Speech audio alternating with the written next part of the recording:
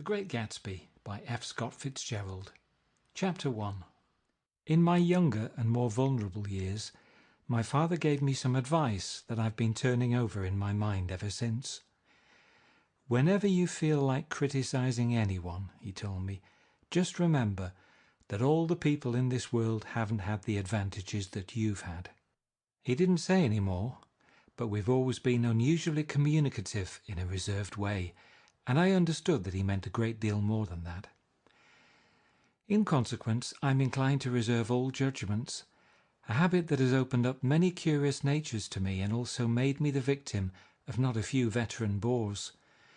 The abnormal mind is quick to detect and attach itself to this quality when it appears in a normal person, and so it came about that in college I was unjustly accused of being a politician, because I was privy to the secret griefs of wild unknown men. Most of the confidences were unsought. Frequently I have feigned sleep, preoccupation, or a hostile levity, when I realized, by some unmistakable sign, that an intimate revelation was quivering on the horizon. For the intimate revelations of young men, or at least the terms in which they express them, are usually plagiaristic and marred by obvious suppressions. Reserving judgments is a matter of infinite hope. I am still a little afraid of missing something if I forget that, as my father snobbishly suggested, and I snobbishly repeat, a sense of the fundamental decencies is parcelled out unequally at birth. And after boasting this way of my tolerance, I come to the admission that it has a limit. Conduct may be founded on the hard rock or the wet marshes, but after a certain point I don't care what it's founded on. When I came back from the East last autumn, I felt that I wanted the world to be in uniform and at a sort of moral attention forever. I wanted no more riotous excursions with privileged glimpses into the human heart. Only Gatsby, the man who gives his name to this book, was exempt from my reaction. Gatsby, who represented everything for which I have an unaffected scorn. If personality is an unbroken series of successful gestures, then there was something gorgeous about him, some heightened sensitivity to the promises of life, as if he were related to one of those intricate machines that register earthquakes 10,000 miles away. This responsiveness had nothing to do with that flabby impressionability, which is dignified under the name of the creative temperament. It was an extraordinary gift for hope, a romantic readiness such as I have never found in any other person, and which it is not likely I shall ever find again. No, Gatsby turned out all right at the end. It is what preyed on Gatsby, what foul dust floated in the wake of his dreams, that temporarily closed out my interest in the abortive sorrows and short-winded elations of men. My family have been prominent, well-to-do people in this Middle Western city for 3 generations. The Carraways are something of a clan, and we have a tradition that we're descended from the Dukes of Buccleuch, but the actual founder of my line was my grandfather's brother, who came here in '51, sent a substitute to the Civil War and started the wholesale hardware business that my father carries on today. I never saw this great-uncle, but I'm supposed to look like him, with special reference to the rather hard-boiled painting that hangs in Father's office.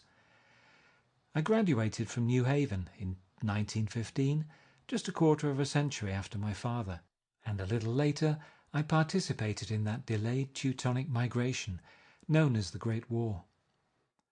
I enjoyed the counter-raid so thoroughly that I came back restless. Instead of being the warm centre of the world, the Middle West now seemed like the ragged edge of the universe. So I decided to go east and learn the bond business. Everybody I knew was in the bond business, so I suppose it could support one more single man. All my aunts and uncles talked it over as if they were choosing a prep school for me, and finally said, "Why, yes," with very grave, hesitant faces. Father agreed to finance me for a year, and after various delays I came east permanently, I thought, in the spring of '22. The practical thing was to find rooms in the city, but it was a warm season, and I had just left a country of wide lawns and friendly trees, so when a young man at the office suggested that we take a house together in a commuting town, it sounded like a great idea. He found the house, a weather-beaten cardboard bungalow at $80 a month, but at the last minute the firm ordered him to Washington, and I went out to the country alone.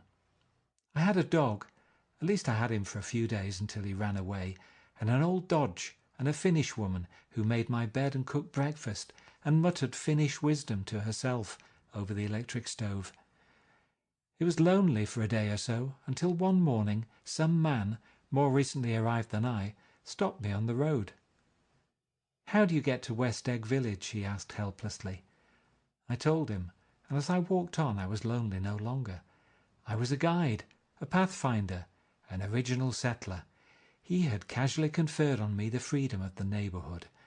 And so, with the sunshine and the great bursts of leaves growing on the trees, just as things grow in fast movies, I had that familiar conviction that life was beginning over again with the summer. There was so much to read, for one thing, and so much fine health to be pulled down out of the young, breath-giving air. I bought a dozen volumes on banking and credit and investment securities, and they stood on my shelf in red and gold like new money from the mint, promising to unfold the shining secrets that only Midas and Morgan and Maecenas knew. And I had the high intention of reading many other books besides.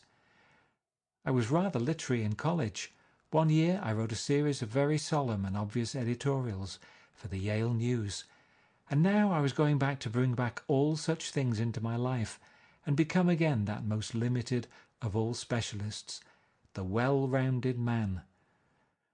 This isn't just an epigram. Life is much more successfully looked at from a single window after all.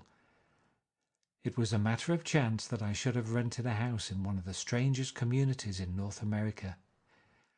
It was on that slender, riotous island which extends itself due east of New York, and where there are, among other natural curiosities, two unusual formations of land, 20 miles from the city, a pair of enormous eggs, identical in contour and separated only by a courtesy bay, jut out into the most domesticated body of salt water in the Western Hemisphere.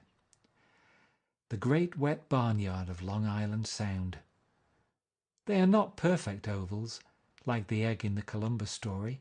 They are both crushed flat at the contact end, but their physical resemblance must be a source of perpetual confusion to the gulls that fly overhead.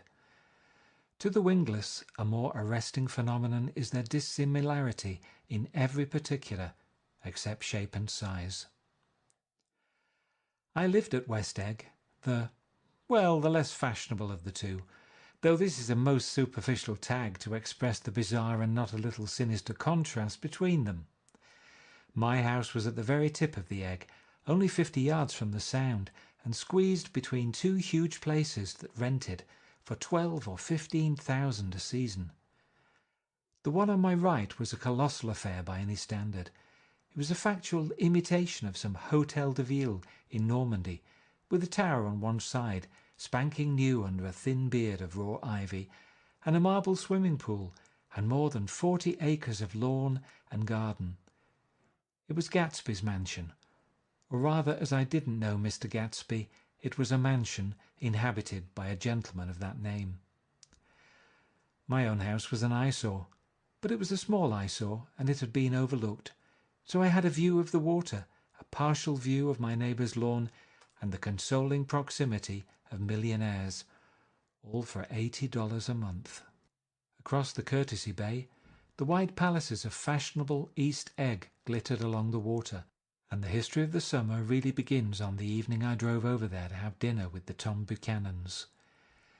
Daisy was my second cousin once removed, and I'd known Tom in college, and just after the war I spent 2 days with them in Chicago.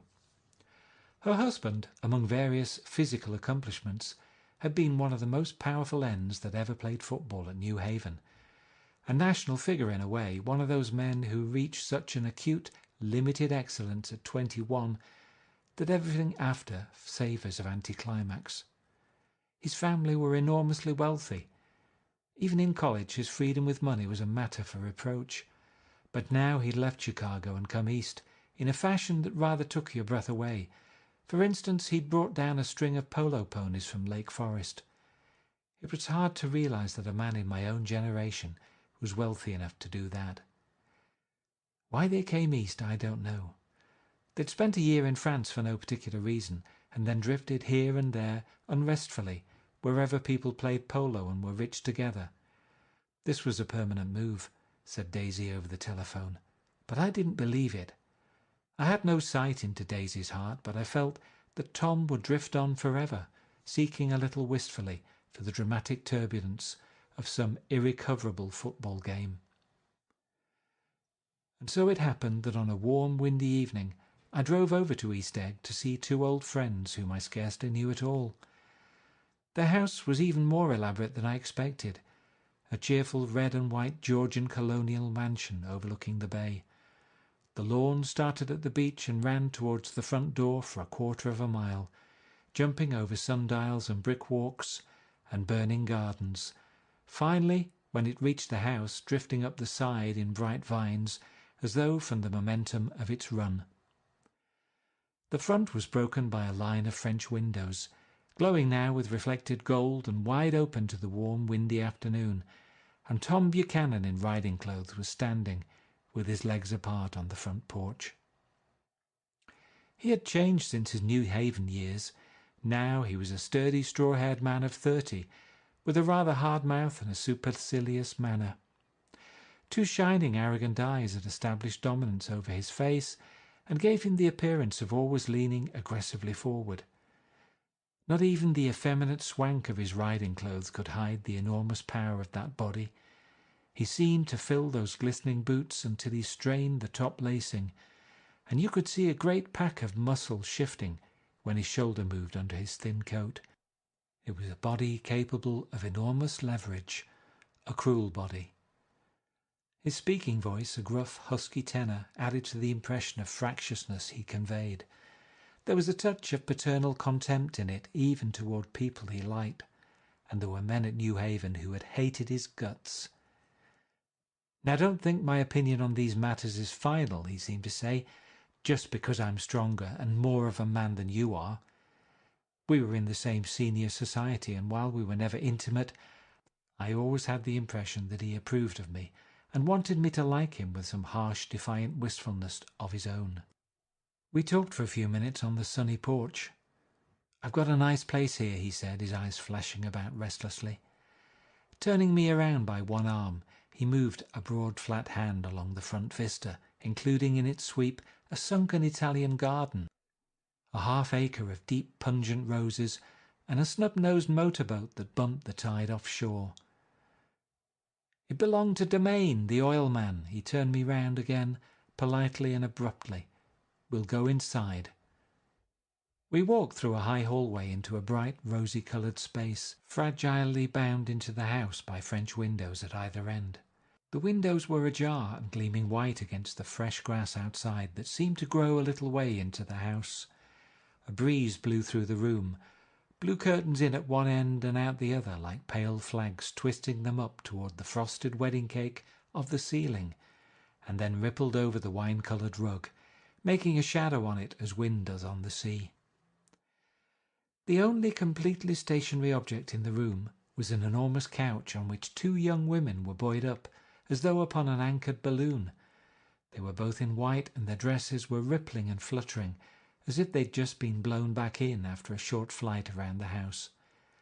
I must have stood for a few moments listening to the whip and snap of the curtains and the groan of a picture on the wall.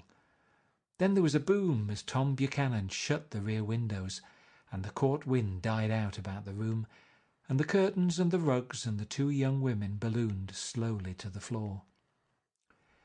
The younger of the two was a stranger to me. She was extended full length at her end of the divan, completely motionless and with her chin raised a little, as if she were balancing something on it which was quite likely to fall. If she saw me out of the corner of her eyes, she gave no hint of it. Indeed, I was almost surprised into murmuring an apology for having disturbed her by coming in. The other girl, Daisy, made an attempt to rise. She leaned slightly forward with a conscientious expression. Then she laughed an absurd, charming little laugh, and I laughed too and came forward into the room. "I'm paralysed with happiness." She laughed again as if she said something very witty, and held my hand for a moment, looking up into my face. promising that there was no one in the world she so much wanted to see. That was a way she had. She hinted in a murmur that the surname of the balancing girl was Baker. I've heard it said that Daisy's murmur was only to make people lean toward her, an irrelevant criticism that made it no less charming. At any rate, Miss Baker's lips fluttered. She nodded at me almost imperceptibly and then quickly tipped her head back again. The object she was balancing had obviously tottered a little and given her something of a fright. Again a sort of apology arose to my lips. Almost any exhibition of complete self-sufficiency draws a stunned tribute from me. I looked back at my cousin, who began to ask me questions in her low, thrilling voice. It was the kind of voice that the ear follows up and down as if each speech is an arrangement of notes that will never be played again. Her face was sad and lovely, with bright things in it, bright eyes and a bright, passionate mouth. But there was an excitement in her voice that men who had cared for her found difficult to forget. A singing compulsion, a whispered "listen," a promise that she had done gay, exciting things just a while since, and that there were gay, exciting things hovering in the next hour. I told her how I had stopped off in Chicago for a day on my way east, and how a dozen people had sent their love through me. "Do they miss me?" she cried ecstatically. "The whole town is desolate. All the cars have the left rear wheel painted black as a mourning wreath, and there's a persistent wail all night along the North Shore." "How gorgeous! Let's go back, Tom, tomorrow." Then she added irrelevantly, "You ought to see the baby." "I'd like to. She's asleep. She's 3 years old. Haven't you ever seen her?" "Never." "Well, you ought to see her. She's—" Tom Buchanan, who had been hovering restlessly about the room, stopped and rested his hand on my shoulder. "What you doing, Nick?" "I'm a bondman." "Who with?" I told him. "Never heard of them," he remarked decisively. This annoyed me. "You will," I answered shortly. "You will if you stay in the East." "Oh, I'll stay in the East, don't you worry," he said, glancing at Daisy and then back at me, as if he were alert for something more. I'd be a goddamned fool to live anywhere else. At this point Miss Baker said, "Absolutely," with such suddenness that I started. It was the first word she had uttered since I came into the room. Evidently it surprised her as much as it did me, for she yawned and with a series of rapid, deft movements stood up into the room. "I'm stiff," she complained. "I've been lying on that sofa for as long as I can remember." "Don't look at me," Daisy retorted. "I've been trying to get you to New York all afternoon." "Oh, thanks," said Miss Baker to the 4 cocktails just in from the pantry. "I'm absolutely in training." Her host looked at her incredulously. "You are!" He took down his drink as if it were a drop in the bottom of a glass. "How you ever get anything done is beyond me." I looked at Miss Baker, wondering what it was she got done. I enjoyed looking at her. She was a slender, small-breasted girl with an erect carriage, which she accentuated by throwing her body backward at the shoulders, like a young cadet. Her grey, sun-strained eyes looked back at me with polite, reciprocal curiosity out of a wan, charming, discontented face. It occurred to me now that I had seen her, or a picture of her, somewhere before. "You live in West Egg," she remarked contemptuously. "I know somebody there." "I don't know a single—" "You must know Gatsby." "Gatsby?" demanded Daisy. "What Gatsby?" Before I could reply that he was my neighbour, dinner was announced. Wedging his tense arm imperatively under mine, Tom Buchanan compelled me from the room as though we were moving a checker to another square. Slenderly, languidly, their hands set lightly on their hips, the 2 young women preceded us out onto a rosy-coloured porch open towards the sunset, where 4 candles flickered on the table in the diminished wind. "Why candles?" objected Daisy, frowning. She snapped them out with her fingers. "In 2 weeks it'll be the longest day in the year." She looked at us all radiantly. "Do you always watch for the longest day of the year and then miss it?" "I always watch for the longest day in the year and then miss it." "We ought to plan something," yawned Miss Baker, sitting down at the table as if she were getting into bed. "All right," said Daisy. "What'll we plan?" She turned to me helplessly. "What do people plan?" Before I could answer, her eyes fastened with an awed expression on her little finger. "Look," she complained. "I hurt it." We all looked. The knuckle was black and blue. "You did it, Tom," she said accusingly. "I know you didn't mean to, but you did do it. That's what I get for marrying a brute of a man, a great big, hulking, physical specimen of a—" "I hate that word, hulking," objected Tom crossly, "even in kidding." "Hulking," insisted Daisy. Sometimes she and Miss Baker talked at once, unobtrusively, and with a bantering inconsequence that was never quite chatter, that was as cool as their white dresses and their impersonal eyes in the absence of all desire. They were here, and they accepted Tom and me, making only a polite, pleasant effort to entertain or to be entertained. They knew that presently dinner would be over, and a little later the evening too would be over, and casually put away. It was sharply different from the West, where an evening was hurried from phase to phase towards its close, in a continually disappointed anticipation, or else in sheer nervous dread of the moment itself. "You make me feel uncivilized, Daisy," I confessed on my second glass of corky but rather impressive claret. "Can't you talk about crops or something?" I meant nothing in particular by this remark, but it was taken up in an unexpected way. "Civilization's going to pieces," broke out Tom violently. "I've gotten to be a terrible pessimist about things. Have you read The Rise of the Coloured Empires by this man Goddard?" "Why, no," I answered, rather surprised by his tone. "Well, it's a fine book and everybody ought to read it. The idea is, if we don't look out, the white race will be utterly submerged. It's all scientific stuff. It's been proved." "Tom's getting very profound," said Daisy with an expression of unthoughtful sadness. "He reads deep books with long words in them. What was that word we—" "Well, these books are all scientific," insisted Tom, glancing at her impatiently. "This fellow has worked out the whole thing. It's up to us, who are the dominant race, to watch out, or these other races will have control of things." "We've got to beat them down," whispered Daisy, winking ferociously towards the fervent sun. "You ought to live in California," began Miss Baker, but Tom interrupted her by shifting heavily in his chair. "This idea is that we're Nordics. I am, and you are, and—" After an infinitesimal hesitation, he included Daisy with a slight nod, and she winked at me again. "And we've produced all the things that go to make civilization. Oh, science and art and all that. Do you see?" There was something pathetic in his concentration, as if his complacency, more acute than of old, was not enough to him any more. When almost immediately the telephone rang inside and the butler left the porch, Daisy seized upon the momentary interruption and leaned towards me. "I'll tell you a family secret," she whispered enthusiastically. "It's about the butler's nose. Do you want to hear about the butler's nose?" "That's why I came over tonight."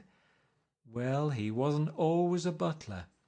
He used to be the silver polisher for some people in New York that had a silver service for 200 people. He had to polish it from morning till night, until finally it began to affect his nose." "Things went from bad to worse," suggested Miss Baker. "Yes, things went from bad to worse until finally he had to give up his position." For a moment the last sunshine fell with romantic affection upon her glowing face. Her voice compelled me forward breathlessly as I listened. Then the glow faded, each light deserting her with lingering regret, like children leaving a pleasant street at dusk. The butler came back and murmured something close to Tom's ear, whereupon Tom frowned, pushed back his chair, and without a word went inside. As if his absence quickened something within her, Daisy leaned forward again, her voice glowing and singing. "I love to see you at my table, Nick. You remind me of a rose, an absolute rose. Doesn't he?" She turned to Miss Baker for confirmation. "An absolute rose?" This was untrue. I am not even faintly like a rose. She was only extemporizing, but a stirring warmth flowed from her, as if her heart was trying to come out to you, concealed in one of those breathless, thrilling words. Then suddenly she threw her napkin on the table and excused herself and went into the house. Miss Baker and I exchanged a short glance, consciously devoid of meaning. I was about to speak when she sat up alertly and said, "Shh," in a warning voice. A subdued, impassioned murmur was audible in the room beyond, and Miss Baker leaned forward, unashamed, trying to hear. The murmur trembled on the verge of coherence, sank down, mounted excitedly, and then ceased altogether. "This Mr. Gatsby you spoke of is my neighbour," I said. "Don't talk. I want to hear what happens." "Is something happening?" I inquired innocently. "You mean to say you don't know?" said Miss Baker, honestly surprised. "I thought everybody knew." "I don't." "Why," she said hesitantly, "Tom's got some woman in New York." "Got some woman?" I repeated blankly. Miss Baker nodded.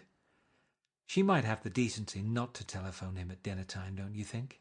Almost before I had grasped her meaning, there was the flutter of a dress and the crunch of leather boots, and Tom and Daisy were back at the table. "It couldn't be helped," cried Daisy with tense gaiety. She sat down, glancing searchingly at Miss Baker and then at me, and continued, "I looked outdoors for a minute, and it's very romantic outdoors. There's a bird on the lawn that I think must be a nightingale, come over on the Cunard or White Star Line. He's singing away," her voice sang. "It's romantic, isn't it, Tom?" "Very romantic," he said, and then miserably to me, "If it's light enough after dinner, I want to take you down to the stables." The telephone rang inside, startlingly, and as Daisy shook her head decisively at Tom, the subject of the stables, in fact all subjects, vanished into air. Among the broken fragments of the last 5 minutes at table, I remembered the candles being lit again, pointlessly, and I was conscious of wanting to look squarely at every one, and yet to avoid all eyes. I couldn't guess what Daisy and Tom were thinking, but I doubt if even Miss Baker, who seemed to have mastered a certain hardy scepticism, was able utterly to put this fifth guest's shrill metallic urgency out of mind. To a certain temperament the situation might have seemed intriguing. My own instinct was to telephone immediately for the police. The horses, needless to say, were not mentioned again. Tom and Miss Baker, with several feet of twilight between them, strolled back into the library, as if to a vigil beside a perfectly tangible body, while trying to look pleasantly interested and a little deaf. I followed Daisy around a chain of connecting verandas to the porch in front. In its deep gloom we sat down side by side on a wicker settee.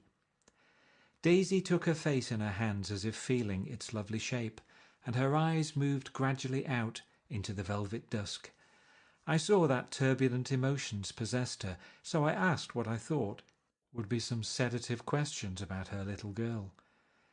"We don't know each other very well, Nick," she said suddenly.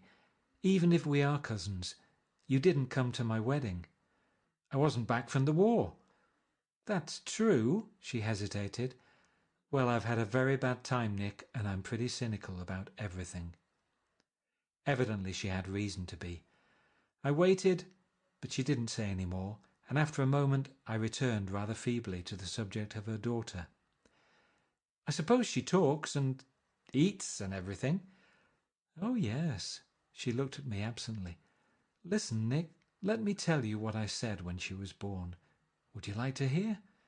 "Very much." "It'll show you how I've gotten to feel about things. Well, she was less than an hour old, and Tom was God knows where. I woke up out of the ether with an utterly abandoned feeling, and asked the nurse right away if it was a boy or a girl. She told me it was a girl, and so I turned my head away and wept. 'All right,' I said. 'I'm glad it's a girl, and I hope she'll be a fool. That's the best thing a girl can be in this world, a beautiful little fool.' You see, I think everything's terrible anyhow," she went on in a convinced way. "Everybody thinks so, the most advanced people, and I know. I've been everywhere and seen everything and done everything." Her eyes flashed around her in a defiant way, rather like Tom's, and she laughed with thrilling scorn. "Sophisticated! God, I'm sophisticated!" The instant her voice broke off, ceasing to compel my attention, my belief, I felt the basic insincerity of what she had said. It made me uneasy, as though the whole evening had been a trick of some sort to exact a contributory emotion from me.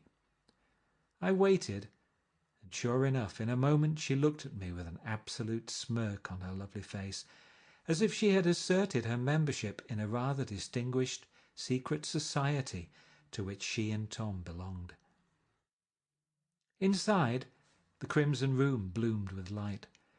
Tom and Miss Baker sat at either end of the long couch, and she read aloud to him from the Saturday Evening Post, the words murmurous and uninflected, running together in a soothing tune. The lamplight, bright on his boots and dull on the autumn leaf yellow of her hair, glinted along the paper as she turned a page with a flutter of slender muscles in her arms. When we came in, she held us silent for a moment with a lifted hand. "To be continued," she said, tossing the magazine on the table, "in our very next issue."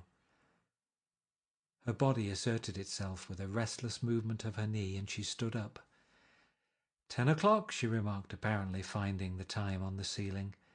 Time for this good girl to go to bed. "Jordan's going to play in the tournament tomorrow," explained Daisy, "over at Westchester." "Oh, you're Jordan Baker." I knew now why her face was familiar. Its pleasing, contemptuous expression had looked out at me from many rotogravure pictures of the sporting life at Asheville and Hot Springs and Palm Beach.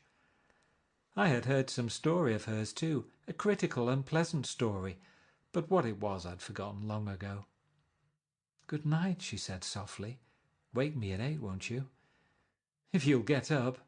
"I will." "Good night, Mr. Carroway. See you anon." "Of course you will," confirmed Daisy. "In fact, I think I'll arrange a marriage. Come over often, Nick, and I'll sort of, fling you together. You know, lock you up accidentally in linen closets and push you out to sea in a boat, and all that sort of thing." "Good night," called Miss Baker from the stairs. "I haven't heard a word." "She's a nice girl," said Tom after a moment. "They oughtn't to let her run around the country this way." "Who oughtn't to?" inquired Daisy coldly. "Her family. Her family is one aunt about 1,000 years old. Besides, Nick's going to look after her, aren't you, Nick? She's going to spend lots of weekends out here this summer. I think the home influence will be very good for her." Daisy and Tom looked at each other for a moment in silence. "Is she from New York?" I asked quickly. "From Louisville. Our white girlhood was passed together there. Our beautiful white—" "Did you give Nick a little heart-to-heart talk on the veranda?" demanded Tom suddenly. "Did I?" She looked at me. "I can't seem to remember, but I think we talked about the Nordic race. Yes, I'm sure we did. It sort of crept up on us, and first thing you know—" "Don't believe everything you hear, Nick," he advised me. I said lightly that I had heard nothing at all, and a few minutes later I got up to go home. They came to the door with me and stood side by side in a cheerful square of light. As I started my motor, Daisy peremptorily called, "Wait! I forgot to ask you something, and it's important. We heard you were engaged to a girl out west." "That's right," corroborated Tom kindly. "We heard that you were engaged." "It's a libel. I'm too poor." "But we heard it," insisted Daisy, surprising me by opening up again in a flower-like way. "We heard it from 3 people, so it must be true." Of course I knew what they were referring to, but I wasn't even vaguely engaged. The fact that gossip had published the banns was one of the reasons I had come east. You can't stop going with an old friend on account of rumours, and on the other hand I had no intention of being rumoured into marriage. Their interest rather touched me and made them less remotely rich. Nevertheless, I was confused and a little disgusted as I drove away. It seemed to me that the thing for Daisy to do was to rush out of the house, child in arms, but apparently there were no such intentions in her head. As for Tom, the fact that he had some woman in New York was really less surprising than that he had been depressed by a book. Something was making him nibble at the edge of stale ideas, as if his sturdy physical egotism no longer nourished his peremptory heart. Already it was deep summer on roadhouse roofs and in front of wayside garages, when new red gas pumps set out in pools of light, and when I reached my estate at West Egg, I ran the car under its shed and sat for a while on an abandoned grass roller in the yard.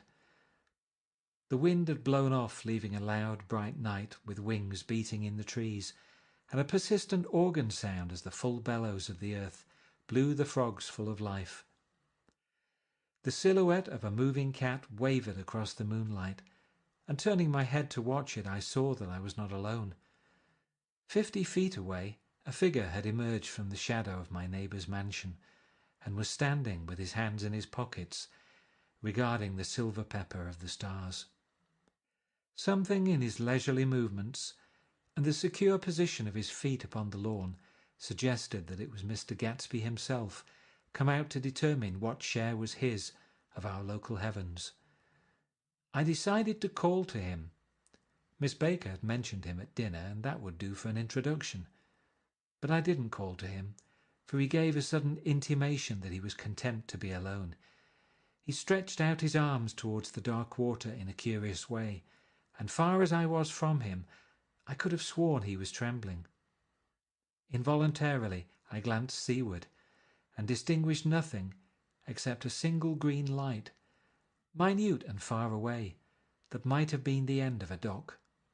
When I looked once more for Gatsby, he had vanished, and I was alone again in the unquiet darkness. Chapter 2 of The Great Gatsby. About halfway between West Egg and New York, the motor road hastily joins the railroad and runs beside it for a quarter of a mile, so as to shrink away from a certain desolate area of land. This is a valley of ashes, a fantastic farm where ashes grow like wheat into ridges and hills and grotesque gardens, where ashes take the forms of houses and chimneys and rising smoke, and finally, with a transcendent effort, of ash-grey men who move dimly and already crumbling through the powdery air. Occasionally a line of grey cars crawls along an invisible track, gives out a ghastly creak, and comes to rest, and immediately the ash-grey men swarm up with leaden spades and stir up an impenetrable cloud which screens their obscure operations from your sight.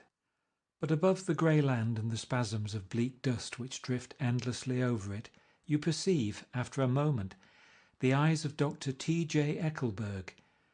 The eyes of Dr. T.J. Eckelberg are blue and gigantic. Their retinas are 1 yard high. They look out of no face, but instead from a pair of enormous yellow spectacles which pass over a non-existent nose. Evidently some wild wag of an oculist set them there to fatten his practice in the borough of Queens, and then sank down himself into eternal blindness, or forgot them and moved away. But his eyes, dimmed a little by many paintless days under sun and rain, brood on over the solemn dumping ground. The Valley of Ashes is bounded on one side by a small foul river, and when the drawbridge is up to let barges through, the passengers on waiting trains can stare at the dismal scene for as long as half an hour. There is always a halt there of at least a minute, and it was because of this that I first met Tom Buchanan's mistress. The fact that he had one was insisted upon wherever he was known. His acquaintances resented the fact that he turned up in popular restaurants with her, and leaving her at a table, sauntered about, chatting with whomsoever he knew. Though I was curious to see her, I had no desire to meet her, but I did. I went up to New York with Tom on the train one afternoon, and when we stopped by the ash heaps, he jumped to his feet, and taking hold of my elbow literally forced me from the car. "We're getting off," he insisted. "I want you to meet my girl." I think he'd tanked up a good deal at luncheon, and his determination to have my company bordered on violence. The supercilious assumption was that on Sunday afternoon I had nothing better to do. I followed him over a low whitewashed railroad fence, and we walked back 100 yards along the road, under Dr. Eckelberg's persistent stare. The only building in sight was a small block of yellow brick sitting on the edge of the wasteland, a sort of compact main street ministering to it, and contiguous to absolutely nothing. One of the 3 shops it contained was for rent, and another was an all-night restaurant approached by a trail of ashes. The third was a garage.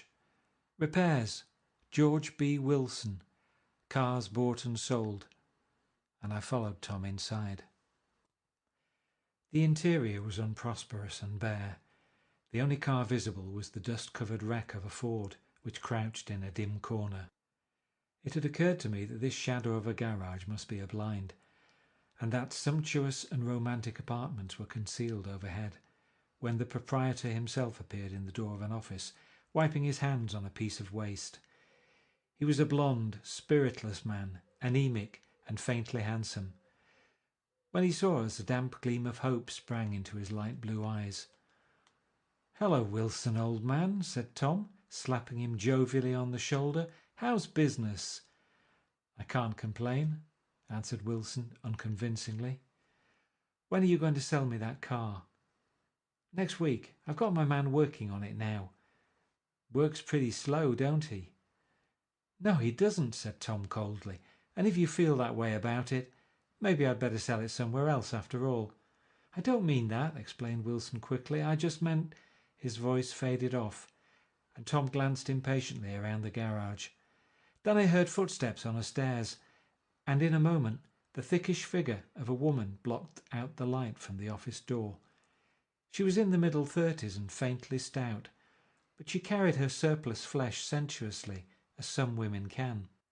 Her face, above a spotted dress of dark blue crêpe de chine, contained no facet or gleam of beauty, but there was an immediately perceptible vitality about her, as if the nerves of her body were continually smouldering.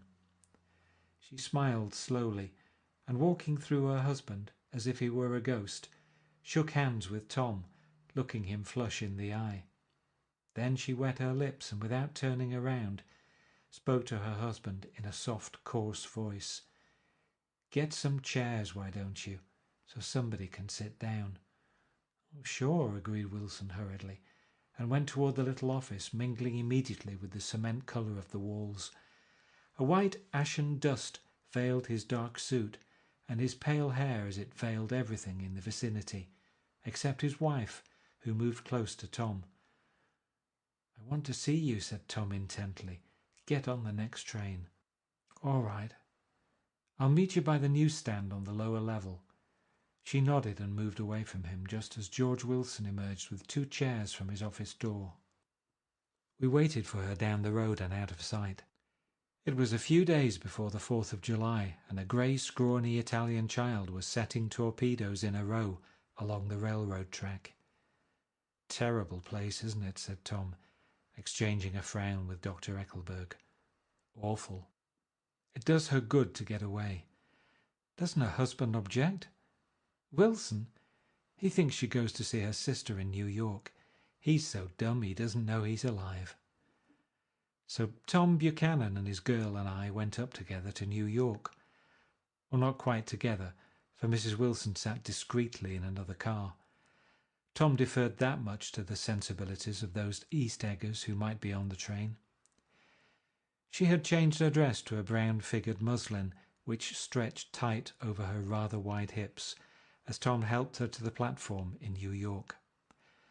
At the newsstand she bought a copy of Town Tattle and a moving picture magazine, and in the station drugstore some cold cream and a small flask of perfume. Upstairs in the solemn echoing drive she let 4 taxicabs drive away before she selected a new one, lavender-coloured with grey upholstery, and in this we slid out from the mass of the station into the glowing sunshine.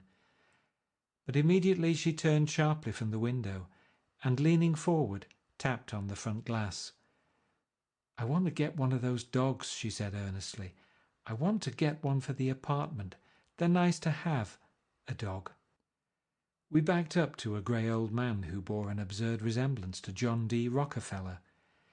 In a basket swung from his neck cowered a dozen very recent puppies of an indeterminate breed.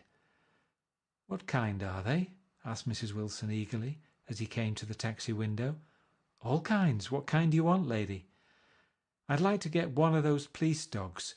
I don't suppose you got that kind."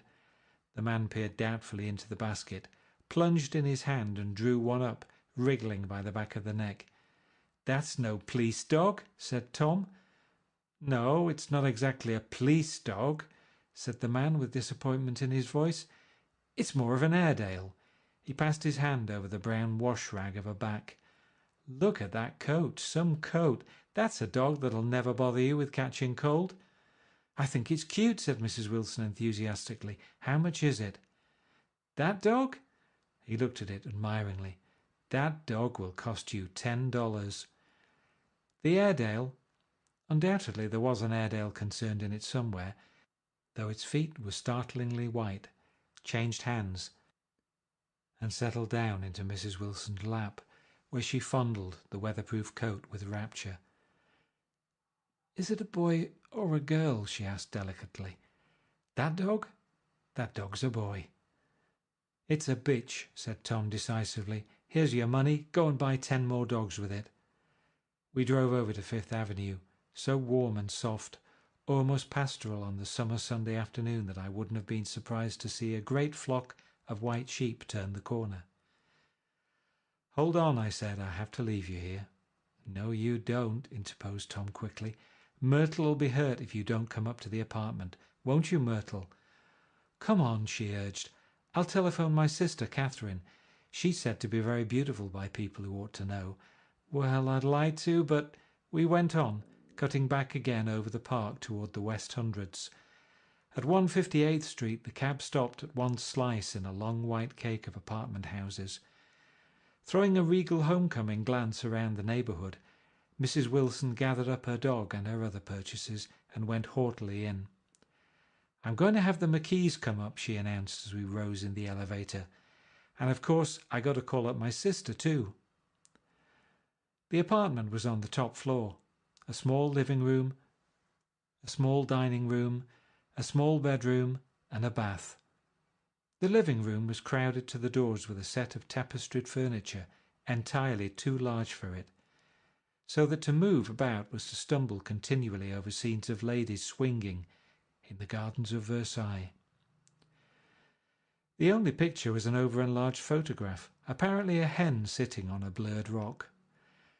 Looked at from a distance, however, the hen resolved itself into a bonnet, and the countenance of a stout old lady beamed down into the room. Several old copies of Town Tattle lay on the table, together with a copy of Simon called Peter, and some of the small scandal magazines of Broadway. Mrs. Wilson was first concerned with the dog. A reluctant elevator boy went for a box full of straw and some milk, to which he added on his own initiative a tin of large hard dog biscuits, one of which decomposed apathetically in the sauce of milk all afternoon. Meanwhile Tom brought out a bottle of whisky from a locked bureau door. "I have been drunk just twice in my life, and the second time was that afternoon, so everything that happened has a dim, hazy cast over it, although until after 8 o'clock the apartment was full of cheerful sun. Sitting on Tom's lap, Mrs. Wilson called up several people on the telephone. Then there were no cigarettes, and I went out to buy some at the drugstore on the corner. When I came back they had disappeared, so I sat down discreetly in the living room and read a chapter of Simon Called Peter.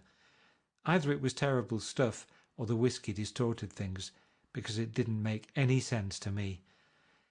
Just as Tom and Myrtle, after the first drink Mrs. Wilson and I called each other by our first names, reappeared, company commenced to arrive at the apartment door. The sister, Catherine, was a slender, worldly girl of about 30, with a solid, sticky bob of red hair and a complexion powdered milky white. Her eyebrows had been plucked and then drawn on again at a more rakish angle, but the efforts of nature towards the restoration of the old alignment gave a blurred air to her face. When she moved about there was an incessant clicking as innumerable pottery bracelets jingled up and down upon her arms. She came in with such a proprietary haste and looked around so possessively at the furniture that I wondered if she lived here. But when I asked her, she laughed immoderately, repeated my question aloud, and told me she lived with a girlfriend at a hotel. Mr. McKee was a pale, feminine man from the flat below. He had just shaved, for there was a white spot of lather on his cheekbone, and he was most respectful in his greeting to everyone in the room. He informed me that he was in the artistic game, and I gathered later that he was a photographer and had made the dim enlargement of Mrs. Wilson's mother, which hovered like an ectoplasm on the wall. His wife was shrill, languid, handsome, and horrible. She told me with pride that her husband had photographed her 127 times since they'd been married. Mrs. Wilson had changed her costume some time before, and was now attired in an elaborate afternoon dress of cream-coloured chiffon, which gave out a continual rustle as she swept about the room. With the influence of the dress, her personality had also undergone a change. The intense vitality that had been so remarkable in the garage was converted into impressive hauteur. Her laughter, her gestures, her assertions became more violently affected moment by moment, and as she expanded, the room grew smaller around her until she seemed to be revolving on a noisy, creaking pivot through the smoky air. "My dear," she told her sister in a high, mincing shout, "most of these fellas will cheat you every time. All they think of is money. I had a woman up here last week to look at my feet, and when she gave me the bill, you'd have thought she'd had my appendicitis out." "What was the name of the woman?" asked Mrs. McKee. "Mrs. Eberhardt. She goes around looking at people's feet in their own homes." "I like your dress," remarked Mrs. McKee. "I think it's adorable." Mrs. Wilson rejected the compliment by raising her eyebrow in disdain. "It's just a crazy old thing," she said. "I just slip it on sometimes when I don't care what I look like." "But it looks wonderful on you, if you know what I mean," pursued Mrs. McKee. "If Chester could only get you in that pose, I think he could make something of it." We all looked in silence at Mrs. Wilson, who removed a strand of hair from over her eyes and looked back at us with a brilliant smile. Mr. McKee regarded her intently with his head on one side, and then moved his hand back and forth slowly in front of his face. "I should change the light," he said after a moment. "I'd like to bring out the modelling of the features, and I'd try to get hold of all the back hair." "I wouldn't think of changing the light," cried Mrs. McKee. "I think it's—" Her husband said "shh," and we all looked at the subject again, whereupon Tom Buchanan yawned audibly and got to his feet. "You McKees have something to drink," he said. "Get some more ice and mineral water, Myrtle, before everybody goes to sleep." "I told that boy about the ice." Myrtle raised her eyebrows in despair at the shiftlessness of the lower orders. "These people! You have to keep after them all the time." She looked at me and laughed pointlessly. Then she flounced over to the dog, kissed it with ecstasy, and swept into the kitchen, implying that a dozen chefs awaited her orders there. "I've done some nice things out on Long Island," asserted Mr. McKee. Tom looked at him blankly. "2 of them we have framed downstairs." "2 what?" demanded Tom. "2 studies. One of them I call Montauk Point, the gulls, and the other I call Montauk Point, the sea." Sister Catherine sat down beside me on the couch. "Do you live down on Long Island too?" she inquired. "I live at West Egg." "Really? I was down there at a party about a month ago, at a man named Gatsby's. Do you know him?" "I live next door to him." "Well, they say he's a nephew or a cousin of Kaiser Wilhelm's. That's where all his money comes from." "Really?" She nodded. "I'm scared of him. I'd hate to have him get anything on me." This absorbing information about my neighbour was interrupted by Mrs. McKee's pointing suddenly at Catherine. "Chester, I think you could do something with her," she broke out, but Mr. McKee only nodded in a bored way and turned his attention to Tom. "I'd like to do more work on Long Island if I could get the entry. All I ask is that they should give me a start." "Ask Myrtle," said Tom, breaking into a short shout of laughter as Mrs. Wilson entered with a tray. "She'll give you a letter of introduction, won't you, Myrtle?" "Do what?" she asked, startled. "You'll give McKee a letter of introduction to your husband so he can do some studies of him." His lips moved silently for a moment as he invented George B. Wilson at the gasoline pump, or something like that. Catherine leaned close to me and whispered in my ear, "Neither of them can stand the person they're married to." "Can't they?" "Can't stand them." She looked at Myrtle and then at Tom. "What I say is, why go on living with them if they can't stand them? If I was them, I'd get a divorce and get married to each other right away." "Doesn't she like Wilson either?" The answer to this was unexpected. It came from Myrtle, who had overheard the question, and it was violent and obscene. "You see?" cried Catherine triumphantly. She lowered her voice again. "It's really his wife that's keeping them apart. She's a Catholic, and they don't believe in divorce." Daisy was not a Catholic, and I was a little shocked at the elaborateness of the lie. "When they do get married," continued Catherine, "they're going west to live for a while until it blows over." "It'd be more discreet to go to Europe." "Oh, do you like Europe?" she exclaimed surprisingly. "I just got back from Monte Carlo." "Really?" "Just last year I went over there with another girl." "Stay long?" "No, we just went to Monte Carlo and back. We went by way of Marseille. We had over $1,200 when we started, but we got gypped out of it all in 2 days in the private rooms. We had an awful time getting back, I can tell you. God, how I hated that town." The late afternoon sky bloomed in the window for a moment, like the blue honey of the Mediterranean. Then the shrill voice of Mrs. McKee called me back into the room. "I almost made a mistake too," she declared vigorously. "I almost married a little kike who's been after me for years. I knew he was below me. Everybody kept saying to me, 'Lucille, that man way below you.' But if I hadn't met Chester, he'd have got me sure." "Yes, but listen," said Myrtle Wilson, nodding her head up and down. "At least you didn't marry him." "I know I didn't." "Well, I married him," said Myrtle ambiguously, "and that's the difference between your case and mine." "Why did you, Myrtle?" demanded Catherine. "Nobody forced you to." Myrtle considered. "I married him because I thought he was a gentleman," she said finally. "I thought he knew something about breeding, but he wasn't fit to lick my shoe." "You were crazy about him for a while," said Catherine. "Crazy about him?" cried Myrtle incredulously. "Who said I was crazy about him? I never was any more crazy about him than I was about that man there." She pointed suddenly at me, and everyone looked at me accusingly. I tried to show by my expression that I had played no part in her past. "The only crazy I was when I married him. I knew right away I made a mistake. He borrowed somebody's best suit to get married in, and never even told me about it. And the man came after it one day when he was out." She looked around to see who was listening. "Oh, is that your suit?" I said. This is the first I ever heard about it. But I gave it to him, and then I lay down and cried to beat the band all afternoon. "She really ought to get away from him," resumed Catherine to me. "They've been living over that garage for 11 years, and Tom's the first sweetie she ever had."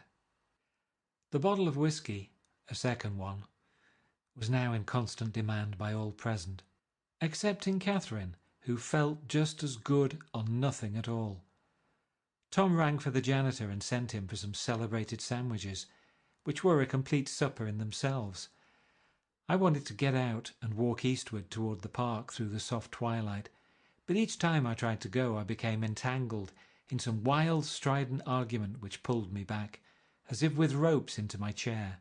Yet, high over the city, our line of yellow windows must have contributed their share of human secrecy to the casual watcher in the darkening streets. And I was him too, looking up and wondering. I was within and without, simultaneously enchanted and repelled by the inexhaustible variety of life. Myrtle pulled her chair close to mine, and suddenly her warm breath poured over me the story of her first meeting with Tom. It was on the 2 little seats facing each other that are always the last ones left on the train. I was going up to New York to see my sister and spend the night. He had on a dress suit and patent leather shoes. and I couldn't keep my eyes off him. But every time he looked at me, I had to pretend to be looking at the advertisement over his head. When we came into the station, he was next to me, and his white shirt front pressed against my arm, and so I told him I'd have to call policemen. But he knew I lied. I was so excited that when I got into a taxi with him, I didn't hardly know I wasn't getting into a subway train. All I kept thinking about over and over was, "You can't live forever. You can't live forever." She turned to Mrs. McKee, and the room rang full of her artificial laughter. "My dear," she cried, "I'm going to give you this dress as soon as I'm through with it. I've got to get another one tomorrow. I'm going to make a list of all the things I've got to get. A massage and a wave and a collar for the dog, and one of those cute little ashtrays where you touch a spring, and a wreath with a black silk bow for Mother's grave that'll last all summer. I got to write down a list so I won't forget all the things I got to do." It was 9 o'clock. Almost immediately afterward I looked at my watch and found it was 10. Mr. McKee was asleep on a chair with his fists clenched in his lap, like a photograph of a man of action. Taking out my handkerchief, I wiped from his cheek the remains of the spot of dried lather that had worried me all the afternoon. The little dog was sitting on the table, looking with blind eyes through the smoke, and from time to time groaning faintly. People disappeared, reappeared, made plans to go somewhere, and then lost each other, searched for each other, found each other, a few feet away. Sometime toward midnight, Tom Buchanan and Mrs. Wilson stood face to face, discussing in impassioned voices whether Mrs. Wilson had any right to mention Daisy's name. "Daisy, Daisy, Daisy," shouted Mrs. Wilson. "I'll say it whenever I want to. Daisy, making a short, deft movement. Tom Buchanan broke her nose with his open hand. Then there were bloody towels upon the bathroom floor, and women's voices scolding and consoling as they stumbled here and there among the crowded furniture, with articles of aid, and the despairing figure on the couch, bleeding fluently and trying to spread a copy of Town Tattle over the tapestry scenes of Versailles. Then Mr. McKee turned and continued on out the door. Taking my hat from the chandelier, I followed. "Come to lunch some day," he suggested as we groaned down in the elevator. "Where?" "Anywhere." "Keep your hands off the lever," snapped the elevator boy. "I beg your pardon," said Mr. McKee with dignity. "I didn't know I was touching it." "All right," I agreed. "I'll be glad to." I was standing beside his bed and he was sitting up between the sheets, clad in his underwear with a great portfolio in his hands. "Beauty and the Beast," "Loneliness," "Old Grocery Horse," "Brook and Bridge." Then I was lying half asleep in the cold lower level of the Pennsylvania station, staring at the Morning Tribune and waiting for the 4 o'clock train. Chapter 3 of The Great Gatsby. There was music from my neighbour's house through the summer nights. In his blue gardens, men and girls came and went like moths among the whisperings and the champagne and the stars. At high tide in the afternoon I watched his guests diving from the tower of his raft or taking the sun on the hot sand of his beach, while his 2 motorboats slit the waters of the Sound, drawing aquaplanes over cataracts of foam. On weekends his Rolls-Royce became an omnibus, bearing parties to and from the city between 9 in the morning and long past midnight, while his station wagon scampered like a brisk yellow bug to meet all trains. And on Mondays 8 servants, including an extra gardener, toiled all day with mops and scrubbing brushes and hammers and garden shears, repairing the ravages of the night before.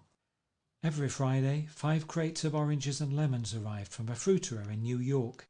Every Monday these same oranges and lemons left his back door in a pyramid of pulpless halves. There was a machine in the kitchen which could extract the juice of 200 oranges in half an hour, if a little button was pressed 200 times by a butler's thumb.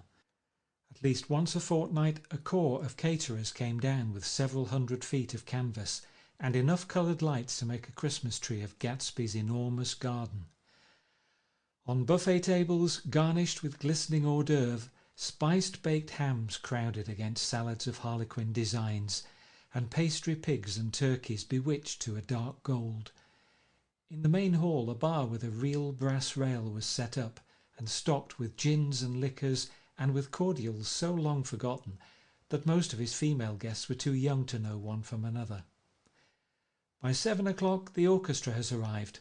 No thin 5-piece affair, but a whole pitful of oboes and trombones and saxophones and viols and cornets and piccolos and low and high drums. The last swimmers have come in from the beach now and are dressing upstairs. The cars from New York are parked 5 deep in the drive, and already the halls and salons and verandas are gaudy with primary colours, and hair shorn in strange new ways, and shawls beyond the dreams of Castile. The bar is in full swing, and floating rounds of cocktails permeate the garden outside, until the air is alive with chatter and laughter, and casual innuendo, and introductions forgotten on the spot, and enthusiastic meetings between women who never knew each other's names. The lights grow brighter as the earth lurches away from the sun, and now the orchestra is playing yellow cocktail music, and the opera of voices pitches a key higher. Laughter is easier minute by minute, spilled with prodigality, tipped out at a cheerful word. The groups change more swiftly, swell with new arrivals, dissolve and form in the same breath. Already there are wanderers, confident girls who weave here and there among the stouter and more stable, become for a sharp, joyous moment the centre of a group, and then, excited with triumph, glide on through the sea change of faces and voices and colour, under the constantly changing light. Suddenly one of these gypsies in trembling opal seizes a cocktail out of the air, dumps it down for courage, and moving her hands like Frisco, dances out alone on the canvas platform. A momentary hush. The orchestra leader varies his rhythm obligingly for her, and there is a burst of chatter as the erroneous news goes around that she is Gilda Gray's understudy from the Follies.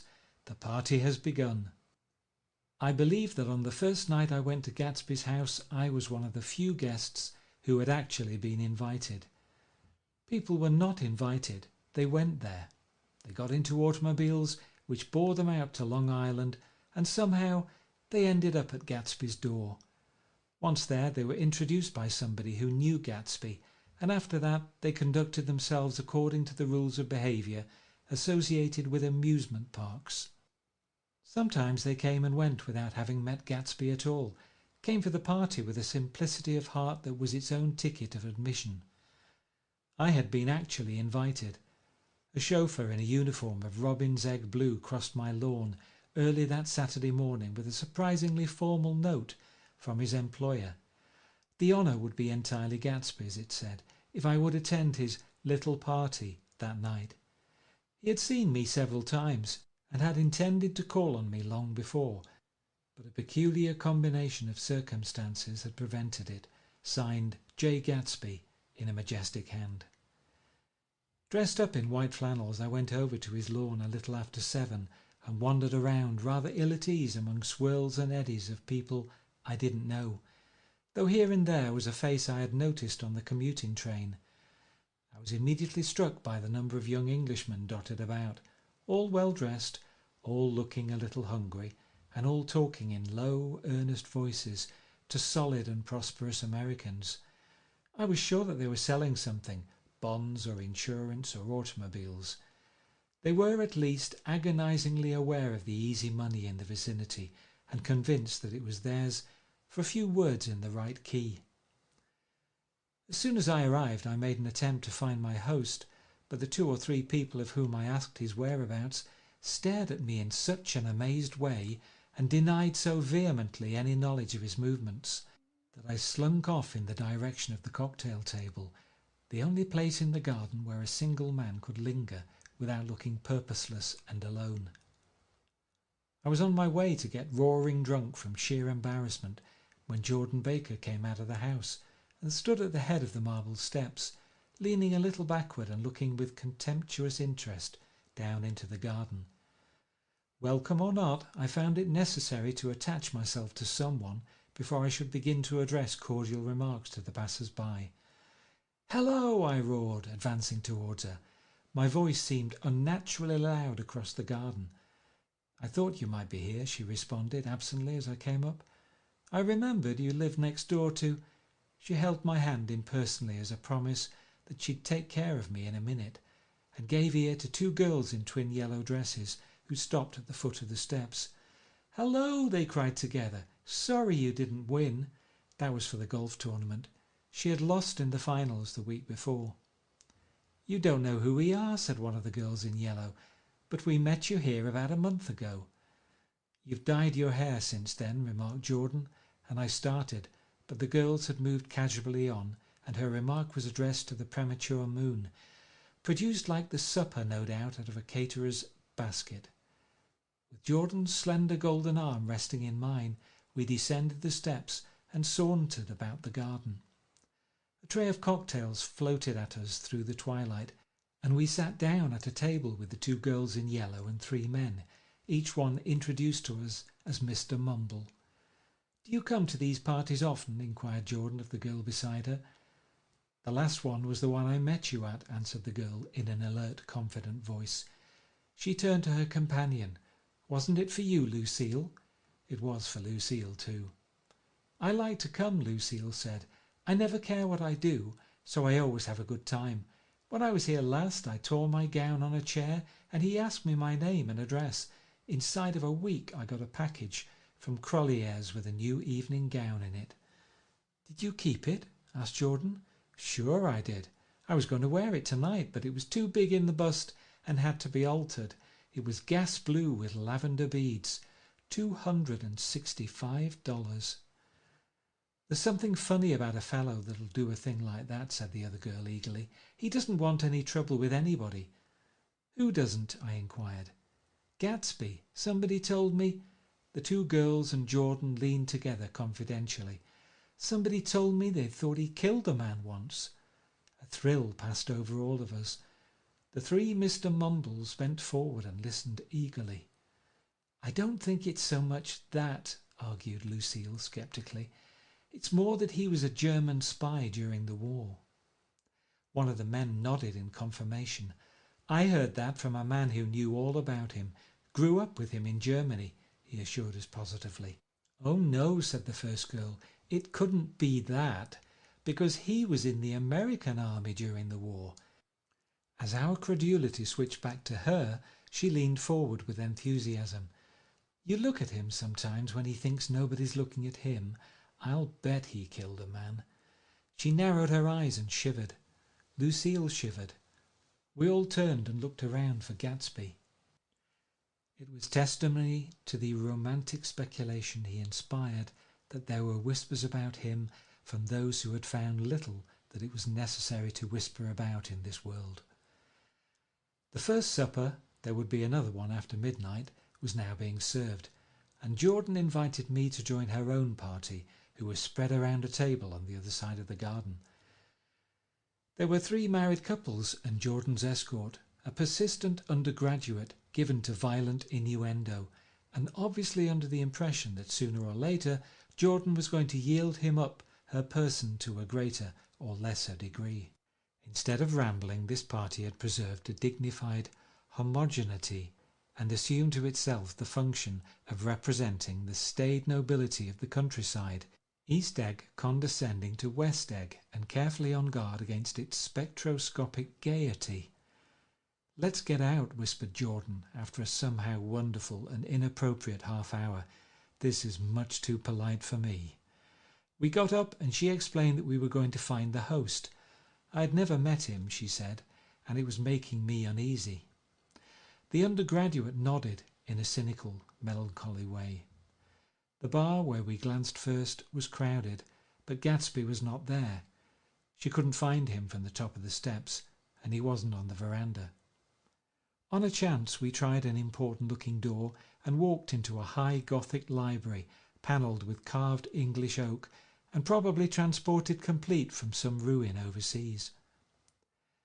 A stout middle-aged man with enormous owl-eyed spectacles was sitting somewhat drunk on the edge of a great table, staring with unsteady concentration at the shelves of books.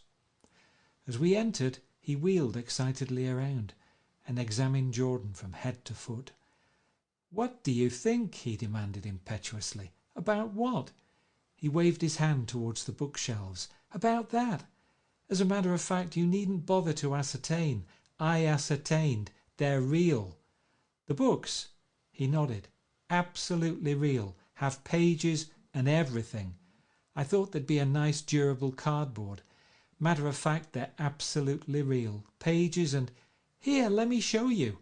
Taking our scepticism for granted, he rushed to the bookcases and returned with volume 1 of the Stoddard Lectures. "See?" he cried triumphantly. "It's a bona fide piece of printed matter. It fooled me. This fella's a regular Belasco. It's a triumph. What thoroughness! What realism! Knew when to stop too. Didn't cut the pages. But what do you want? What do you expect?" He snatched the book from me and replaced it hastily on its shelf, muttering that if one brick was removed, the whole library was liable to collapse. "Who brought you?" he demanded. "Or did you just come?" "I was brought. Most people were brought." Jordan looked at him alertly, cheerfully, without answering. "I was brought by a woman named Roosevelt," he continued. "Mrs. Claude Roosevelt. Do you know her?" "I met her somewhere last night. I've been drunk for about a week now, and I thought it might sober me up to sit in a library." "Has it?" "A little bit, I think. I can't tell yet. I've only been here an hour. Did I tell you about the books? They're real. You told us." We shook hands with him gravely and went back outdoors. There was dancing now on the canvas in the garden, old men pushing young girls backward in eternal graceless circles, superior couples holding each other tortuously, fashionably, and keeping in the corners, and a great number of single girls dancing individualistically or relieving the orchestra for a moment of the burden of the banjo or the traps. By midnight the hilarity had increased. A celebrated tenor had sung in Italian, and a notorious contralto had sung in jazz, and between the numbers people were doing stunts all over the garden, while happy, vacuous bursts of laughter rose toward the summer sky. A pair of stage twins who turned out to be the girls in yellow did a baby act in costume, and champagne was served in glasses bigger than finger bowls. The moon had risen higher, and floating in the sound was a triangle of silver scales, trembling a little to the stiff, tinny drip of the banjos on the lawn. I was still with Jordan Baker. We were sitting at a table with a man of about my age and a rowdy little girl who gave way upon the slightest provocation to uncontrollable laughter. I was enjoying myself now. I'd taken 2 finger bowls of champagne, and the scene had changed before my eyes into something significant, elemental, and profound. At a lull in the entertainment, the man looked at me and smiled. "Your face is familiar," he said politely. "Weren't you in the 3rd Division during the war?" "Why, yes, I was in the 9th Machine Gun Battalion." "I was in the 7th Infantry until June 1918. I knew I'd seen you somewhere before." We talked for a moment about some wet, grey little villages in France. Evidently he lived in this vicinity, for he told me they had just bought a hydroplane and was going to try it out in the morning. "Want to go with me, old sport? Just near the shore along the Sound." "What time?" "Any time that suits you best." It was on the tip of my tongue to ask his name when Jordan looked around and smiled. "Having a gay time now?" she inquired. "Much better." I turned again to my new acquaintance. "This is an unusual party for me. I haven't even seen the host. I live over there." I waved my hand at the invisible hedge in the distance, and this man Gatsby sent over his chauffeur with an invitation. For a moment he looked at me as if he failed to understand. "I'm Gatsby," he said suddenly. "What?" I exclaimed. "Oh, I beg your pardon. I thought you knew, old sport. I'm afraid I'm not a very good host." He smiled understandingly, much more than understandingly.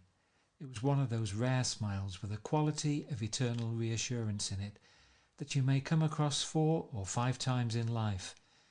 It faced, or seemed to face, the whole external world for an instant, and then concentrated on you, with an irresistible prejudice in your favour. It understood you just as far as you wanted to be understood, believed in you as you would like to believe in yourself, and assured you that it had precisely the impression of you that, at your best, you hoped to convey. Precisely at that point it vanished, and I was looking at an elegant young roughneck, a year or two over 30, whose elaborate formality of speech just missed being absurd. Some time before he introduced himself, I got a strong impression that he was picking his words with care. Almost at the moment when Mr. Gatsby identified himself, a butler hurried toward him with the information that Chicago was calling him on the wire. He excused himself with a small bow that included each of us in turn. "If you want anything, just ask Riddlesford," he urged me. "Excuse me, I'll rejoin you later." When he was gone, I turned immediately to Jordan, constrained to assure her of my surprise. I had expected that Mr. Gatsby would be a florid and corpulent person in his middle years. "Who is he?" I demanded. "Do you know?" "He's just a man named Gatsby." "Where is he from, I mean, and what does he do?" "Now you're started on the subject," she answered with a wan smile. "Well, he told me once he was an Oxford man." A dim background started to take shape behind him, but at her next remark it faded away. "However, I don't believe it." "Why not?" "I don't know," she insisted. "I just don't think he went there." Something in her tone reminded me of the other girls.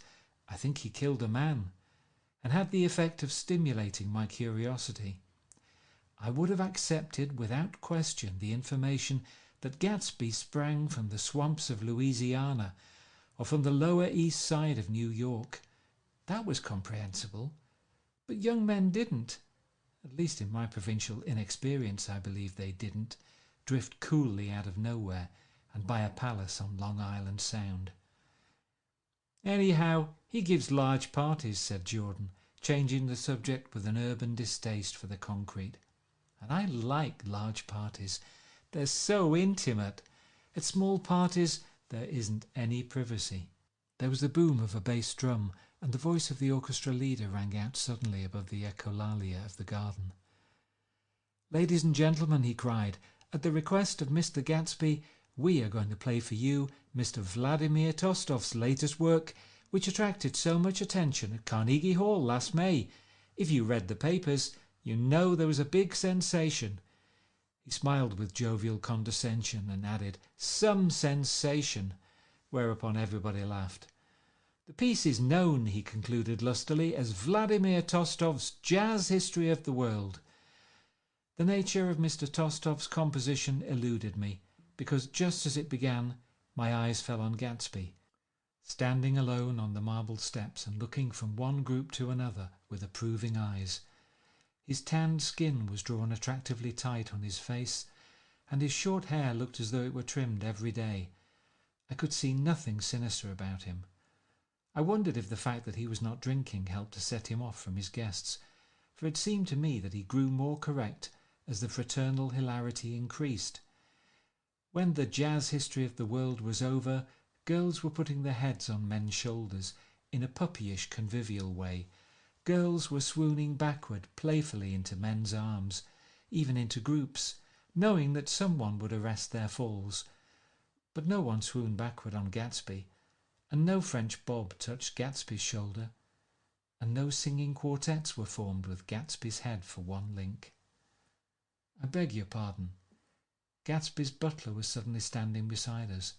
"Miss Baker," he inquired, "I beg your pardon, but Mr. Gatsby would like to speak to you alone." "With me?" she exclaimed in surprise. "Yes, madam."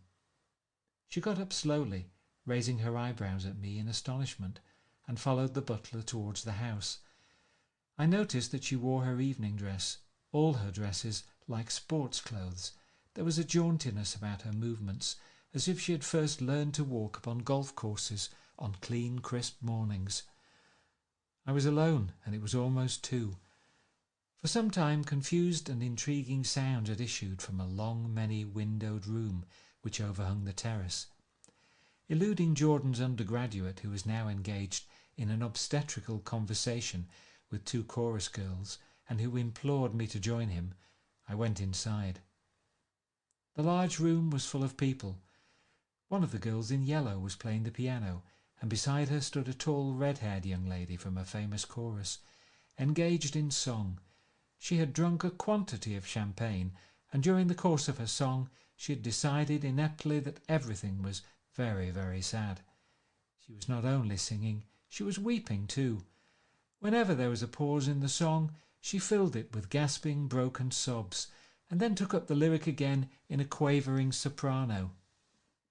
The tears coursed down her cheeks, not freely, however, for when they came into contact with her heavily beaded eyelashes, they assumed an inky colour and pursued the rest of their way in slow black rivulets. A humorous suggestion was made that she sing the notes on her face, whereupon she threw up her hands, sank into a chair, and went off into a deep vinous sleep. "She had a fight with a man who says he's her husband," explained a girl at my elbow. I looked around. Most of the remaining women were now having fights with men said to be their husbands. Even Jordan's party, the quartet from East Egg, were rent asunder by dissension. One of the men was talking with curious intensity to a young actress, and his wife, after attempting to laugh at the situation in a dignified and indifferent way, broke down entirely and resorted to flank attacks. At intervals she appeared suddenly at his side like an angry diamond and hissed, "You promised!" into his ear. The reluctance to go home was not confined to wayward men. The hall was at present occupied by two deplorably sober men and their highly indignant wives. The wives were sympathizing with each other in slightly raised voices. "Whenever he sees I'm having a good time, he wants to go home." Never heard anything so selfish in my life. We're always the first ones to leave. "So are we." "Well, we're almost the last tonight," said one of the men sheepishly. "The orchestra left half an hour ago." In spite of this wives' agreement that such malevolence was beyond credibility, the dispute ended in a short struggle, and both wives were lifted, kicking, into the night. As I waited for my hat in the hall, the door of the library opened, and Jordan Baker and Gatsby came out together.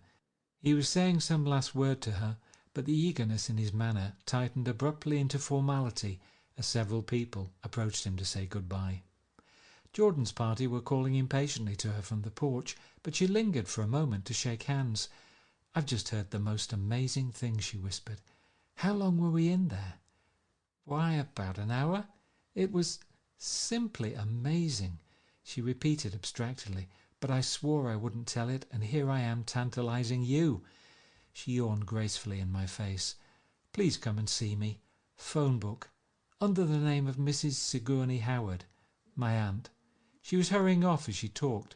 Her brown hand waved a jaunty salute as she melted into her party at the door. Rather ashamed that on my first appearance I had stayed so late, I joined the last of Gatsby's guests who were clustered around him. I wanted to explain that I'd hunted for him early in the evening and to apologize for not having known him in the garden. "Don't mention it," he enjoined me eagerly. "Don't give it another thought, old sport." The familiar expression held no more familiarity than the hand which reassuringly brushed my shoulder. "And don't forget, we're going up in the hydroplane tomorrow morning at 9 o'clock. Then the butler behind his shoulder, "Philadelphia wants you on the phone, sir." "All right, in a minute. Tell them I'll be right there. Good night." "Good night." "Good night." He smiled, and suddenly there seemed to be a pleasant significance in having been among the last to go, as if he had desired it all the time. "Good night, old sport. Good night." But as I walked down the steps I saw that the evening was not quite over. 50 feet from the door, a dozen headlights illuminated a bizarre and tumultuous scene. In the ditch beside the road, right side up, but violently shorn of one wheel, rested a new coupe which had left Gatsby's drive not 2 minutes before. The sharp jut of a wall accounted for the detachment of the wheel, which was now getting considerable attention from half a dozen curious chauffeurs. However, as they had left their cars blocking the road, a harsh, discordant din from those in the rear had been audible for some time, and added to the already violent confusion of the scene. A man in a long duster had dismounted from the wreck and now stood in the middle of the road, looking from the car to the tyre and from the tyre to the observers in a pleasant, puzzled way. "See," he explained, "it went in the ditch." The fact was infinitely astonishing to him, and I recognized first the unusual quality of wonder, and then the man. It was the late patron of Gatsby's library. "How did it happen?" He shrugged his shoulders. "I know nothing whatever about mechanics," he said decisively. "But how did it happen? Did you run into the wall?" "Don't ask me," said Owl Eyes, washing his hands of the whole matter. "I know very little about driving, next to nothing. It happened, and that's all I know." "Well, if you're a poor driver, you oughtn't to try driving at night." "But I wasn't even trying," he explained indignantly. "I wasn't even trying." An awed hush fell upon the bystanders. "Do you want to commit suicide? You're lucky it was just a wheel, a bad driver, and not even trying." "You don't understand," explained the criminal. "I wasn't driving. There's another man in the car." The shock that followed this declaration found voice in a sustained "Ah!" as the door of the coupe swung slowly open. The crowd, it was now a crowd, stepped back involuntarily, and when the door had opened wide, there was a ghostly pause. Then very gradually, part by part, a pale dangling individual stepped out of the wreck, pawing tentatively at the ground with a large uncertain dancing shoe. Blinded by the glare of the headlights and confused by the incessant groaning of the horns, the apparition stood swaying for a moment before he perceived the man in the duster. "What's matter?" he inquired calmly. "Did we run out of gas? Look." Half a dozen fingers pointed at the amputated wheel. He stared at it for a moment and then looked upward as though he suspected that it had dropped from the sky. "It came off," someone explained. He nodded. "At first I didn't notice we stopped." A pause. Then, taking a long breath and straightening his shoulders, he remarked in a determined voice, "Wonder if tell me where there's a gasoline station." At least a dozen men, some of them a little better off than he was, explained to him that wheel and car were no longer joined by any physical bond. "Back out," he suggested after a moment. "Put her in reverse." "But the wheel's off." He hesitated. "No harm in trying," he said. The caterwauling horns had reached a crescendo, and I turned away and cut across the lawn toward home. I glanced back once. A wafer of a moon was shining over Gatsby's house, making the night fine as before, and surviving the laughter and the sound of his still glowing garden. A sudden emptiness seemed to flow now from the windows and the great doors, endowing with complete isolation the figure of the host, who stood on the porch, his hand up in a formal gesture of farewell.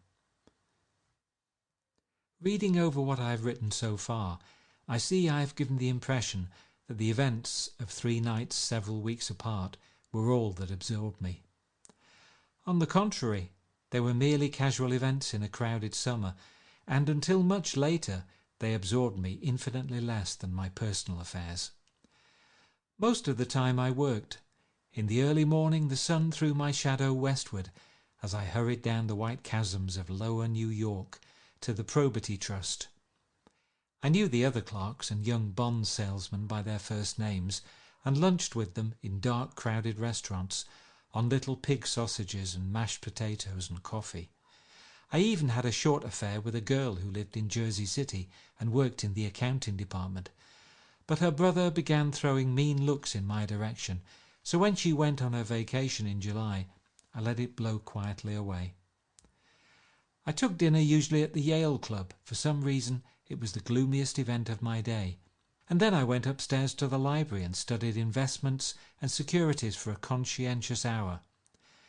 There were generally a few rioters around, but they never came into the library, so it was a good place to work.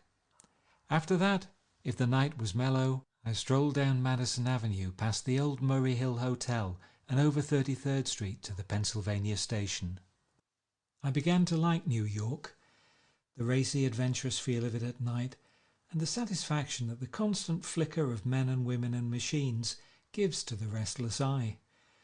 I liked to walk up Fifth Avenue and pick out romantic women from the crowd and imagine that in a few minutes I was going to enter into their lives, and no one would ever know or disapprove. Sometimes in my mind I followed them to their apartments on the corners of hidden streets, and they turned and smiled back at me before they faded through a door into warm darkness.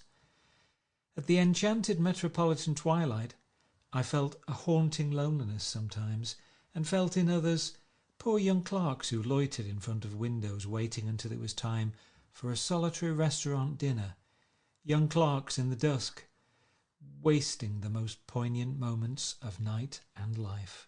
Again, at 8 o'clock, when the dark lanes of the 40s were lined 5 deep with throbbing taxicabs for the theatre district, I felt a sinking in my heart.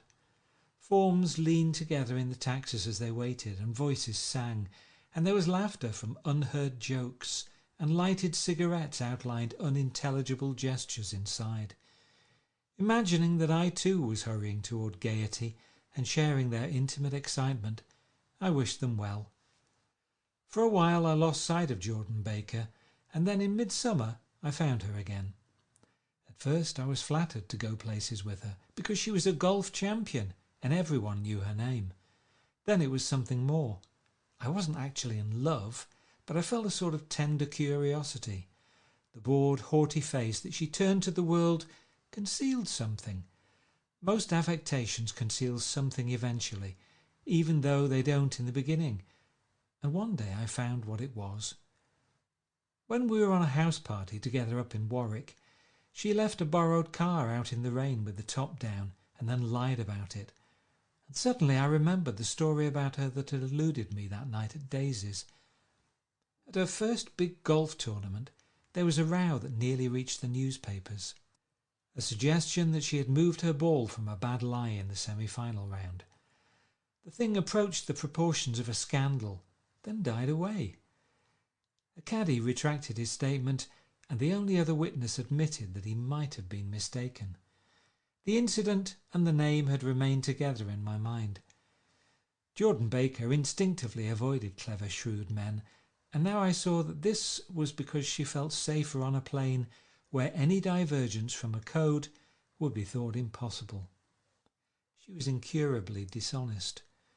She wasn't able to endure being at a disadvantage, and given this unwillingness, I suppose she had begun dealing in subterfuges when she was very young, in order to keep that cool, insolent smile turned to the world, and yet satisfy the demands of her hard, jaunty body.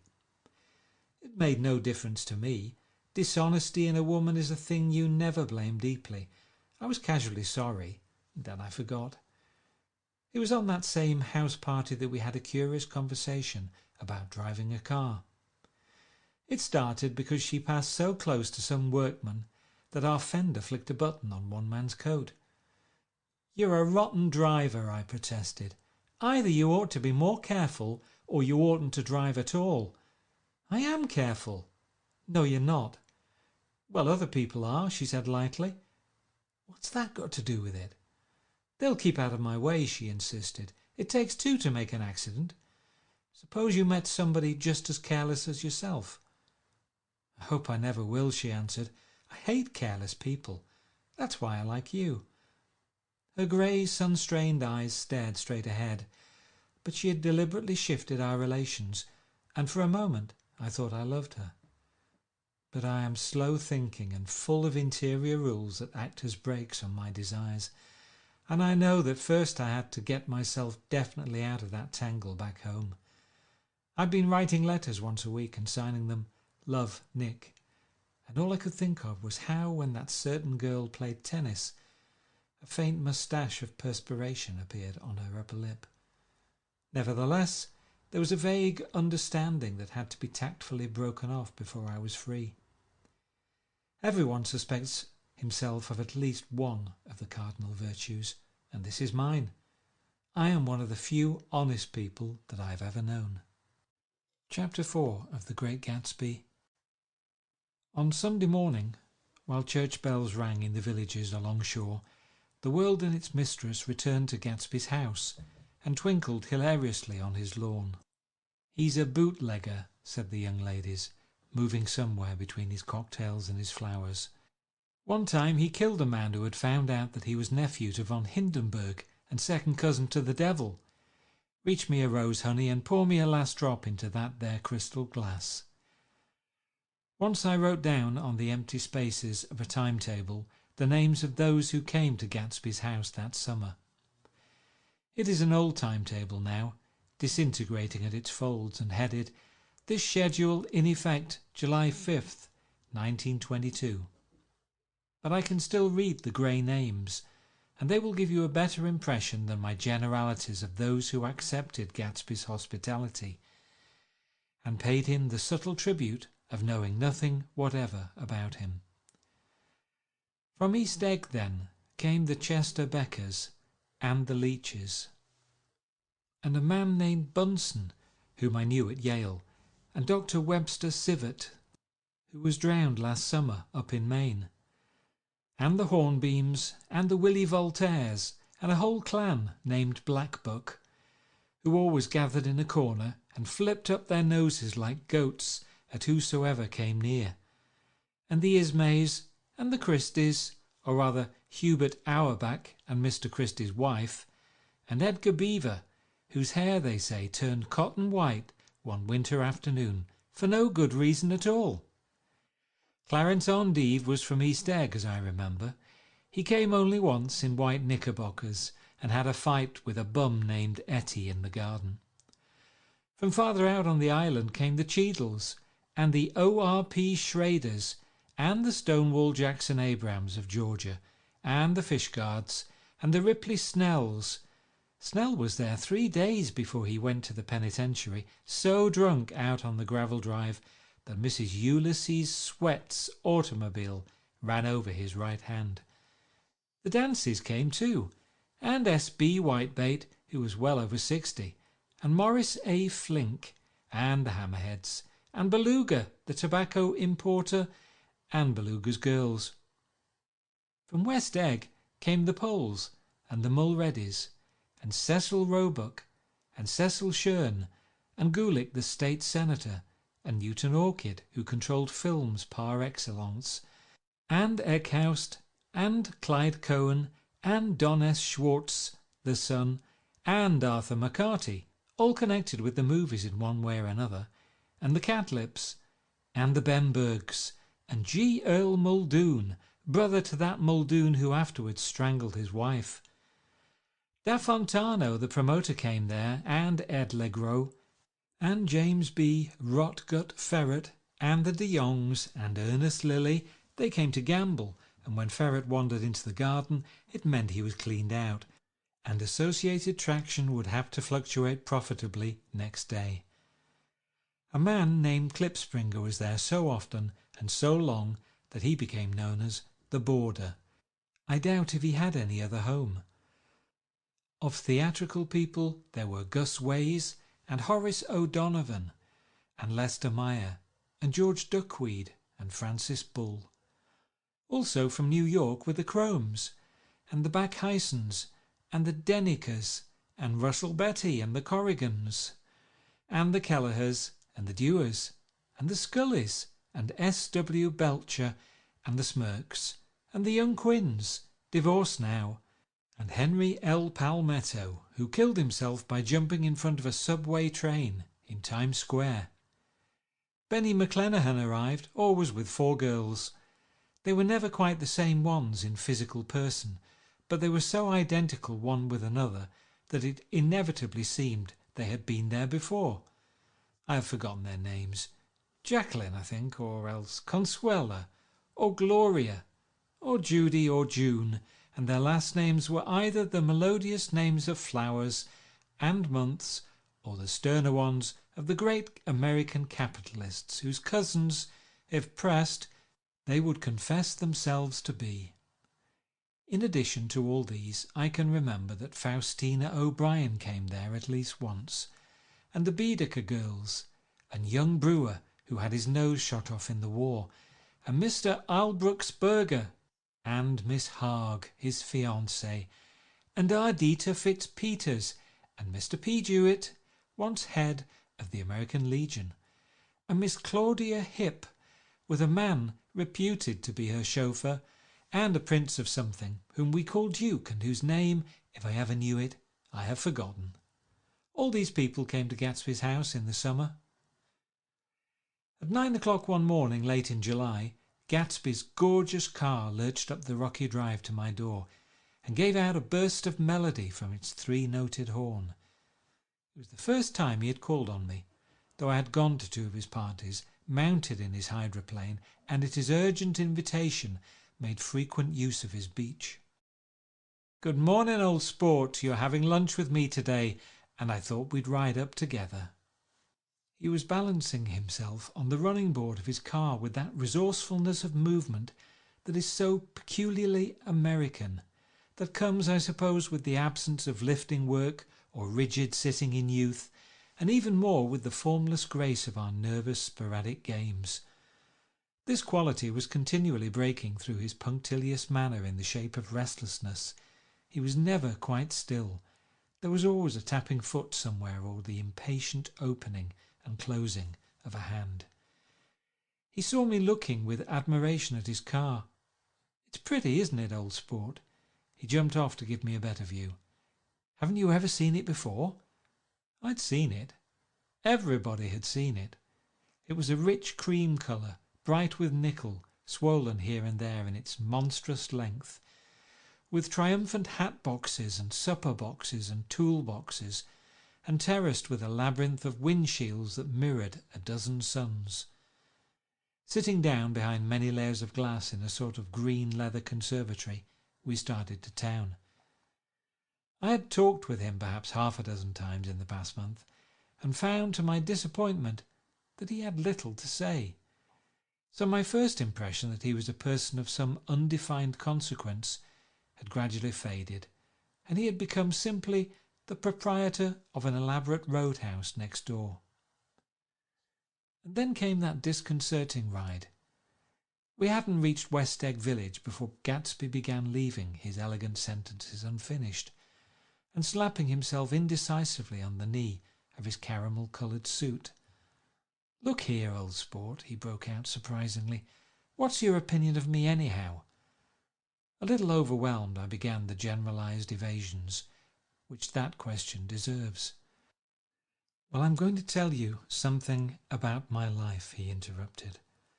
"I don't want you to get a wrong idea of me from all these stories you hear." So he was aware of the bizarre accusations that flavoured conversation in his halls.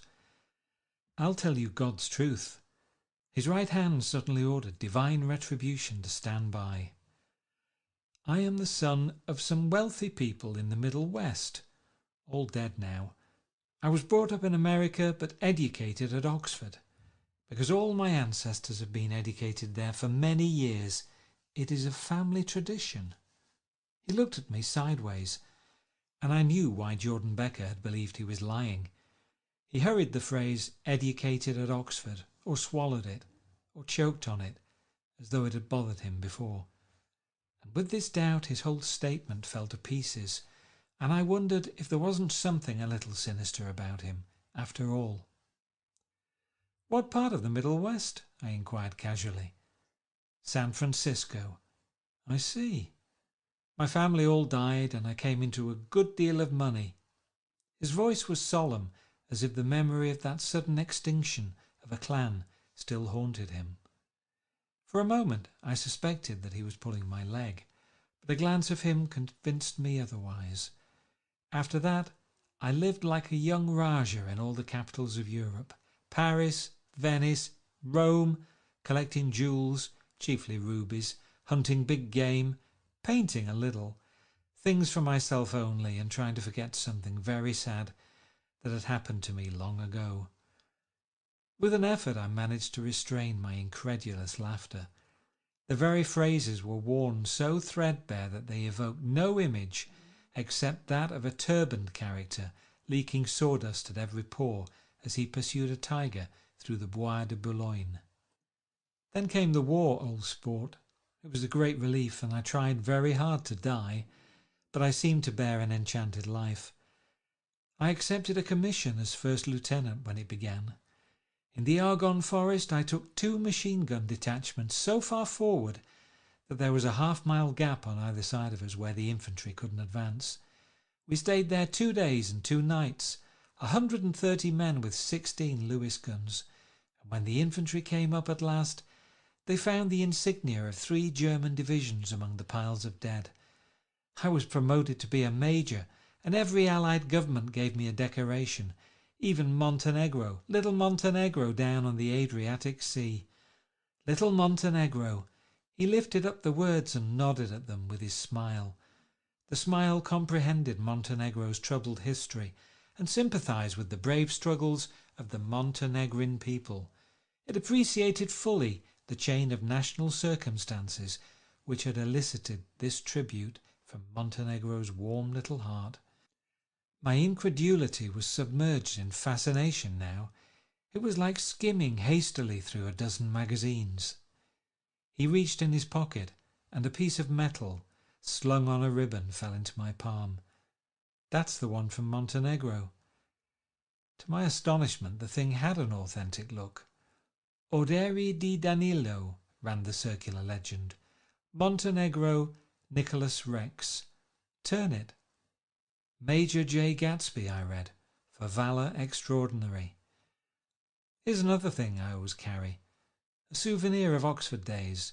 It was taken in Trinity Quad. The man on my left is now the Earl of Doncaster.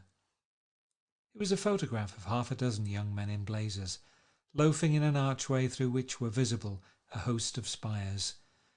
There was Gatsby, looking a little, not much, younger, with a cricket bat in his hand. Then it was all true. I saw the skins of tigers flaming in his palace on the Grand Canal.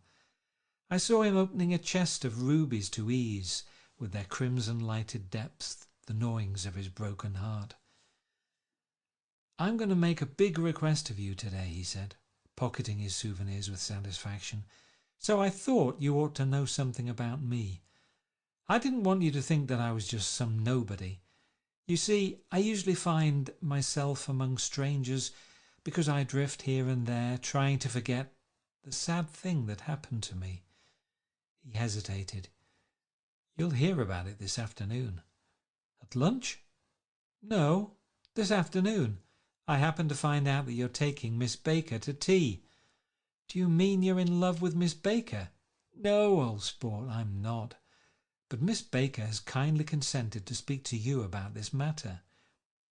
I hadn't the faintest idea what this matter was, but I was more annoyed than interested.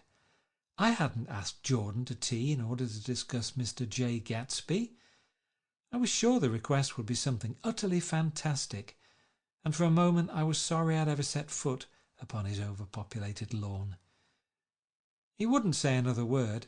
His correctness grew on him as we neared the city. We passed Port Roosevelt, where there was a glimpse of red-belted ocean-going ships, and sped along a cobbled slum lined with the dark, undeserted saloons of the faded, gilt 1900s. Then the Valley of Ashes opened out on both sides of us, and I had a glimpse of Mrs. Wilson straining at the garage pump with panting vitality as we went by. With fenders spread like wings, we scattered light through half Astoria, only half, for as we twisted among the pillars of the elevated, I heard the familiar jug-jug spat of a motorcycle, and a frantic policeman rode alongside. "All right, old sport," called Gatsby. We slowed down. Taking a white card from his wallet, he waved it before the man's eyes. "Right you are," agreed the policeman, tipping his cap. "Know you next time, Mr. Gatsby. Excuse me." "What was that?" I inquired. "The picture of Oxford. I was able to do the Commissioner a favour once, and he sends me a Christmas card every year." Over the great bridge, with the sunlight through the girders making a constant flicker upon the moving cars, with the city rising up across the river in white heaps and sugar lumps, all built with a wish out of non-olfactory money. The city seen from the Queensborough Bridge is always the city seen for the first time, in its first wild promise of all the mystery and the beauty in the world. A dead man passed us in a hearse, heaped with blooms, followed by 2 carriages with drawn blinds, and by more cheerful carriages for friends. The friends looked out at us with the tragic eyes and short upper lips of southeastern Europe, and I was glad that the sight of Gatsby's splendid car was included in their sombre holiday. As we crossed Blackwell's Island, a limousine passed us, driven by a white chauffeur, in which sat 3 modish negroes, 2 bucks and a girl. I laughed aloud as the yolks of their eyeballs rolled towards us in haughty rivalry. Anything can happen now that we've slid over this bridge, I thought. Anything at all. Even Gatsby could happen, without any particular wonder. Roaring noon.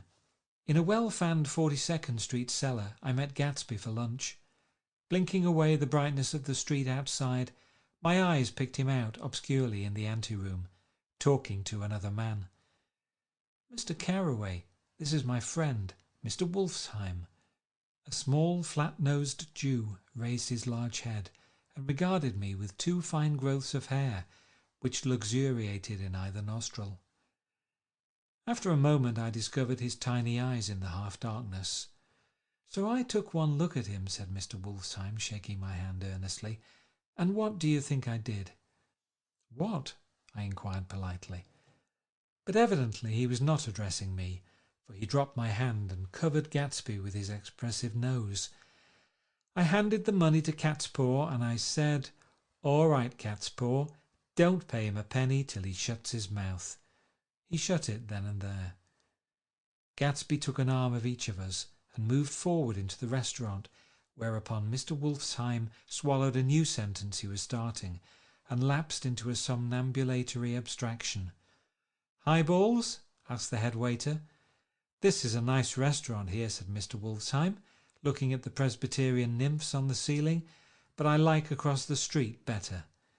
"Yes, highballs," agreed Gatsby, and then to Mr. Wolfsheim, "It's too hot over there."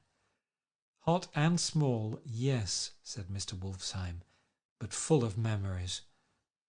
"What place is that?" I asked. "The old Metropole." "The old Metropole," brooded Mr. Wolfsheim gloomily, "filled with faces dead and gone, filled with friends gone now forever. I can't forget, so long as I live, the night they shot Rosie Rosenthal there. It was 6 of us at the table, and Rosie had eaten and drunk a lot all evening. When it was almost morning, the waiter came up to him with a funny look and says somebody wants to speak to him outside. "All right," says Rosie, and begins to get up, and I pulled him down in his chair.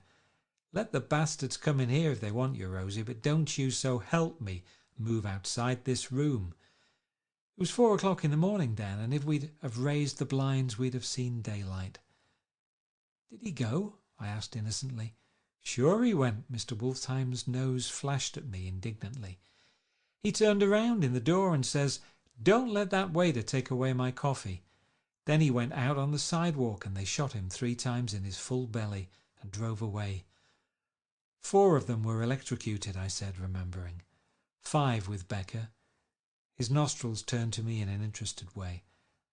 "I understand you're looking for a business connection." The juxtaposition of these 2 remarks was startling. Gatsby answered for me. "Oh no," he exclaimed, "this isn't the man." "No?" Mr. Wolfsheim seemed disappointed. "This is just a friend. I told you we'd talk about that some other time." "I beg your pardon," said Mr. Wolfsheim, "I had a wrong man." A succulent hash arrived, and Mr. Wolfsheim, forgetting the more sentimental atmosphere of the old Metropole, began to eat with ferocious delicacy. His eyes, meanwhile, roved very slowly all around the room. He completed the arc by turning to inspect the people directly behind. I think that except for my presence he would have taken one short glance beneath our own table. "Look here, old sport," said Gatsby, leaning toward me. "I'm afraid I made you a little angry this morning in the car."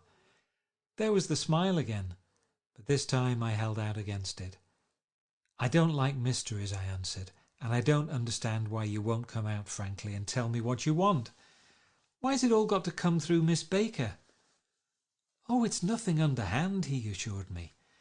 "Miss Baker's a great sportswoman, you know, and she'd never do anything that wasn't all right." Suddenly he looked at his watch. jumped up and hurried from the room, leaving me with Mr. Wolfsheim at the table. "He has to telephone," said Mr. Wolfsheim, following him with his eyes. "Fine fellow, isn't he? Handsome to look at and a perfect gentleman." "Yes."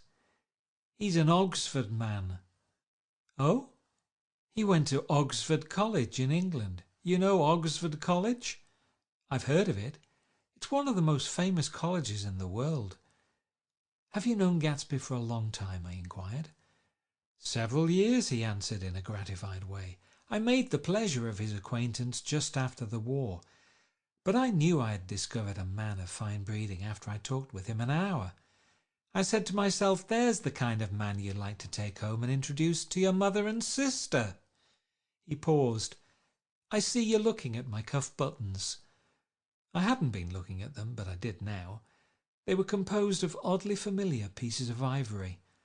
"Finest specimens of human molars," he informed me. "Well," I inspected them, "that's a very interesting idea." "Yeah." He flipped his sleeves up under his coat. "Yeah, Gatsby's very careful about women. He would never so much look at a friend's wife." When the subject of this instinctive trust returned to the table and sat down, Mr. Wolfsheim drank his coffee with a jerk and got to his feet. "I have enjoyed my lunch," he said, "and I'm going to run off from you two young men before I outstay my welcome."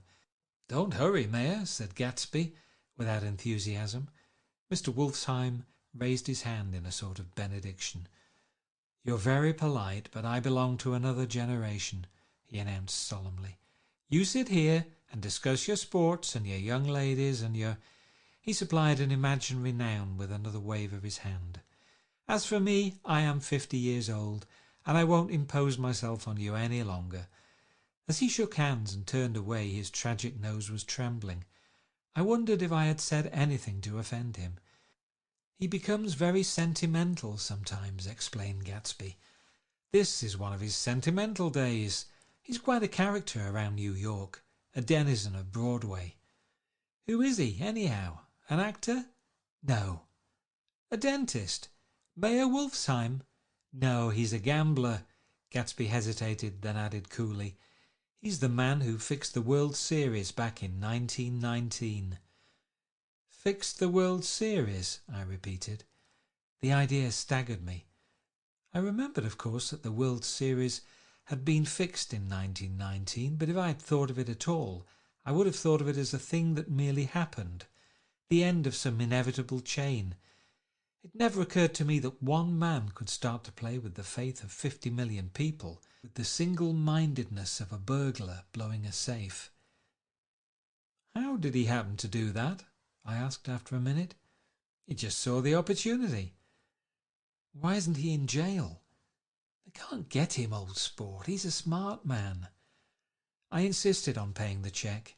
As the waiter brought my change, I caught sight of Tom Buchanan across the crowded room. "Come along with me for a minute," I said. "I've got to say hello to someone." When he saw us, Tom jumped up and took half a dozen steps in our direction. "Where have you been?" he demanded eagerly.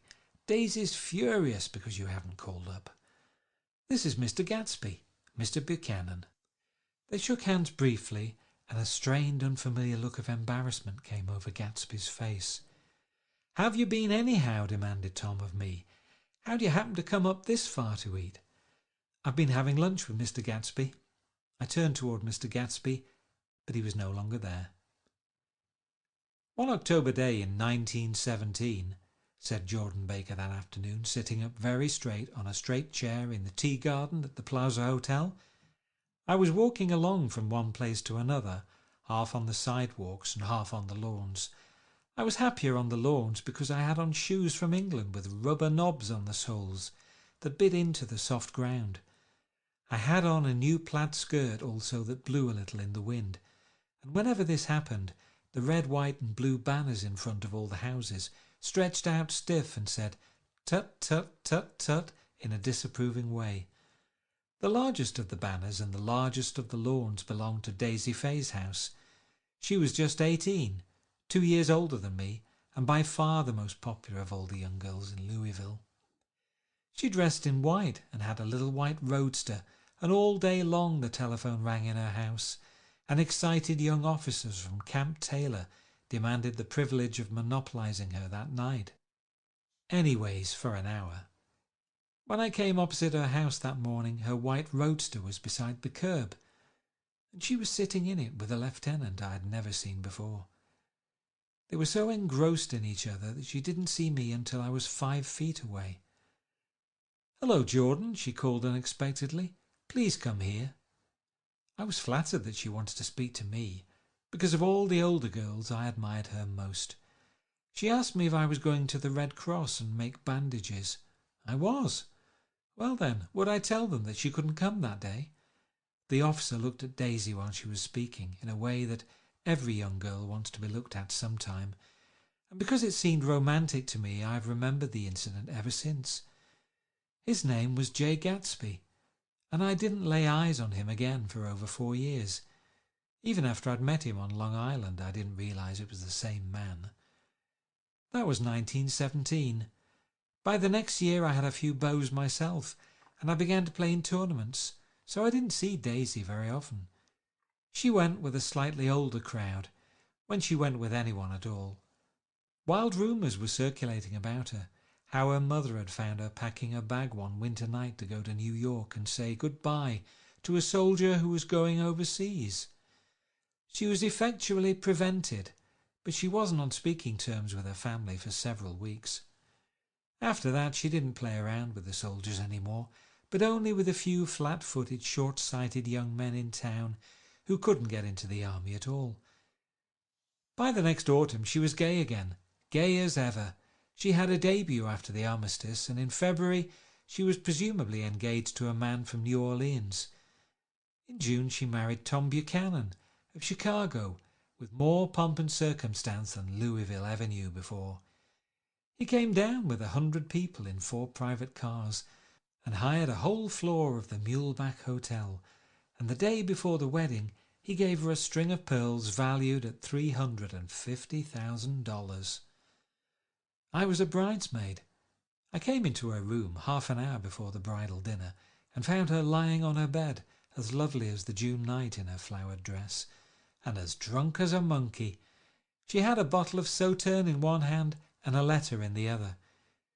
"Gratulate me," she muttered. "Never had a drink before, but oh, how I do enjoy it." "What's the matter, Daisy?" I was scared, I can tell you. I'd never seen a girl like that before. "Here, dearest." She groped around in a waste basket she had with her on the bed and pulled out the string of pearls. "Take 'em downstairs and give 'em back to whoever they belong to. Tell 'em all Daisy's changed her mind. Say, Daisy's changed her mind." She began to cry. She cried and cried. I rushed out and found her mother's maid, and we locked the door and got her into a cold bath. She wouldn't let go of the letter. She took it into the tub with her and squeezed it up into a wet ball, and only let me have it in the soap dish when she saw that it was coming to pieces like snow. But she didn't say another word. We gave her spirits of ammonia and put ice on her forehead and hooked her back into her dress, and half an hour later, when we walked out of the room, the pearls were around her neck and the incident was over. Next day at 5 o'clock she married Tom Buchanan without so much as a shiver, and started off on a 3-month trip to the South Seas. I saw them in Santa Barbara when they came back, and I thought I'd never seen a girl so mad about her husband. If he left the room for a minute, she'd look around uneasily and say, "Where's Tom gone?" and wear the most abstracted expression until she saw him coming in the door. She used to sit on the sand with his head in her lap by the hour, rubbing her fingers over his eyes and looking at him with unfathomable delight. It was touching to see them together. It made you laugh in a hushed, fascinated way. That was in August. A week after I left Santa Barbara, Tom ran into a wagon on the Ventura Road one night and ripped a front wheel off his car. The girl who was with him got into the papers too because her arm was broken. She was one of the chambermaids in the Santa Barbara Hotel. The next April, Daisy had her little girl, and they went to France for a year. I saw them one spring in Cannes and later in Deauville, and then they came back to Chicago to settle down. Daisy was popular in Chicago, as you know. They moved with a fast crowd, all of them young and rich and wild, but she came out with an absolutely perfect reputation. Perhaps because she doesn't drink. It's a great advantage not to drink among hard-drinking people. You can hold your tongue, and moreover, you can time any little irregularity of your own so that everybody else is so blind that they don't see or care. Perhaps Daisy never went in for amour at all, and yet there's something in that voice of hers. Well, about 6 weeks ago she heard the name Gatsby for the first time in years. It was when I asked you, do you remember, if you knew Gatsby in West Egg? After you had gone home, she came into my room and woke me up and said, "What Gatsby?" And when I described him, I was half asleep. She said in the strangest voice that it must be the man she used to know. It wasn't until then that I connected this Gatsby with the officer in her white car. When Jordan Baker had finished telling all this, we had left the plaza for half an hour and were driving in a Victoria through Central Park. The sun had gone down behind the tall apartments of the movie stars in the West 50s, and the clear voices of little girls, already gathered like crickets on the grass, rose through the hot twilight. "I'm the Sheik of Araby, your love belongs to me. At night when you're asleep into your tent I'll creep." It was a strange coincidence, I said. But it wasn't a coincidence at all. Why not? Gatsby bought that house so that Daisy would be just across the bay. Then it had not been merely the stars to which he had aspired on that June night. He came alive to me, delivered suddenly from the womb of his purposeless splendour. "He wants to know," continued Jordan, "if you'll invite Daisy to your house some afternoon, and then let him come over." The modesty of the demand shook me. He had waited 5 years and bought a mansion where he dispensed starlight to casual moths so that he could come over some afternoon in a stranger's garden. Did I have to know all this before he could ask such a little thing? "He's afraid. He's waited so long, he thought you might be offended. You see, he's a regular tough underneath it all." Something worried me. "Why didn't he ask you to arrange a meeting?" "He wants her to see his house," she explained, "and your house is right next door." "Oh!" "I think he half expected her to wander into one of his parties some night," went on Jordan, "but she never did. Then he began asking people casually if they knew her, and I was the first one he found. It was that night he sent for me at his dance, and you should have heard the elaborate way he worked up to it. Of course, I immediately suggested a luncheon in New York, and I thought he'd go mad. "I don't want to do anything out of the way," he kept saying. "I want to see her right next door." When I said you were a particular friend of Tom's, he started to abandon the whole idea. He doesn't know very much about Tom, though he says he's read a Chicago paper for years, just on the chance of catching a glimpse of Daisy's name.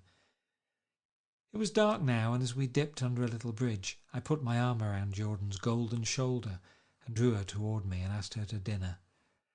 Suddenly I wasn't thinking of Daisy and Gatsby any more, but of this clean, hard, limited person who dealt in universal skepticism and who leaned back jauntily just within the circle of my arm.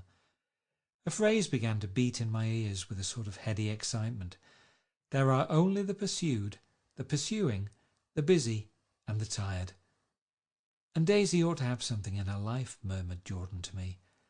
"Does she want to see Gatsby?" "She's not to know about it. Gatsby doesn't want her to know.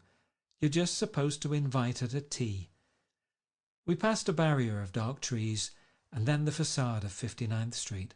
A block of delicate pale light beamed down into the park. Unlike Gatsby and Tom Buchanan, I had no girl whose disembodied face floated along the dark cornices and blinding signs. And so I drew up the girl beside me, tightening my arms. Her one scornful mouth smiled, and so I drew her up again, closer this time to my face. Chapter 5 of The Great Gatsby. When I came home to West Egg that night, I was afraid for a moment that my house was on fire. 2 o'clock and the whole corner of the peninsula was blazing with light, which fell unreal on the shrubbery and made thin elongating glints upon the roadside wires. Turning a corner, I saw that it was Gatsby's house, lit from tower to cellar. At first I thought it was another party, a wild rout that had resolved itself into hide and go seek, or sardines in the box, with all the house thrown open to the game. But there wasn't a sound, only wind in the trees, which blew the wires and made the lights go off and on again as if the house had winked into the darkness. As my taxi groaned away, I saw Gatsby walking toward me across his lawn. "Your place looks like the World's Fair," I said. "Does it?" He turned his eye towards it absently. "I have been glancing into some of the rooms.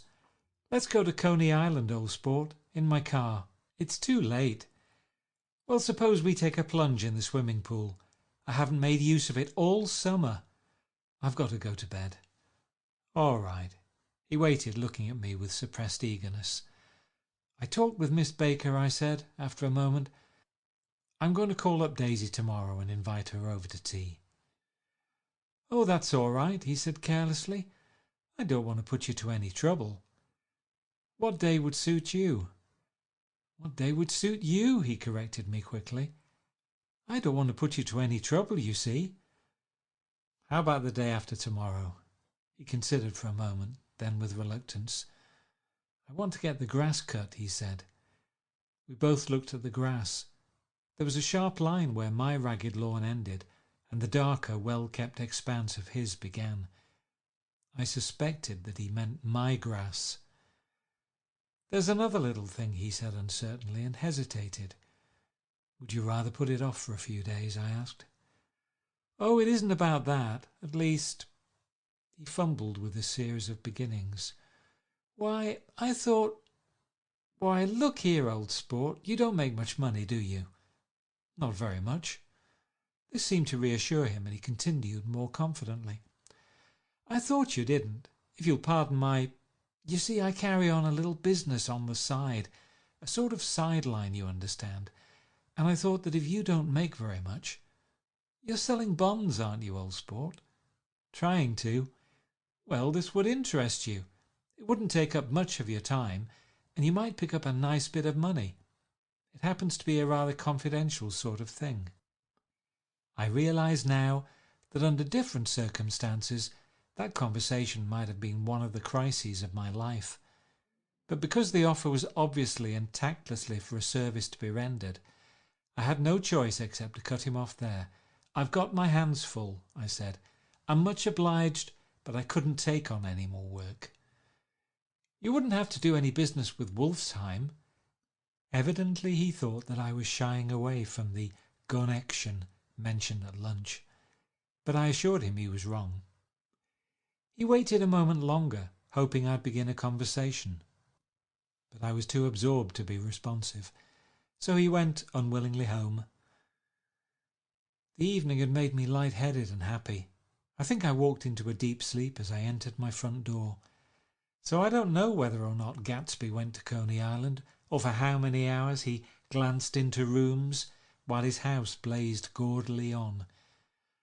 I called up Daisy from the office next morning and invited her to come to tea. "Don't bring Tom," I warned her. "What?" "Don't bring Tom." "Who is Tom?" she asked innocently. The day agreed upon was pouring rain. At 11 o'clock a man in a raincoat, dragging a lawnmower, tapped at my front door and said that Mr. Gatsby had sent him over to cut my grass. This reminded me that I had forgotten to tell my Finn to come back, so I drove into West Egg Village to search for her among soggy whitewashed alleys and to buy some cups and lemons and flowers. The flowers were unnecessary, for at 2 o'clock a greenhouse arrived from Gatsby's, with innumerable receptacles to contain it. An hour later the front door opened nervously, and Gatsby, in a white flannel suit, silver shirt, and gold-coloured tie, hurried in. He was pale, and there were dark signs of sleeplessness beneath his eyes. "Is everything all right?" he asked immediately. "The grass looks fine, if that's what you mean." "What grass?" he inquired blankly. "Oh, the grass in the yard." He looked out the window at it, but, judging from his expression, I don't believe he saw a thing. "Looks very good," he remarked vaguely. "One of the papers said they thought the rain would stop about 4. I think it was the Journal. Have you got everything you need in the shape of tea?" I took him into the pantry, where he looked a little reproachfully at the Finn. Together we scrutinized the 12 lemon cakes from the delicatessen shop. "Will they do?" I asked. Of course, they're fine." And he added hollowly, "Old sport." The rain cooled about 3:30 to a damp mist, through which occasional thin drops swam like dew. Gatsby looked with vacant eyes through a copy of Clay's Economics, starting at the finish tread that shook the kitchen floor, and peering toward the bleared windows from time to time, as if a series of invisible but alarming happenings were taking place outside. Finally he got up and informed me in an uncertain voice that he was going home. "Why's that?" "Nobody's coming to tea." "It's too late." He looked at his watch as if there was some pressing demand on his time elsewhere. "I can't wait all day." "Don't be silly. It's just 2 minutes to 4. He sat down miserably, as if I had pushed him, and simultaneously there was the sound of a motor turning into my lane. We both jumped up, and a little harrowed myself, I went out into the yard. Under the dripping bare lilac trees, a large open car was coming up the drive. It stopped. Daisy's face, tipped sideways beneath a 3-cornered lavender hat, looked out at me with a bright, ecstatic smile. "Is this absolutely where you live, my dearest one?" The exhilarating ripple of her voice was a wild tonic in the rain. I had to follow the sound of it for a moment up and down with my ear alone before any words came through. A damp streak of hair lay like a dash of blue paint across her cheek, and her hand was wet with glistening drops as I took it to help her from the car. "Are you in love with me?" she said low in my ear. "Or why did I have to come alone?" "That's the secret of Castle Rackrent. Tell your chauffeur to go far away and spend an hour." "Come back in an hour, Ferdy." Then, in a grave murmur, "His name is Ferdy." "Does the gasoline affect his nose?" "I don't think so," she said innocently. "Why?" We went in. To my overwhelming surprise, the living room was deserted. "Well, that's funny," I exclaimed. "What's funny?" She turned her head, as there was a light, dignified knocking at the front door. I went out and opened it. Gatsby, pale as death with his hands plunged like weights in his coat pockets, was standing in a puddle of water, glaring tragically into my eyes. With his hands still in his coat pockets, he stalked by me into the hall, turned sharply as if he were on a wire, and disappeared into the living room. It wasn't a bit funny. Aware of the loud beating of my own heart, I pulled the door to against the increasing rain. For half a minute there wasn't a sound. Then from the living room I heard a sort of choking murmur and part of a laugh, followed by Daisy's voice on a clear artificial note. "I certainly am awfully glad to see you again." A pause. It endured horribly. I had nothing to do in the hall, so I went into the room. Gatsby, his hands still in his pockets, was reclining against the mantelpiece in a strained counterfeit of perfect ease, even of boredom. His head leaned back so far that it rested against the face of a defunct mantelpiece clock, and from this position his distraught eyes stared down at Daisy, who was sitting, frightened but graceful, on the edge of a stiff chair. "We've met before," muttered Gatsby. His eyes glanced momentarily at me, and his lips parted with an abortive attempt at a laugh. Luckily the clock took this moment to tilt dangerously at the pressure of his head, whereupon he turned and caught it with trembling fingers and set it back in place. Then he sat down rigidly, his elbow on the arm of the sofa and his chin in his hand. "I'm sorry about the clock," he said. My own face had now assumed a deep tropical burn. I couldn't muster up a single commonplace out of the 1,000 in my head. "It's an old clock," I told them idiotically. I think we all believed for a moment that it had smashed in pieces on the floor. "We haven't met for many years," said Daisy, her voice as matter-of-fact as it could ever be. 5 years next November. The automatic quality of Gatsby's answer set us all back at least another minute. I had them both on their feet with the desperate suggestion that they help me make tea in the kitchen when the demoniac Finn brought it in on a tray. Amid the welcome confusion of cups and cakes, a certain physical decency established itself. Gatsby got himself into a shadow, and while Daisy and I talked, looked conscientiously from one to the other of us with tense, unhappy eyes. However, as calmness wasn't an end in itself, I made an excuse at the first possible moment and got to my feet. "Where are you going?" demanded Gatsby in immediate alarm. "I'll be back. I've got to speak to you about something before you go." He followed me wildly into the kitchen, closed the door and whispered, "Oh God," in a miserable way. "What's the matter?" "This is a terrible mistake," he said, shaking his head from side to side. "A terrible, terrible mistake." "You're just embarrassed, that's all. And luckily," I added, "Daisy's embarrassed too." "She's embarrassed?" he repeated incredulously. "Just as much as you are." "Don't talk so loud. You're acting like a little boy," I broke out impatiently. "Not only that, but you're rude. Daisy's sitting in there all alone." He raised his hand to stop my words, looked at me with unforgettable reproach, and, opening the door cautiously, went back into the other room. I walked out the back way, just as Gatsby had when he had made his nervous circuit of the house half an hour before, and ran for a huge black knotted tree whose massed leaves made a fabric against the rain. Once more it was pouring, and my irregular lawn, well shaved by Gatsby's gardener, abounded in small muddy swamps and prehistoric marshes. There was nothing to look at from under the tree except Gatsby's enormous house, so I stared at it, like Kant at his church steeple, for half an hour. A brewer had built it early in the period craze, a decade before, and there was a story that he'd agreed to pay 5 years' taxes on all the neighbouring cottages if the owners would have their roofs thatched with straw. Perhaps their refusal took the heart out of his plan to found a family. He went into an immediate decline. His children sold his house with the black wreath still on the door. Americans, while occasionally willing to be serfs, have always been obstinate about being peasantry. After half an hour the sun shone again, and the grocer's automobile rounded Gatsby's drive with the raw material for his servant's dinner. I felt sure he wouldn't eat a spoonful.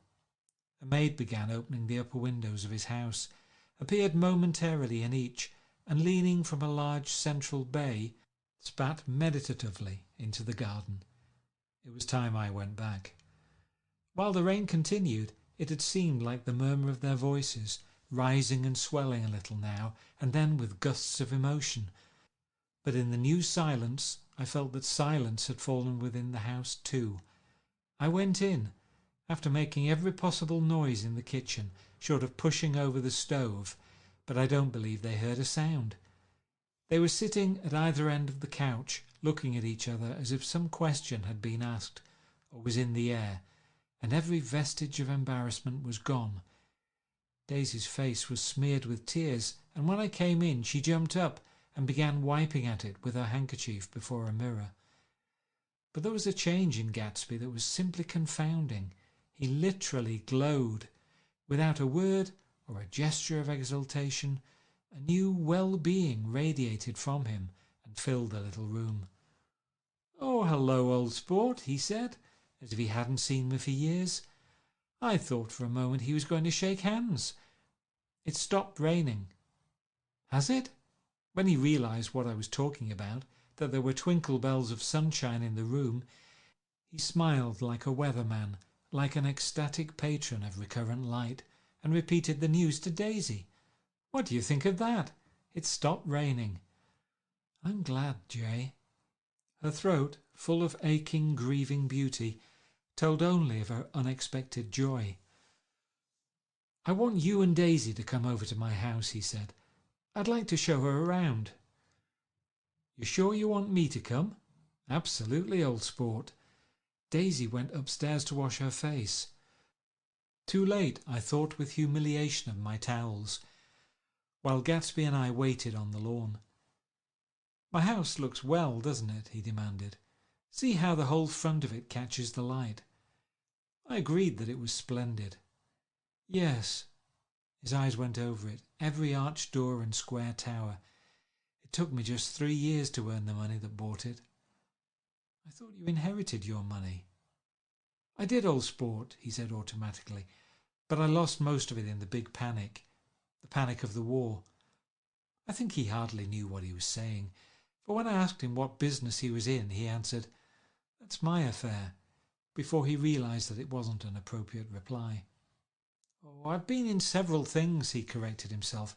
"I was in the drug business, and then I was in the oil business, but I'm not in either one now." He looked at me with more attention. "Do you mean you've been thinking over what I proposed the other night?" Before I could answer, Daisy came out of the house, and 2 rows of brass buttons on her dress gleamed in the sunlight. "That huge place there?" she cried, pointing. "Do you like it?" "I love it. But I don't see how you live there all alone." "I keep it always full of interesting people, night and day. People who do interesting things, celebrated people." Instead of taking the short cut along the Sound, we went down to the road and entered by the big postern. With enchanting murmurs, Daisy admired this aspect or that of the feudal silhouette against the sky, admired the gardens, the sparkling odour of jonquil, and the frothy odour of hawthorn and plum blossoms, and the pale gold odour of Kiss Me at the Gate.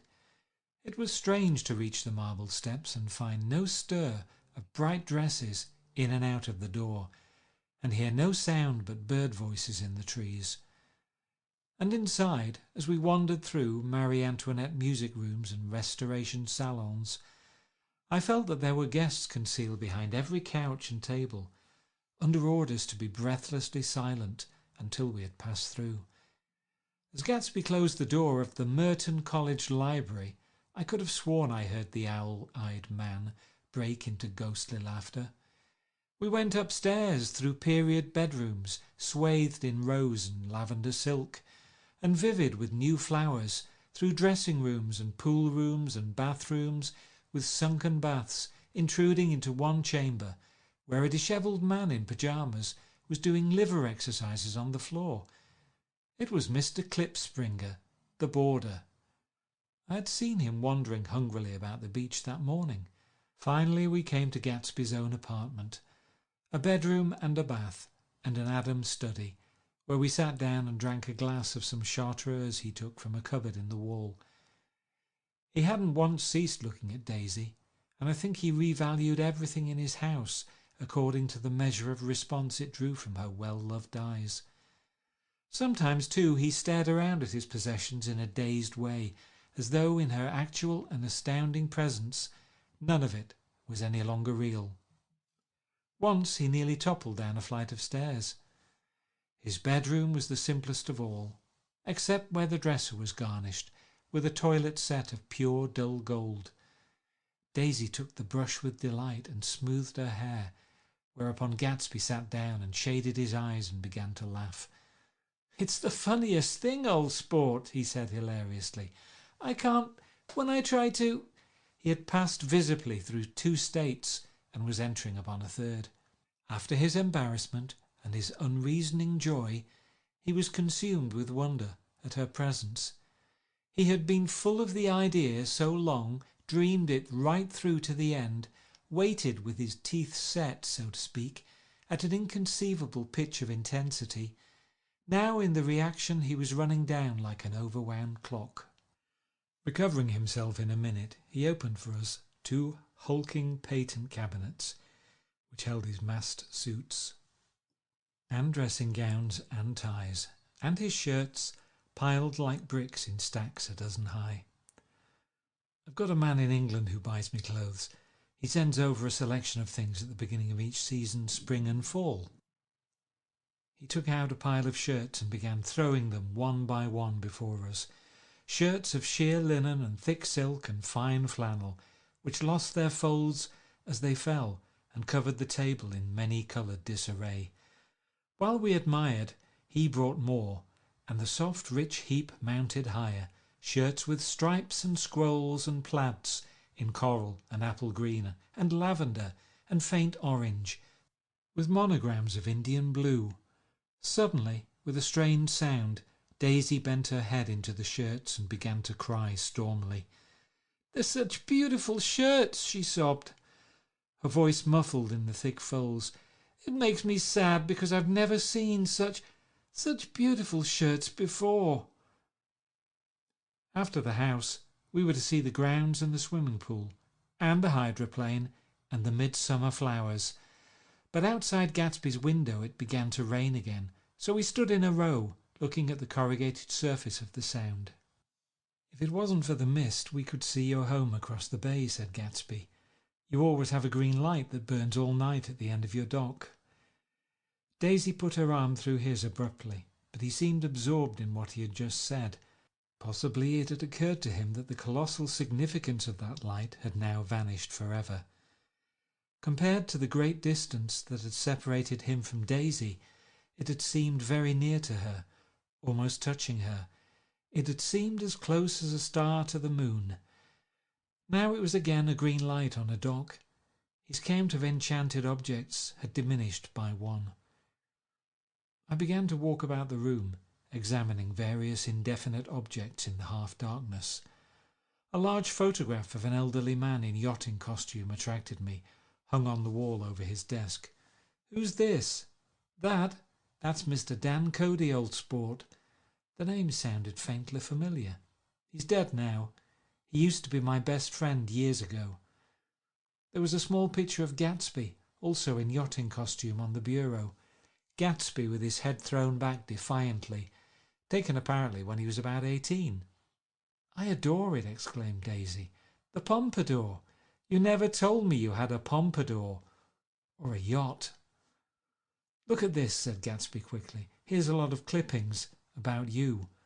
They stood side by side examining it. I was going to ask to see the rubies when the phone rang, and Gatsby took up the receiver. "Yes. Well, I can't talk now. I can't talk now, old sport. I said a small town. He must know what a small town is. Well, he's no use to us if Detroit is his idea of a small town." He rang off. "Come here, quick!" cried Daisy at the window. The rain was still falling, but the darkness had parted in the west, and there was a pink and golden billow of foamy clouds above the sea. "Look at that!" she whispered. And then, after a moment, "I'd like to just get one of those pink clouds and put you in it and push you around." I tried to go then, but they wouldn't hear of it. Perhaps my presence made them feel more satisfactorily alone. "I know what we'll do," said Gatsby. "We'll have Klipspringer play the piano." He went out of the room calling "Ewing," and returned in a few minutes, accompanied by an embarrassed, slightly worn young man with shell-rimmed glasses and scanty blonde hair. He was now decently clothed in a sports shirt, open at the neck, sneakers, and duck trousers of a nebulous hue. "Did we interrupt your exercises?" inquired Daisy politely. "I was asleep," cried Mr. Klipspringer in a spasm of embarrassment. "That is, I'd been asleep. Then I got up." "Klipspringer plays the piano," said Gatsby, cutting him off. "Don't you, Ewing, old sport?" "I don't play well. I hardly play at all. I'm all out of "We'll go downstairs," interrupted Gatsby. He flipped a switch. The grey windows disappeared as the house glowed full of light. In the music room, Gatsby turned on a solitary lamp beside the piano. He lit Daisy's cigarette from a trembling match and sat down with her on a couch, far across the room, where there was no light, save what the gleaming floor bounced in from the hall. When Klipspringer had played the Love Nest, he turned around on the bench and searched unhappily for Gatsby in the gloom. "I'm all out of practice, you see. I told you I couldn't play. I'm all out of "Don't talk so much, old sport," commanded Gatsby. "Play! In the morning, in the evening, ain't we got fun?" Outside the wind was loud and there was a faint flow of thunder along the Sound. All the lights were going on in West Egg now. The electric trains, men carrying, were plunging home through the rain from New York. It was the hour of a profound human change. An excitement was generating on the air. One thing's sure and nothing's surer. The rich get rich and the poor get children. In the meantime, in between time. As I went over to say goodbye, I saw that the expression of bewilderment had come back into Gatsby's face, as though a faint doubt had occurred to him as to the quality of his present happiness. Almost 5 years! There must have been moments even that afternoon when Daisy tumbled short of his dreams, not through her own fault, but because of the colossal vitality of his illusion. It had gone beyond her, beyond everything. He had thrown himself into it with a creative passion, adding to it all the time, decking it out with every bright feather that drifted his way. No amount of fire or freshness can challenge what a man will store up in his ghostly heart. As I watched him, he adjusted himself a little, visibly. His hand took hold of hers, and as she said something low in his ear, he turned toward her with a rush of emotion. I think that voice held him most, with its fluctuating, feverish warmth, because it couldn't be overdreamed. That voice was a deathless song. They had forgotten me, but Daisy glanced up and held out her hand. Gatsby didn't know me now at all. I looked once more at them, and they looked back at me, remotely, possessed by intense life.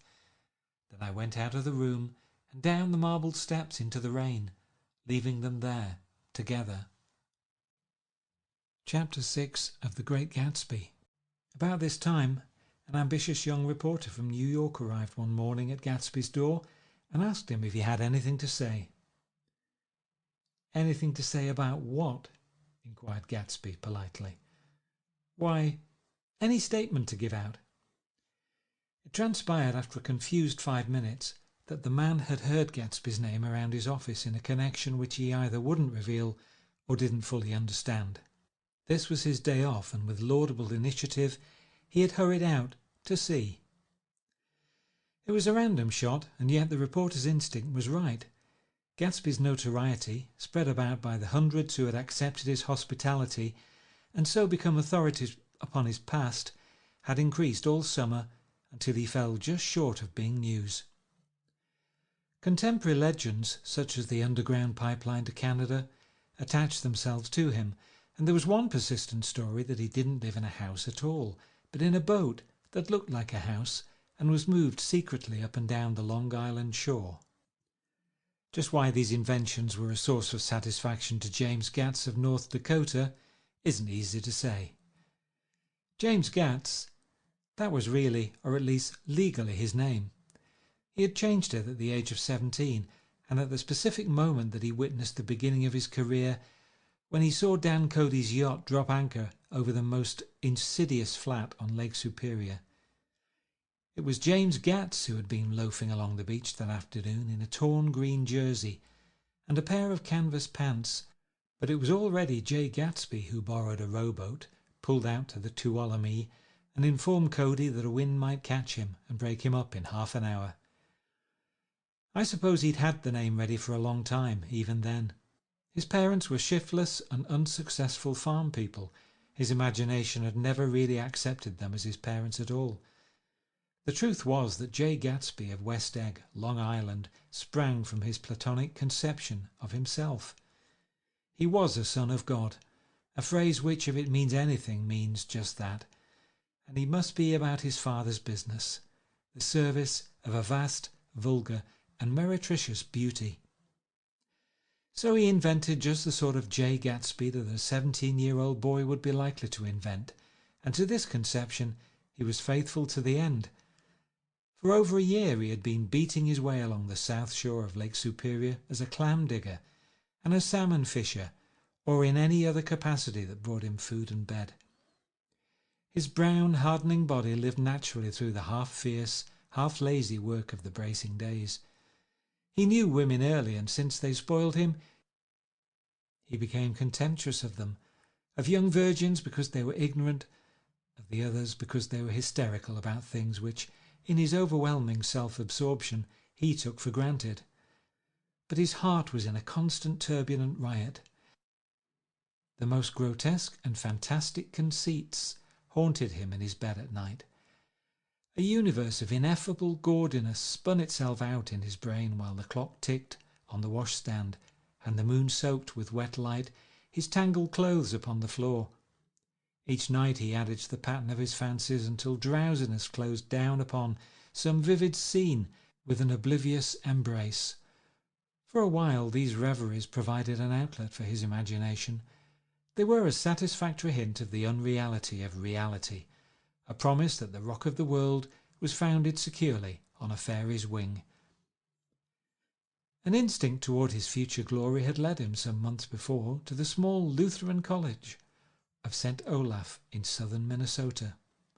He stayed there 2 weeks, dismayed at its ferocious indifference to the drums of his destiny, to destiny itself, and despising the janitor's work with which he was to pay his way through. Then he drifted back to Lake Superior, and he was still searching for something to do on the day that Dan Cody's yacht dropped anchor in the shallows alongshore. Cody was 50 years old then, a product of the Nevada silver fields, of the Yukon, of every rush for metal since '75. The transactions in Montana copper that made him many times a millionaire found him physically robust, but on the verge of soft-mindedness, and suspecting this, an infinite number of women tried to separate him from his money. The none too savoury ramifications by which Ella Kay, the newspaper woman, played Madame de Maintenon to his weakness and sent him to sea in a yacht were common knowledge to the turgid sub-journalism of 1902. He had been coasting along all too hospitable shores for 5 years when he turned up as James Gatt's destiny in Little Girl Bay. To young Gatts, resting on his oars and looking up at the railed deck, that yacht represented all the beauty and glamour in the world.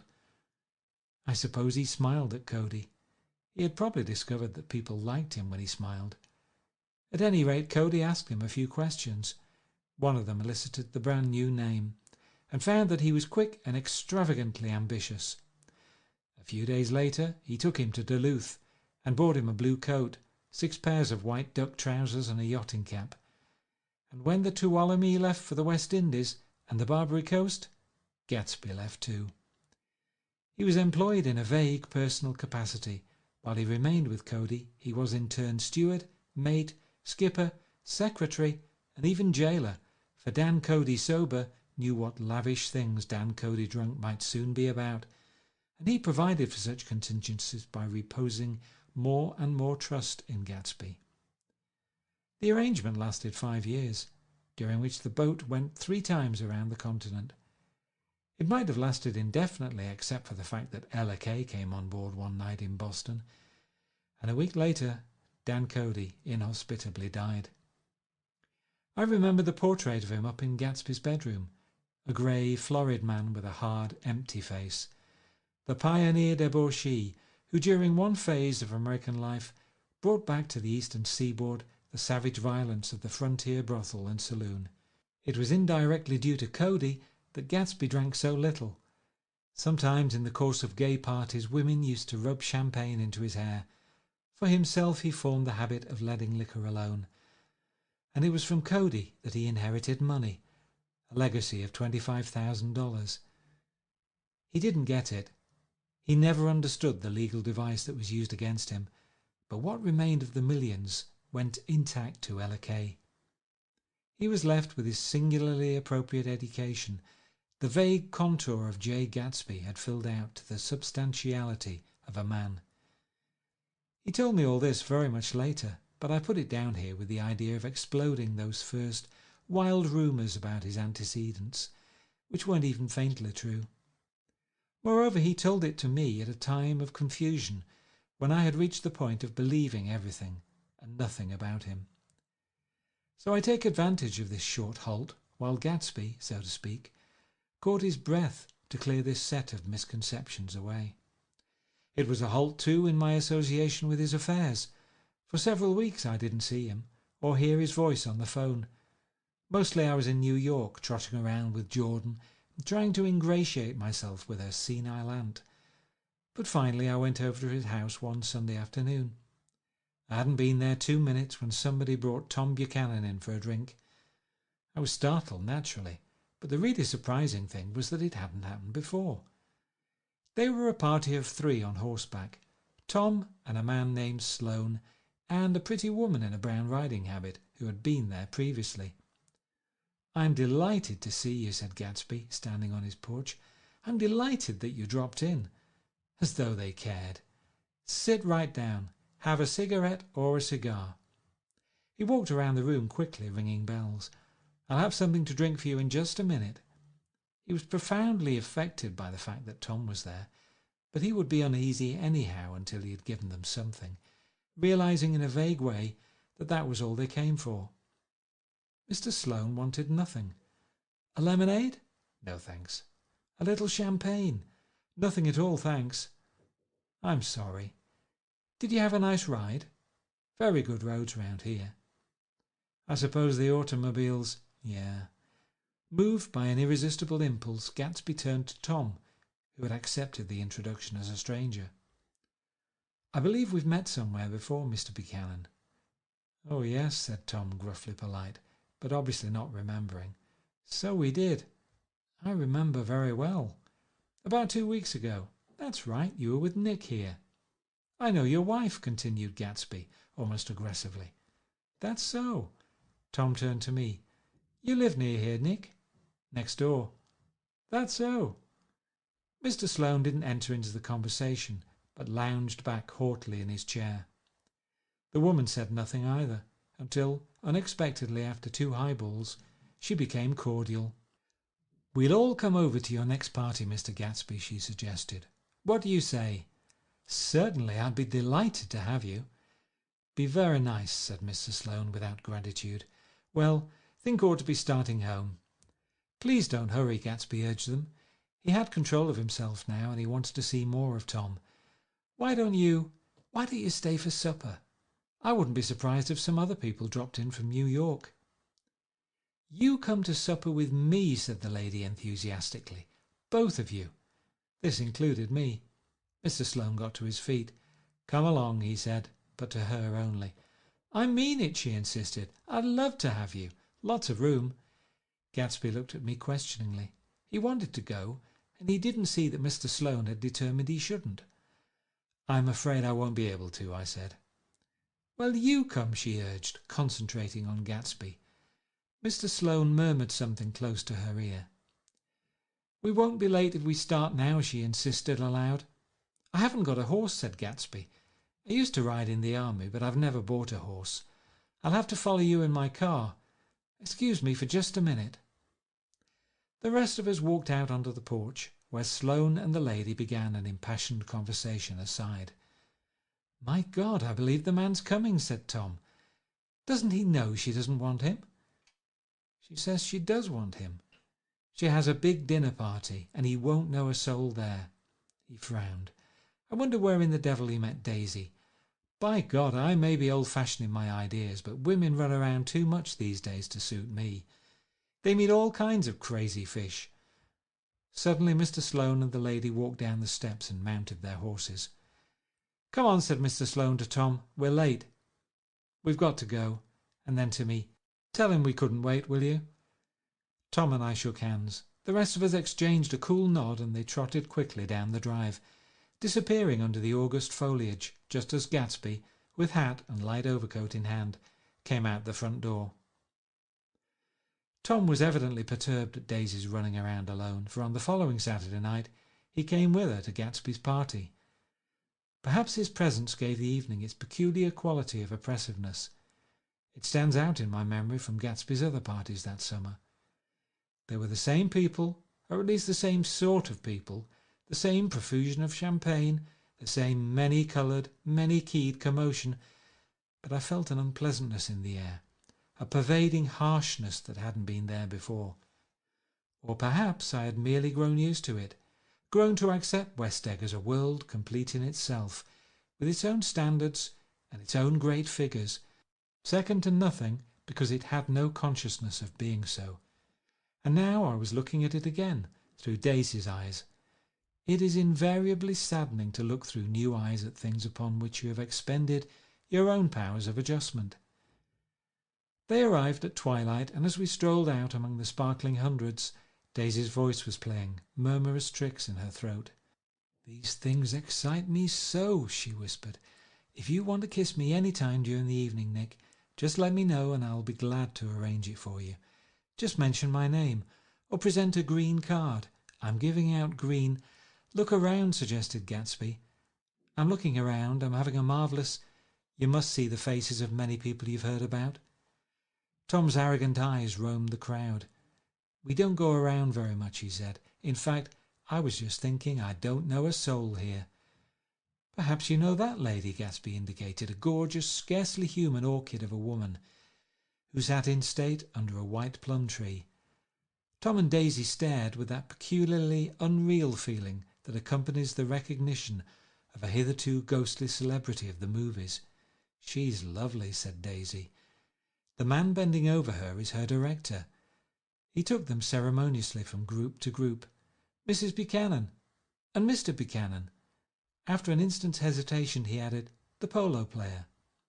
"Oh no," objected Tom quickly, "not me." But evidently the sound of it pleased Gatsby, for Tom remained the polo player for the rest of the evening. "I've never met so many celebrities," Daisy exclaimed. "I like that man. What was his name? With the sort of blue nose?"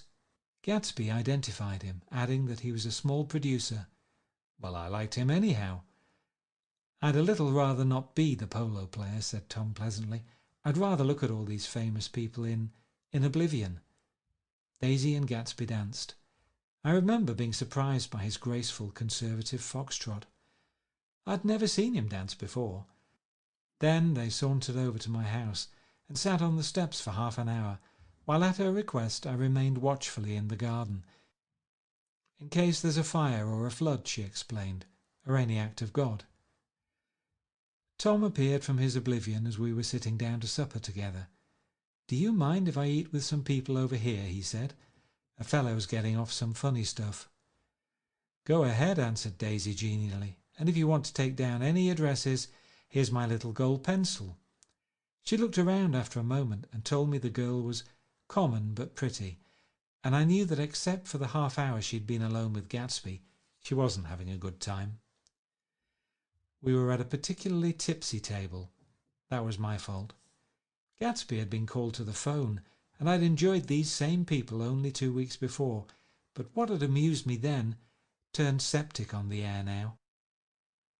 "How do you feel, Miss Baedeker?" The girl addressed was trying, unsuccessfully, to slump against my shoulder. At this inquiry she sat up and opened her eyes. "What?"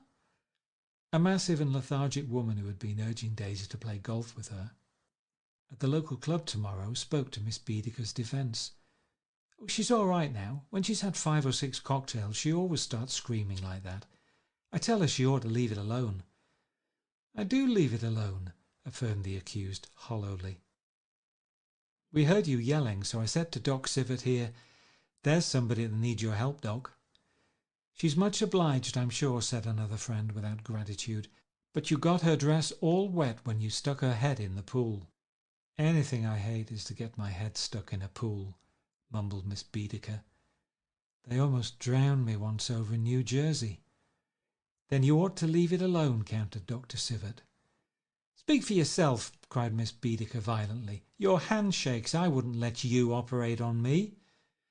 It was like that. Almost the last thing I remember was standing with Daisy and watching the moving picture director and his star. They were still under the white plum tree, and their faces were touching, except for a pale, thin ray of moonlight between. It occurred to me that he had been very slowly bending toward her all evening to attain this proximity, and even while I watched I saw him stoop one ultimate degree and kiss at her cheek. "I like her," said Daisy. "I think she's lovely." But the rest offended her, and inarguably because it wasn't a gesture but an emotion. She was appalled by West Egg, this unprecedented place, that Broadway had begotten upon a Long Island fishing village, appalled by its raw vigour that chafed under the old euphemisms, and by the too obtrusive fate that herded its inhabitants along a short-cut from nothing to nothing. She saw something awful in the very simplicity she failed to understand. I sat on the front steps with them while they waited for their car. It was dark here in front. Only the bright door sent 10 square feet of light volleying out into the soft black morning. Sometimes a shadow moved against the dressing-room blind above, gave way to another shadow, an indefinite procession of shadows that rouged and powdered in an invisible glass. "Who is this Gatsby, anyhow?" demanded Tom suddenly. "Some big bootlegger?" "Where do you hear that?" I inquired. "I didn't hear it, I imagined it. A lot of these newly rich people are just big bootleggers, you know." "Not Gatsby," I said shortly. He was silent for a moment. The pebbles of the drive crunched under his feet. Well, he certainly must have strained himself to get this menagerie together. A breeze stirred the grey haze of Daisy's fur collar. "At least they're more interesting than the people we know," she said with an effort. "You didn't look so interested." "Well, I was." Tom laughed and turned to me. "Did you notice Daisy's face when that girl asked her to put her under a cold shower?" Daisy began to sing with the music in a husky, rhythmic whisper, bringing out a meaning in each word that it had never had before and would never have again. When the melody rose, her voice broke up sweetly, following it, in a way contralto voices have, and each change tipped out a little of her warm human magic upon the air. "Lots of people come who haven't been invited," she said suddenly.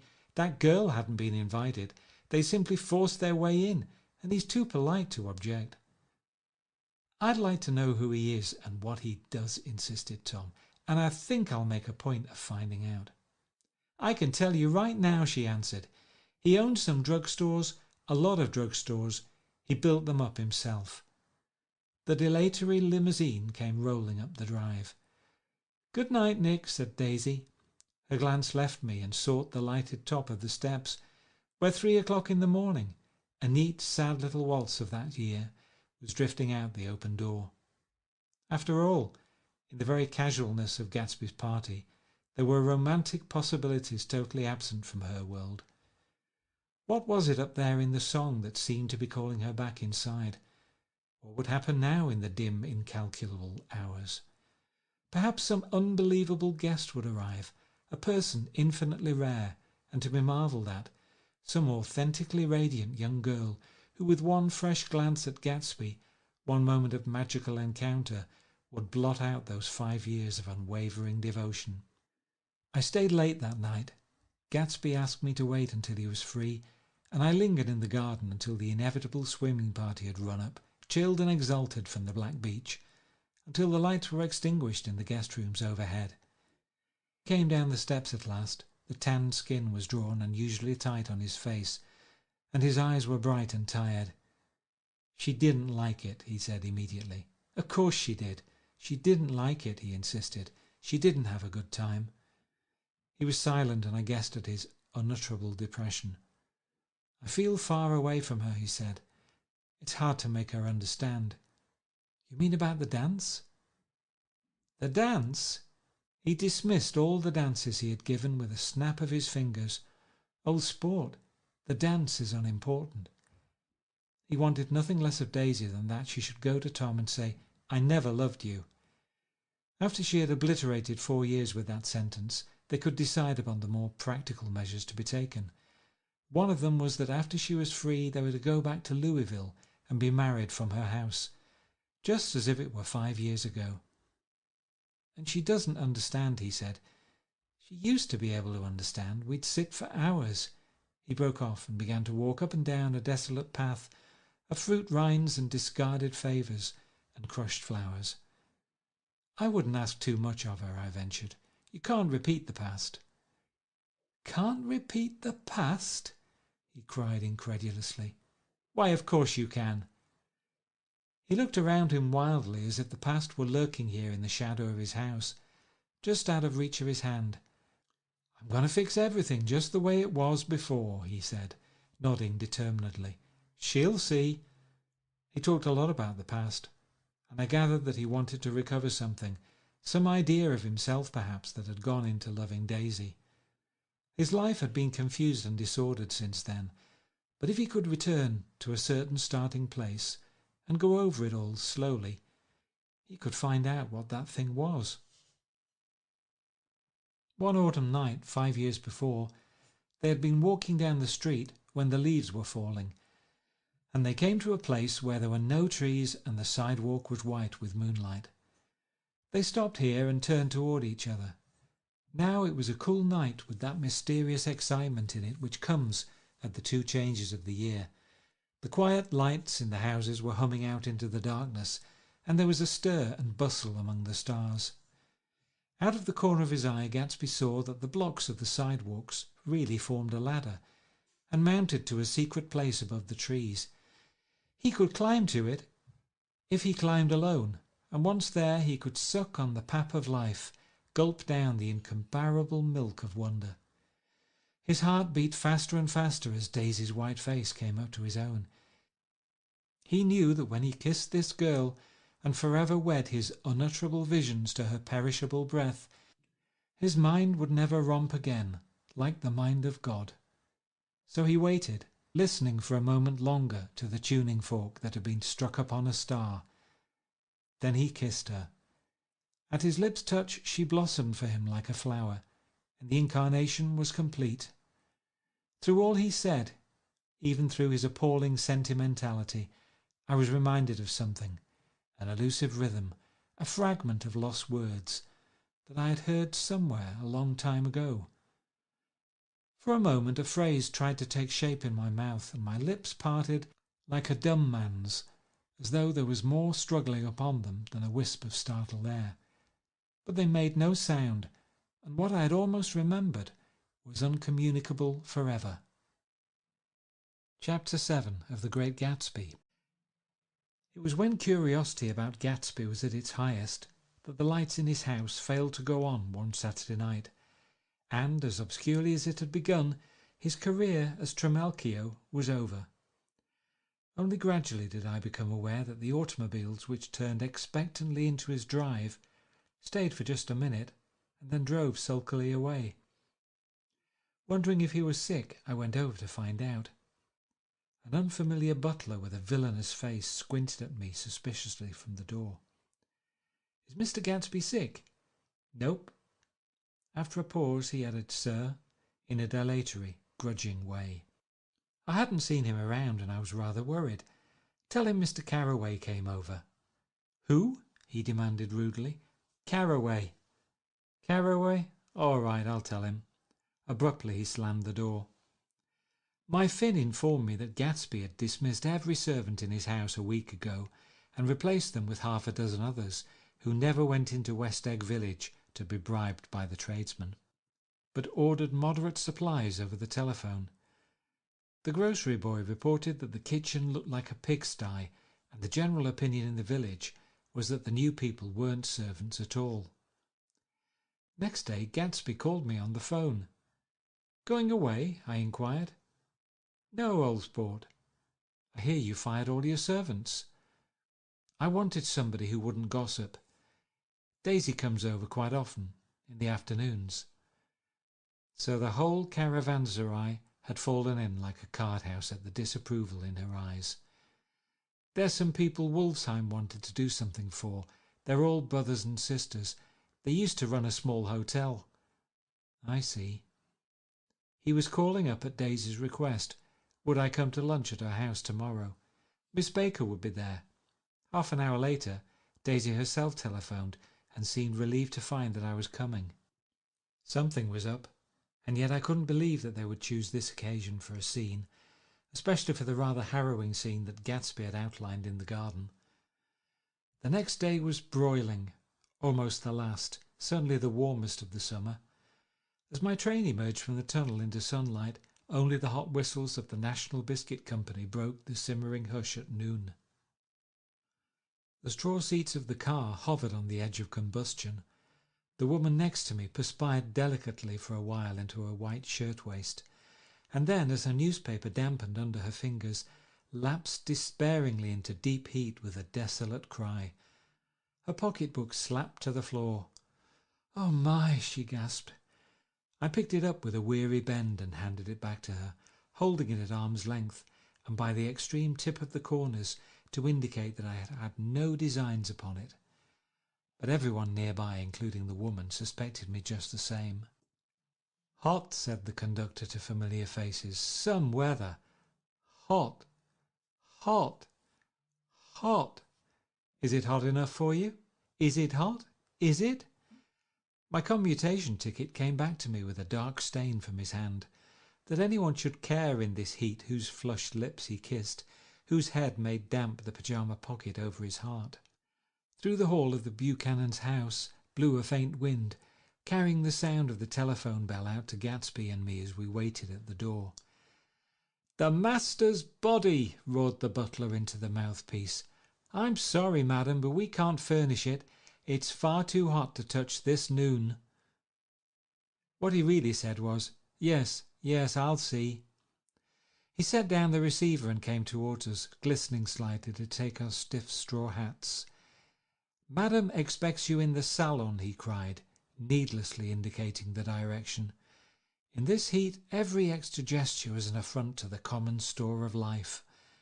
The room, shadowed well with awnings, was dark and cool.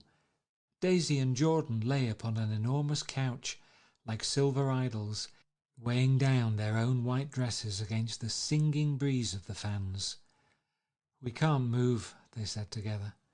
Jordan's fingers, powdered white over their tan, rested for a moment in mine. "And Mr. Thomas Buchanan, the athlete?" I inquired. Simultaneously I heard his voice, gruff, muffled, husky, at the hall telephone. Gatsby stood in the centre of the crimson carpet and gazed around with fascinated eyes. Daisy watched him and laughed, her sweet, exciting laugh. A tiny gust of powder rose from her bosom into the air. "The rumour is," whispered Jordan, "that that's Tom's girl on the telephone." We were silent. The voice in the hall rose high with annoyance. "Very well then, I won't sell you the car at all. I'm under no obligations to you at all, and as for your bothering me about it at lunchtime, I won't stand that at all." Holding down the receiver, said Daisy cynically. "No, he's not," I assured her. "It's a bona fide deal. I happen to know about it." Tom flung open the door, blocked out its space for a moment with his thick body, and hurried into the room. "Mr. Gatsby," he put out his broad flat hand with well-concealed dislike. "I'm glad to see you, sir." "Nick, make us a cold drink," cried Daisy. As he left the room again, she got up and went over to Gatsby and pulled his face down, kissing him on the mouth. "You know I love you," she murmured. "You forget there's a lady present," said Jordan. Daisy looked around doubtfully. "You kiss Nick too. What a low, vulgar girl." "I don't care," cried Daisy, and began to clog on the brick fireplace. Then she remembered the heat and sat down guiltily on the couch, just as a freshly laundered nurse leading a little girl came into the room. "Blessed, precious," she crooned, holding out her arms. "Come to your own mother that loves you." The child, relinquished by the nurse, rushed across the room and rooted shyly into her mother's dress. "The blessed, precious. Did mother get powder on your old yellowy hair? Stand up now and say, 'Howdy-do.'" Gatsby and I, in turn, leaned down and took the small, reluctant hand. Afterward he kept looking at the child with surprise. I don't think he had ever really believed in its existence before. "I got dressed before luncheon," said the child, turning eagerly to Daisy. "That's because your mother wanted to show you off." Her face bent into the single wrinkle of the small white neck. "You dream, you absolute little dream." "Yes," admitted the child calmly. "Aunt Jordan's got on a white dress too." "How do you like mother's friends?" Daisy turned her around so that she faced Gatsby. "Do you think they're pretty?" "Where's Daddy?" "She doesn't look like her father," explained Daisy. "She looks like me. She's got my hair and shape of the face." Daisy sat back upon the couch. The nurse took a step forward and held out her hand. Come, Pammy. Goodbye, sweetheart. With a reluctant backward glance, the well-disciplined child held to her nurse's hand and was pulled out the door just as Tom came back, preceding 4 gin rickeys that clicked full of ice. Gatsby took up his drink. They certainly look cool, he said, with visible tension. We drank in long, greedy swallows. I read somewhere that the sun's getting hotter every year, said Tom genially. It seems that pretty soon the earth's going to fall into the sun, or, wait a minute, it's just the opposite. The sun's getting colder every year. Come outside, he suggested to Gatsby. I'd like you to have a look at the place. I went with them out to the veranda.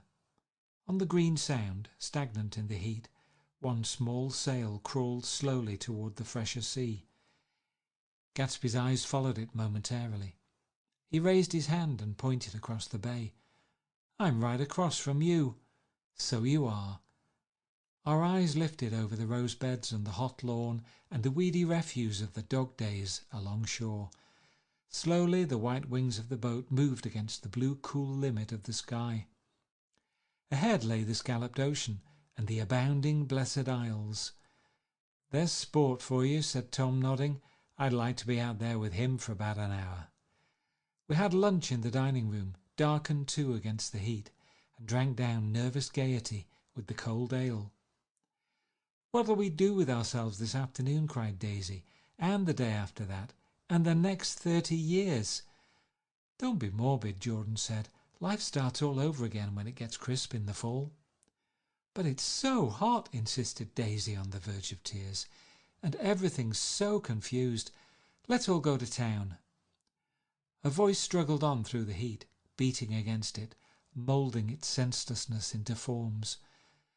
I've heard of making a garage out of a stable, Tom was saying to Gatsby, but I'm the first man who ever made a stable out of a garage. Who wants to go to town? Demanded Daisy insistently. Gatsby's eyes floated toward her. Ah, she cried, you look so cool. Their eyes met and they stared together at each other, alone in space. With an effort, she glanced down at the table. You always look so cool, she repeated. She had told him that she loved him, and Tom Buchanan saw. He was astounded. His mouth opened a little, and he looked at Gatsby, and then back at Daisy, as if he had just recognized her as someone he knew a long time ago. You resemble the advertisement of the Man, she went on innocently. You know, the advertisement of the Man. All right, broke in Tom quickly. I'm perfectly willing to go to town. Come on, we're all going to town. He got up, his eyes still flashing between Gatsby and his wife. No one moved. Come on, his temper cracked a little. What's the matter anyhow? If we're going to town, let's start. His hand, trembling with his effort at self-control, bore to his lips the last of his glass of ale. Daisy's voice got us to our feet and out onto the blazing gravel drive. Are we just going to go, she objected, like this? Aren't we going to let anyone smoke a cigarette first? Everybody smoked all through lunch. Oh, let's have fun, she begged him. It's too hot to fuss. He didn't answer. Have it your own way, she said. Come on, Jordan. They went upstairs to get ready while we 3 men stood there shuffling the hot pebbles with our feet. A silver curve of the moon hovered already in the western sky. Gatsby started to speak, changed his mind, but not before Tom wheeled and faced him expectantly. Have you got your stables here? Asked Gatsby with an effort. About 1/4 of a mile down the road. Oh. A pause. I don't see the idea of going to town, broke out Tom savagely. Women get these notions in their heads. Shall we take anything to drink? Called Daisy from an upper window. I'll get some whiskey, answered Tom. He went inside. Gatsby turned to me rigidly. I can't say anything in his household sport. She's got an indiscreet voice, I remarked. It's full of... I hesitated. Her voice is full of money, he said suddenly. That was it. I'd never understood before. It was full of money. That was the inexhaustible charm that rose and fell in it, the jingle of it, the cymbals' song of it. High in a white palace, the king's daughter, the golden girl. Tom came out of the house, wrapping a quart bottle in a towel, followed by Daisy and Jordan, wearing small tight hats of metallic cloth, and carrying light capes over their arms. "Shall we all go in my car?" suggested Gatsby. He felt the hot green leather of the seat. "I ought to have left it in the shade." "Is it standard shift?" demanded Tom. "Yes." "Well, you take my coupe and let me drive your car to town." The suggestion was distasteful to Gatsby. "I don't think there's much gas," he objected. "Plenty of gas," said Tom boisterously. He looked at the gauge. "And if it runs out, I can stop at a drugstore. You can buy anything at a drugstore nowadays." A pause followed this apparently pointless remark. Daisy looked at Tom, frowning, and an indefinable expression, at once definitely unfamiliar and vaguely recognizable, as if I had only heard it described in words, passed over Gatsby's face. "Come on, Daisy," said Tom, pressing her with his hand towards Gatsby's car. "I'll take you in this circus wagon." He opened the door, but she moved out from the circle of his arm. "You take Nick and Jordan. We'll follow you in the coupe." She walked close to Gatsby, touching his coat with her hand. Jordan and Tom and I got into the front seat of Gatsby's car. Tom pushed the unfamiliar gears tentatively, and we shot off into the oppressive heat, leaving them out of sight behind. "Did you see that?" demanded Tom. "See what?" He looked at me keenly, realizing that Jordan and I must have known all along. "You think I'm pretty dumb, don't you?" he suggested. "Perhaps I am, but I have almost a second sight sometimes that tells me what to do. Maybe you don't believe that, but science—" He paused. The immediate contingency overtook him, pulled him back from the edge of the theoretical abyss. "I've made a small investigation of this fellow," he continued. "I could have gone deeper if I'd known." "Do you mean you've been to a medium?" inquired Jordan humorously. "What?" Confused, he stared at us as we laughed. "A medium? About Gatsby?" "About Gatsby? No, I haven't. I said I'd been making a small investigation of his past." "And you found he was an Oxford man," said Jordan helpfully. "An Oxford man?" He was incredulous. "Like hell he is. He wears a pink suit." "Nevertheless, he's an Oxford man." "Oxford, New Mexico," snorted Tom contemptuously, or something like that. "Listen, Tom, if you're such a snob, why did you invite him to lunch?" demanded Jordan crossly. "Daisy invited him. She knew him before we were married. God knows where." We were all irritable now with the fading ale, and aware of it, we drove for a while in silence. Then, as Dr. T.J. Eckelberg's faded eyes came into sight down the road, I remembered Gatsby's caution about gasoline. "We've got enough to get us to town," said Tom. "But there's a garage right here," objected Jordan. "I don't want to get stalled in this baking heat." Tom threw on both brakes impatiently, and we slid to an abrupt, dusty stop under Wilson's sign. After a moment, the proprietor emerged from the interior of his establishment and gazed hollow-eyed at the car. "Let's have some gas," cried Tom roughly. "What do you think we stopped for? To admire the view?" "I'm sick," said Wilson without moving. "Been sick all day." "What's the matter?" "I'm all run down." "Well, shall I help myself?" Tom demanded. "You sounded well enough on the phone." With an effort, Wilson left the shade and supported the doorway, and breathing hard, unscrewed the cap of the tank. In the sunlight his face was green. "I didn't mean to interrupt your lunch," he said, "but I need money pretty bad, and I was wondering what you were going to do with your old car." "How do you like this one?" inquired Tom. "I bought it last week." "It's a nice yellow one," said Wilson as he strained at the handle.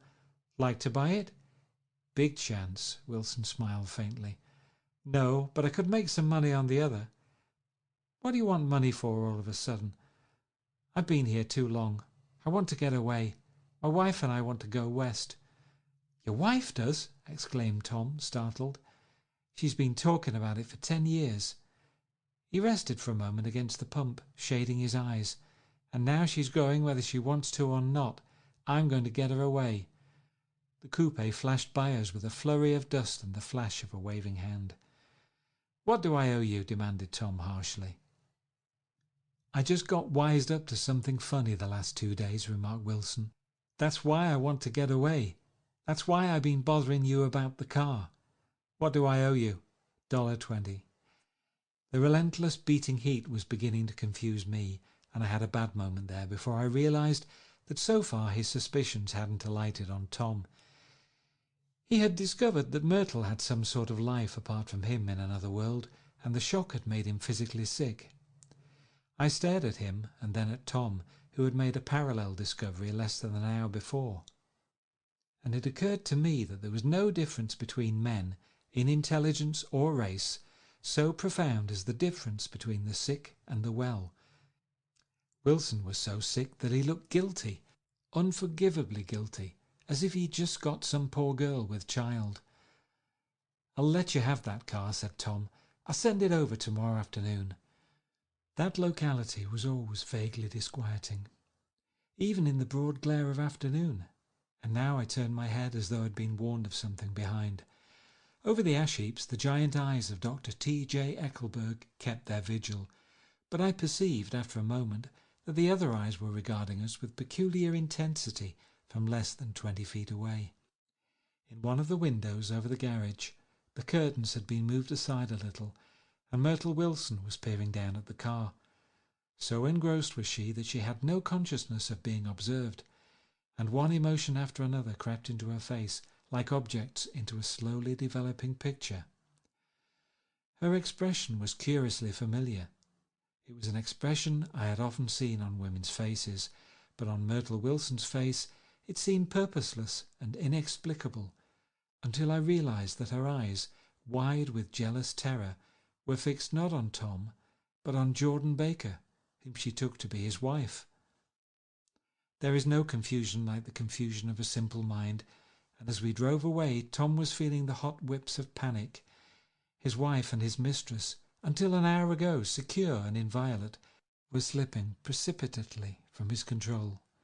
Instinct made him step on the accelerator with the double purpose of overtaking Daisy and leaving Wilson behind, and we sped along toward Astoria at 50 miles an hour until, among the spidery girders of the elevated, we came in sight of the easy-going blue coupe. "Those big movies around 50th Street are cool," suggested Jordan. "I love New York on summer afternoons when everyone's away. There's something very sensuous about it, overripe, as if all sorts of funny fruits were going to fall into your hands." The word sensuous had the effect of further disquieting Tom. But before he could invent a protest, the coupe came to a stop, and Daisy signalled us to draw up alongside. "Where are we going?" she cried. "How about the movies?" "It's so hot," she complained. "You go. We'll ride around and meet you after." With an effort her wit rose faintly. "We'll meet you on some corner. I'll be the man smoking 2 cigarettes."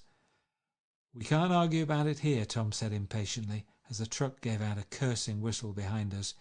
"You follow me to the south side of Central Park, in front of the plaza." Several times he turned his head and looked back for their car, and if the traffic delayed them, he slowed up until they came into sight. I think he was afraid they would dart down a side street and out of his life forever.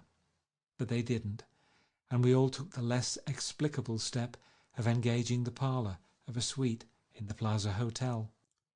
The prolonged and tumultuous argument that ended by herding us into that room eludes me, though I have a sharp physical memory that in the course of it my underwear kept climbing like a damp snake around my legs, and intermittent beads of sweat raced cool across my back. The notion originated with Daisy's suggestion that we hire 5 bathrooms and take cold baths, and then assumed more tangible form as a place to have a mint julep. Each of us said over and over that it was a crazy idea. We all talked at once to a baffled clerk and thought, or pretended to think, that we were being very funny. The room was large and stifling, and though it was already 4 o'clock, opening the windows admitted only a gust of hot shrubbery from the park. Daisy went to the mirror and stood with her back to us, fixing her hair. "It's a swell suite," whispered Jordan respectfully, and everyone laughed. "Open another window," commanded Daisy without turning around. "There aren't any more." "Well, we'd better telephone for an axe." "The thing to do is to forget about the heat," said Tom impatiently. "You make it 10 times worse by crabbing about it." He unrolled the bottle of whiskey from the towel and put it on the table. "Why not let her alone, old sport?" remarked Gatsby. "You're the one that wanted to come to town." There was a moment of silence. The telephone book slipped from its nail and splashed to the floor, whereupon Jordan whispered, "Excuse me," but this time no one laughed. "I'll pick it up," I offered. "I've got it." Gatsby examined the parted string, muttered "hum" in an interested way, and tossed the book on a chair. "That's a great expression of yours, isn't it?" said Tom sharply. "What is?" "All this old sport business. Where do you pick that up?" "Now see here, Tom," said Daisy, turning around from the mirror. "If you're going to make personal remarks, I won't stay here a minute. Call up and order some ice for the mint julep." As Tom took up the receiver, the compressed heat exploded into sound, and we were listening to the portentous chords of Mendelssohn's Wedding March from the ballroom below. "Imagine marrying anybody in this heat," cried Jordan dismally. "Still, I was married in the middle of June," Daisy remembered. "Louisville, in June. Somebody fainted." "Who was it fainted, Tom?" "Biloxi," he answered shortly. "A man named Biloxi. Biloxi. And he made boxes, that's a fact. And he was from Biloxi, Tennessee." "They carried him into my house," appended Jordan, "because we lived just 2 doors from the church, and he stayed 3 weeks until Daddy told him he had to get out. The day after he left, Daddy died." After a moment she added, as if she might have sounded irreverent, "There wasn't any connection." "I used to know a Bill Biloxi from Memphis," I remarked. "That was his cousin. I knew his whole family history before he left. He gave me an aluminium putter that I use today." The music had died down as the ceremony began, and now a long cheer floated in at the window, followed by intermittent cries of "Yeah," and finally by a burst of jazz as the dancing began. "We're getting old," said Daisy. "If we were young, we'd rise and dance." "Remember Biloxi," Jordan warned her. "Where do you know him, Tom?" "Biloxi?" He concentrated with an effort. "I didn't know him. He was a friend of Daisy's." "He was not," she denied. "I'd never seen him before. He came down in the private car." "Well, he said he knew you. He said he was raised in Louisville. Asa Bird brought him around at the last minute and asked if we had room for him." Jordan smiled. "He was probably bumming his way home. He told me he was president of your class at Yale." Tom and I looked at each other blankly. "Biloxi?" "First place. We didn't have any president." Gatsby's foot beat a short, restless tattoo, and Tom eyed him suddenly. "By the way, Mr. Gatsby, I understand you're an Oxford man." "Not exactly." "Oh, yes, I understand you went to Oxford." "Yes, I went there." A pause. Then Tom's voice, incredulous and insulting. "You must have gone there about the time Biloxi went to New Haven." Another pause. A waiter knocked and came in with crushed mint and ice, but the silence was unbroken by his thank you and the soft closing of the door. This tremendous detail was to be cleared up at last. "I told you I went there," said Gatsby. "I heard you, but I'd like to know when." "It was in 1919. I only stayed 5 months. That's why I can't really call myself an Oxford man." Tom glanced around to see if we mirrored his unbelief, but we were all looking at Gatsby. "It was an opportunity they gave to some of the officers after the armistice," he continued. "We could go to any of the universities in England or France." I wanted to get up and slap him on the back. I had one of those renewals of complete faith in him that I'd experienced before. Daisy rose, smiling faintly, and went to the table. "Open the whiskey, Tom," she ordered, "and I'll make you a mint julep. Then you won't seem so stupid to yourself. Look at the mint." "Wait a minute," snapped Tom. "I want to ask Mr. Gatsby one more question." "Go on," Gatsby said politely. "What kind of a row are you trying to cause in my house anyhow?" They were out in the open at last, and Gatsby was content. "He isn't causing a row." Daisy looked desperately from one to the other. "You're causing a row. Please, have a little self-control." "Self-control?" repeated Tom incredulously. "I suppose the latest thing is to sit back and let Mr. Nobody from nowhere make love to your wife. Well, if that's the idea, you can count me out. Nowadays, people begin by sneering at family life and family institutions, and next They'll throw everything overboard and have intermarriage between black and white. Flushed with his impassioned gibberish, he saw himself standing alone on the last barrier of civilization. "We're all white here," murmured Jordan. "I know I'm not very popular. I don't give big parties. I suppose you've got to make your house into a pigsty in order to have any friends in the modern world." Angry as I was, as we all were, I was tempted to laugh whenever he opened his mouth. The transition from libertine to prig was so complete. "I've got something to tell you, old sport," began Gatsby, but Daisy guessed at his intention.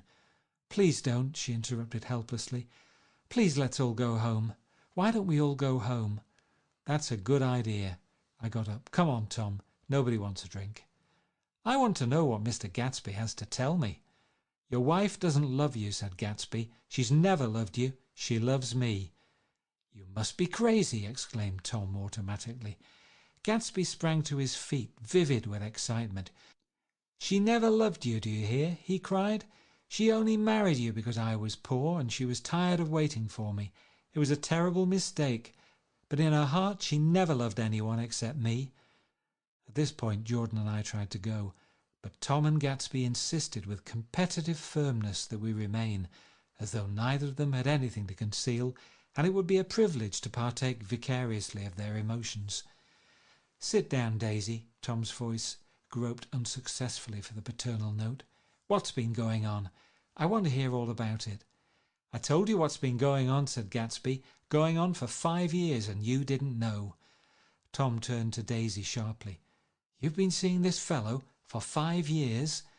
"Not seeing," said Gatsby. "No, we couldn't meet, but both of us loved each other all that time, old sport, and you didn't know. I used to laugh sometimes," but there was no laughter in his eyes, "to think that you didn't know."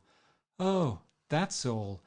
Tom tapped his thick fingers together like a clergyman and leaned back in his chair. "You're crazy," he exploded. "I can't speak about what happened 5 years ago because I didn't know Daisy then, and I'll be damned if I see how you got within a mile of her, unless you brought the groceries to the back door. But all the rest of that's a goddamn lie. Daisy loved me when she married me, and she loves me now." "No," said Gatsby, shaking his head. "She does, though. The trouble is that sometimes she gets foolish ideas in her head and doesn't know what she's doing."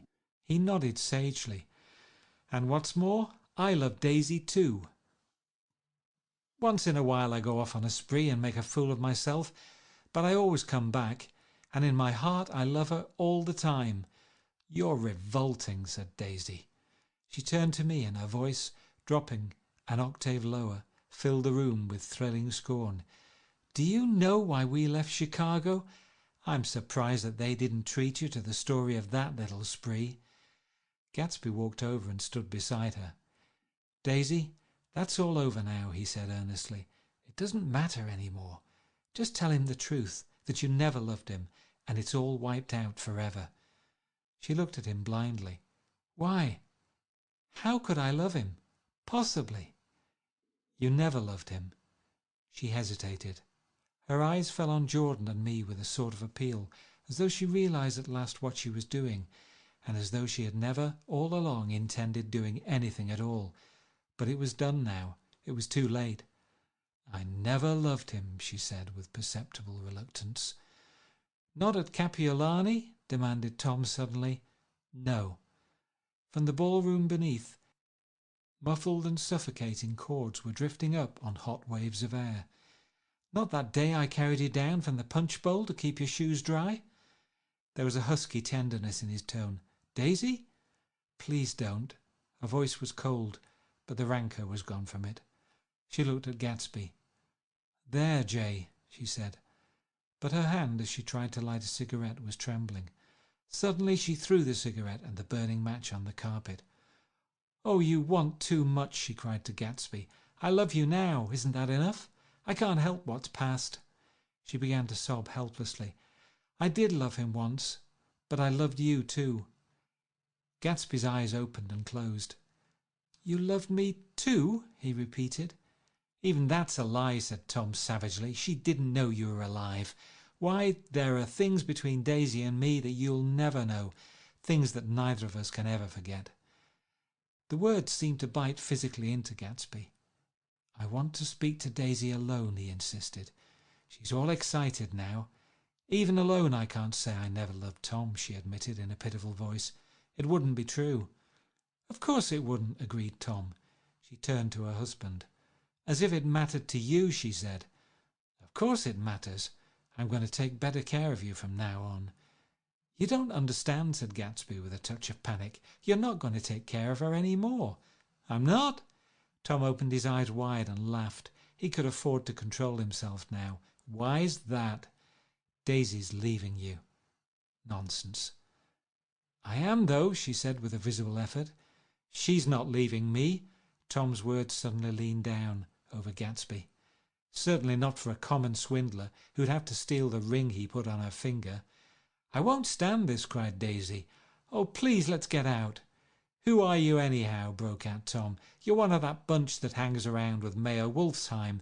That much I happen to know. I've made a little investigation into your affairs, and I'll carry it further tomorrow." "You can suit yourself about that, old sport," said Gatsby steadily. "I found out what your drug stores were." He turned to us and spoke rapidly. "He and this Wolfsheim bought up a lot of side street drug stores here and in Chicago and sold grain alcohol over the counter. That's one of his little stunts. I picked him for a bootlegger the first time I saw him, and I wasn't far wrong."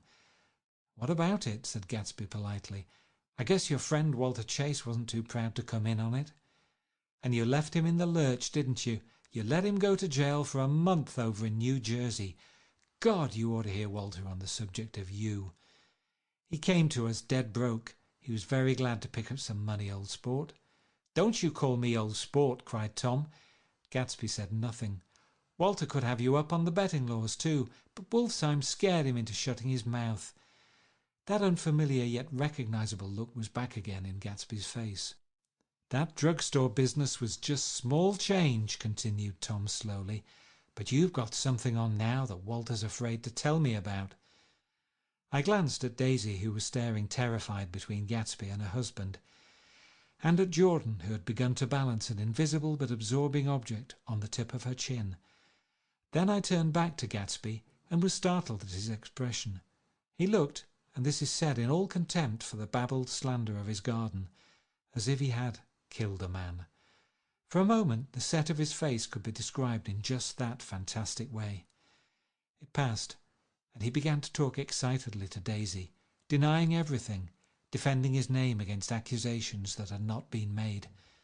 But with every word she was drawing further and further into herself, so he gave that up, and only the dead dream fought on as the afternoon slipped away, trying to touch what was no longer tangible, struggling unhappily, undespairingly, toward that lost voice across the room. The voice begged again to go. "Please, Tom, I can't stand this any more." Her frightened eyes told that whatever intentions, whatever courage she had had, were definitely gone. "You two start on home, Daisy," said Tom, "in Mr. Gatsby's car." She looked at Tom, alarmed now, but he insisted, with magnanimous scorn. "Go on. He won't annoy you. I think he realized that his presumptuous little flirtation is over." They were gone without a word, snapped out, made accidental, isolated, like ghosts even from our pity.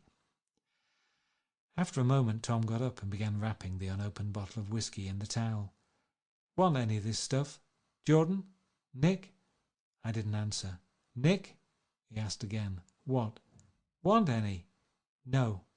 I just remembered that today's my birthday." I was 30. Before me stretched the portentous, menacing road of a new decade. It was 7 o'clock when we got into the coupe with him and started for Long Island. Tom talked incessantly, exulting and laughing, but his voice was as remote from Jordan and me as the foreign clamour on the sidewalk or the tumult of the elevated overhead. Human sympathy has its limits, and we were content to let all their tragic arguments fade with the city lights behind. 30. The promise of a decade of loneliness, a thinning list of single men to know, a thinning briefcase of enthusiasm, thinning hair. But there was Jordan beside me, who, unlike Daisy, was too wise ever to carry well-forgotten dreams from age to age. As we passed over the dark bridge, her wan face fell lazily against my coat's shoulder, and the formidable stroke of 30 died away with the reassuring pressure of her hand. So we drove on toward death through the cooling twilight. The young Greek, Michaelis, who ran the coffee joint beside the ash heaps, was the principal witness at the inquest.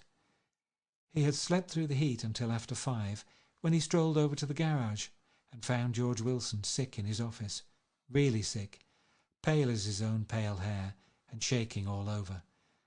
Michaelis advised him to go to bed, but Wilson refused, saying that he'd miss a lot of business if he did. While his neighbour was trying to persuade him, a violent racket broke out overhead. "I've got my wife locked up in there," explained Wilson calmly. "She's going to stay there till the day after tomorrow, and then we're going to move away." Michaelis was astonished. They had been neighbours for 4 years, and Wilson had never seemed faintly capable of such a statement. Generally, he was one of these worn-out men. When he wasn't working, he sat on a chair in the doorway and stared at the people and the cars that passed along the road. When anyone spoke to him, he invariably laughed in an agreeable, colourless way. He was his wife's man and not his own. So naturally Michaelis tried to find out what had happened, but Wilson wouldn't say a word. Instead, he began to throw curious, suspicious glances at his visitor and asked him what he'd been doing at certain times on certain days. Just as the latter was getting uneasy, some workmen came past the door, bound for his restaurant, and Michaelis took the opportunity to get away, intending to come back later. But he didn't. He supposed he forgot to, that's all. When he came outside again, a little after 7, he was reminded of the conversation because he heard Mrs. Wilson's voice, loud and scolding, downstairs in the garage. "Beat me," he heard her cry. "Throw me down and beat me, you dirty little coward." A moment later she rushed out into the dusk, waving her hands and shouting. Before he could move from his door, the business was over. The death car, as the newspapers called it, didn't stop. It came out of the gathering darkness, wavered tragically for a moment, and then disappeared around the next bend. Michaelis wasn't even sure of its colour. He told the first policeman that it was light green. The other car, the one going toward New York, came to rest 100 yards beyond, and its driver hurried back to where Myrtle Wilson, her life violently extinguished, knelt in the road and mingled her thick, dark blood with the dust. Michaelis and this man reached her first, but when they had torn open her shirtwaist, still damp with perspiration, they saw that her left breast was swinging loose like a flap, and there was no need to listen for the heart beneath. The mouth was wide open and ripped at the corners, as though she had choked a little in giving up the tremendous vitality she had stored for so long.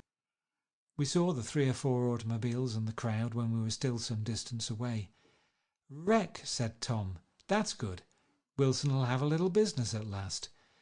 He slowed down, but still without any intention of stopping, until, as we came nearer, the hushed, intent faces of the people at the garage door made him automatically put on the brakes. "We'll take a look," he said doubtfully. "Just a look." I became aware now of a hollow wailing sound which issued incessantly from the garage. A sound which, as we got out of the coupe and walked toward the door, resolved itself into the words, "Oh my God," uttered over and over in a gasping moan. "There's some bad trouble here," said Tom excitedly. He reached up on tiptoes and peered over a circle of heads into the garage, which was lit only by a yellow light in a swinging wire basket overhead. Then he made a harsh sound in his throat, and with a violent thrusting movement of his powerful arms, pushed his way through. The circle closed up again with a running murmur of expostulation. It was a minute before I could see anything at all. The new arrivals deranged the line, and Jordan and I were pushed suddenly inside. Myrtle Wilson's body, wrapped in a blanket, and then in another blanket, as though she suffered from a chill in the hot night, lay on a work table by the wall, and Tom, with his back to us, was bending over it, motionless. Next to him stood a motorcycle policeman, taking down names with much sweat and correction in a little book. At first I couldn't find the source of the high groaning words that echoed clamorously through the bare garage. Then I saw Wilson standing on the raised threshold of his office, swaying back and forth and holding to the doorposts with both hands. Some man was talking to him in a low voice and attempting from time to time to lay a hand on his shoulder, but Wilson neither heard nor saw. His eyes would drop slowly from the swinging light to the laden table by the wall, and then jerk back to the light again, and he gave out incessantly his high, horrible call. "Oh, my God! Oh, my God! Oh, God! Oh, my God!"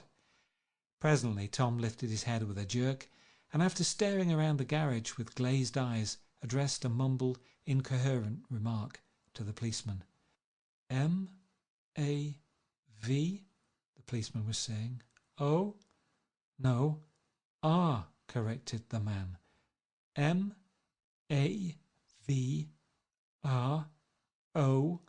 Listen to me," muttered Tom fiercely. "R," said the policeman. "O. G. G." He looked up as Tom's broad hand fell sharply on his shoulder. "What you want, fella?" "What happened? That's what I want to know." "Auto hit her. Instantly killed." "Instantly killed," repeated Tom, staring. "She ran out in a road. Son of a bitch didn't even stop us car." "There was 2 cars," said Michaelis. "One coming, one going, see?" "Going where?" asked the policeman keenly. "One going each way. Well, she—" His hand rose towards the blankets, but stopped halfway and fell to his side. "She ran out there, and the one coming from New York knocked right into her, going 30 or 40 miles an hour." "What's the name of this place here?" demanded the officer. "Hasn't got any name." A pale, well-dressed Negro stepped near. "It was a yellow car," he said. "Big yellow car. New."